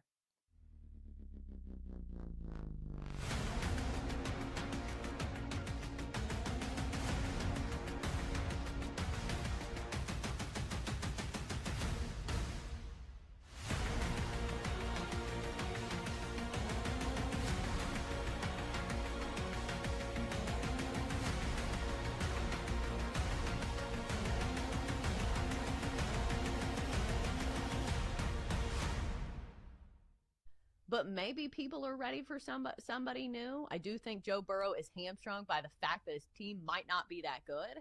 Because, Jenks, let me ask you this. Do you think somebody can win MVP if their team doesn't make the playoffs? Because we saw that last year. Joe Burrow put up great numbers. Wasn't even in the discussion. I think that's the case for why you have to make the playoffs and have to have at least a postseason appearance to be considered for the MVP. Mm-hmm. Because Joe Burrow's numbers last year, I don't have them right in front of me. Didn't he throw for 41 touchdowns last year? Like, he was just through the roof with how he played, and yet you didn't hear his name bandied about when we were talking about the MVP. It was Lamar Jackson, Josh Allen. He had 43 touchdowns, even better. Mm-hmm. Joe Burrow threw for 43 touchdowns last year. But all we heard was Josh Allen and Lamar Jackson. And I understand that, right? Like, either one of those guys were fine candidates. I know a lot of people thought Lamar should have won it, so I'm not saying that Josh Allen wasn't worthy. But the reason why we focused on Josh Allen and Lamar Jackson is because those were clearly Super Bowl caliber, or definitely playoff caliber teams. I mean, they were in the postseason. The Bengals were not. So it was like, oh, you guys are doing great. Yeah, you're doing great too, but your team isn't any good. So I think those things are absolutely correlated.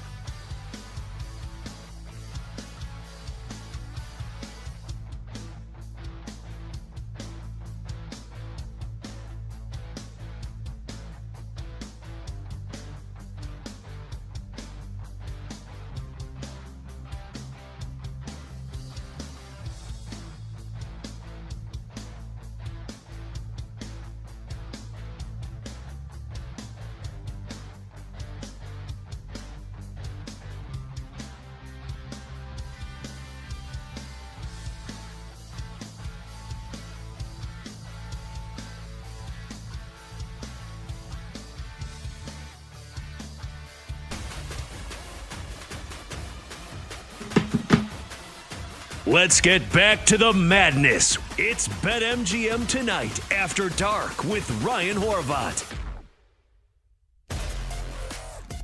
BetMGM Tonight After Dark. Ryan Horvat wrapping up the show. We got Brandon Combs, brand new full-time executive producer of the show. Monty running the video tonight. We're going to wrap up our award predictions. Tomorrow night, we'll do our NFC predictions. Week 0, maybe you're not a win totals guy or a futures bettor and you want instant money. I got nothing for you tonight because it's almost 11 p.m. here on the East Coast. I probably don't have much tomorrow, but I do love Kansas State. And during the commercial break, this is why sometimes you just need to take my phone away from me, especially at 11 p.m. I just bet Kansas State again. I love the whole revenge angle. Last year, Kansas State loses to Iowa State in a 29-21 ball game. Iowa State is going to try to fix up their defensive line. They're going to run a 3-3-5. Last year, they only had 17 sacks all season long, outside the top 100. They were outside the top 100 against the run. They were 120th in PFF's tackling grade last year, 94th in explosives, in rush explosives given up. And now you're going against Avery Johnson. You're going against Dylan Edwards. They got Joe Jackson. I really like some of the receivers at Kansas State, including Jace Brown, who's back. And I like them a lot in this game. Now that it's at 3.5, though, I do just keep betting the money line, anywhere from -150 to -165. So Kansas State, big for me, week 0. Talked myself into Kansas a little bit earlier. I do think Fresno State's going to be solid this year once they get everything figured out, but they were bottom 30 in returning production. And I like E.J. Warner, the quarterback, who they bring over. But the last 3 years of college football, he has over 30 picks. So we're going to roll with Kansas at home. They got a new field that they have upgraded, and they'll be debuting it. So there you go. The all-Kansas game or day. Kansas State and Kansas. All right, Brando, hit me with your NFL season-long predictions. Yeah, so for MVP, I'm going to go with Lamar Jackson. Because I think that the Ravens are just the best team in the NFL, and I think Lamar Jackson's the head of that offense. And adding Derrick Henry to that mix last year like they did only enhances what he can do, and I think he's going to win his 3rd MVP award. And I think that the haters are finally going to have to shut up and let it go, and finally put the ghost behind him of not being able to perform in the postseason. So I'm going to take Lamar Jackson as my MVP. Offensive Rookie of the Year, I'm going to go Tet McMillan. I love the Carolina Panthers this year. I think the Carolina Panthers are people are sleeping on them, and I think that they're going to win the NFC South. The spoiler alert for tomorrow, but I love the Carolina Panthers this year and what they're doing. I like the development of Bryce Young at the end of last year, and I love Tet McMillan as a rookie coming out of college. I think he's going to have a ton of passes come his way this season. Defensive Rookie of the Year, I'm going to go with Jalen Walker. Kid's a stud, and he's going to have a hell of a year this year. So Jalen Walker. Comeback Player of the Year, Christian McCaffrey. It's tough.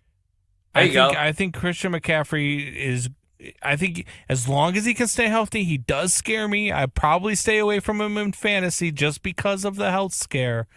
But if he's healthy, dude can rush for 20-plus touchdowns. He is ridiculously good, and he's good out of the backfield catching the ball. He's good running the ball. He's good in every facet of being a running back. So I love Christian McCaffrey this year as Comeback Player of the Year.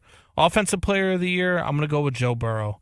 I think he lights it up. Doesn't light it up enough to win MVP because that's Lamar's award. But I think Joe Burrow is going to get that treatment as the Offensive Player of the Year. I think he leads the league in passing yards this year and probably throws for 30-plus touchdowns. So I'll take Joe Burrow. And then Defensive Player of the Year, I'm going to go Micah Parsons. I think he's just going to be an angry beast. I don't care if he gets traded. I don't care if he ends up playing for the Dallas Cowboys. I just think he's going to be a monster, and I think he's going to want to show people that the Dallas Cowboys were wrong for holding out on him as long as they have, and he's going to show that with a lot of force. So you get a regular Micah Parsons, he's pretty damn scary. You get an angry Micah Parsons, he's even scarier. So Micah Parsons, Defensive Player of the Year. Took a little bit of Micah Parsons as well, defensive player of the year, dude. All right, I'm going to go MVP. I'm going to go Patrick Mahomes. You got radio hosts out in Kansas City calling him fat.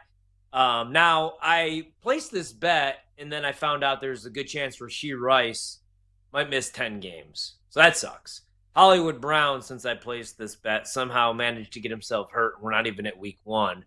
But I think Mahomes is going to be extra motivated. So Mahomes MVP is my pick. Offensive Rookie of the Year. Genti makes complete sense, man. He's going to have the touches. He's a stud. I don't care that he played at the Mountain West. Go back, watch the tape against Oregon. Go back, watch the tape in the college football playoff game against a really good Penn State defense. But I'm not going to bet him at the current price. So give me Trevion Henderson, the running back out of Ohio State. I still can't believe that Quinshad Judkins went before him. Henderson averaged over 6 yards per carry. He's the home run hitter. Every time he touches the ball in preseason, whether it's a 100-yard kick return or he's taking a touch to the house, he makes a play. So I'll go with him. Defensive Rookie of the Year. Again, Abdul Carter makes complete sense, but I don't want to tie up my money at a plus 260 price. He's most likely going to have double-digit sacks, especially because he's playing with Dexter Lawrence, Kayvon Thibodeau, a bunch of other talented pass rushers. But give me the upside and the price of James Pierce Jr., anything over 18-1. Atlanta moved back into the first round. A lot of people hated this pick. I liked it. I liked him at Tennessee. He's a little undersized for a defensive end, but he's got a quick first step. He could be a double-digit sack guy. And if Atlanta could take that next step and actually live up to expectation and win double-digit games year 2 for Michael Penix, their defense is going to have to be much better, especially the pass rush. So James Pierce Jr. will be my pick. Comeback player of the year, give me Dak Prescott. I also bet him at 15-1 to lead the league in touchdown passes. Why? He just did it 2 years ago when Brian Schottenheimer took over as play caller. Now, Brian Schottenheimer is the head coach. I don't know if he's going to be any good at that, but I know he's going to let Dak throw the pill around because they don't have a running back, really. Like, who's your favorite Dallas Cowboy running back? Exactly. But they do have George Pickens and CeeDee Lamb and Jake Ferguson. So Dak is back, literally. Come back, player of the year. Come Dak, player of the year. I will work on that. Offensive player of the year, Christian McCaffrey. He's going to stay healthy. It's 20-1. He's going to score double-digit touchdowns. He's a newly married man. He's got a baby now. He's fully healthy. I love that he went and did whatever in Germany. All right? I don't know if there's a trend or a fun fact or anything, but I remember when Peyton Manning left the country to get some procedure done. And what did he come back and do, Brando? Oh, he broke the passing touchdown record. Now, the next year he couldn't throw them. Do you feel, here's a trivia. Here's a little poll question for you. Did Peyton Manning sell his soul to the devil, though, when he went to Germany or wherever he went for that procedure? Because remember, he broke the touchdown record, and then the next year he was benched at one point for Paxton Lynch. Granted, they won a Super Bowl, but he couldn't throw the ball 15 yards down the field. Anyway, offensive player of the year, Christian McCaffrey. Defensive player of the year, give me Will Anderson from the Texans, man. I think he could have 15.5 to 17.5 sacks. Doesn't hurt that he's got Daniil Hunter on the opposite side. Right now, you can get that 12-1. I like that price. So again, Pat Mahomes is my MVP. Trevion Henderson's my offensive rookie of the year. James Pierce Jr. is my defensive rookie of the year. Dak Prescott is my comeback player of the year. Christian McCaffrey is not finished, is my offensive player of the year. And Will Anderson is my defensive player of the year. Which of those would you ride with? Which would you take my ticket and throw it in the fire and let it burn? Let it burn, as Finch once sang. I love your Patrick Mahomes MVP pick because, look, there's just something about the best player in the game. Like, it was Michael Jordan back in the day. You just don't bet against him. Tom Brady back in the day. You just don't bet against him, right? Aaron Rodgers. So Aaron Rodgers against the Bears. I love the Patrick Mahomes MVP. So I would follow that. I also love the Trevion Henderson Offensive Rookie of the Year. That's another one it's another good call. If I wasn't so high on Ted McMillan, Trevion Henderson would probably get my pick, but I'll probably sprinkle a little bit on Trevion Henderson as well. I think the one that scares me the most is probably Will Anderson. Yeah. Over in Houston, because I don't know if there's enough around him in order for him to have that type of great season that you need to win Defensive Player of the Year. Like, I don't know if there's enough that's going to allow it, because teams are going to game plan against him. You're going to end up having schemes where you've got 2 offensive linemen blocking them. So, that'd probably be the one that I would throw away. Yeah, I mean that would be the one. That was like kind of like my last minute ad too, because I'm with you on Micah, dude. I like all yours. All right, before we get out of here tonight, we'll be back tomorrow night, by the way, 7 to 11 p.m. Eastern. 10 p.m. we'll give our NFC predictions. Before that, we'll be talking a ton of fantasy football. We'll have more preseason action. We'll preview the weekend again, week 0. So busy show tomorrow, myself and Brad Evans.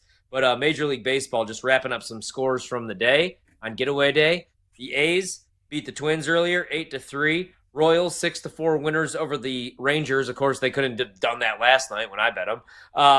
Brewers 4-1 winners over the Cubs. Cubs take the series, but in the long run, they make up 1 game in the NL Central, unfortunately. Dodgers 9-5 winners over the Rockies. They finally get themselves right.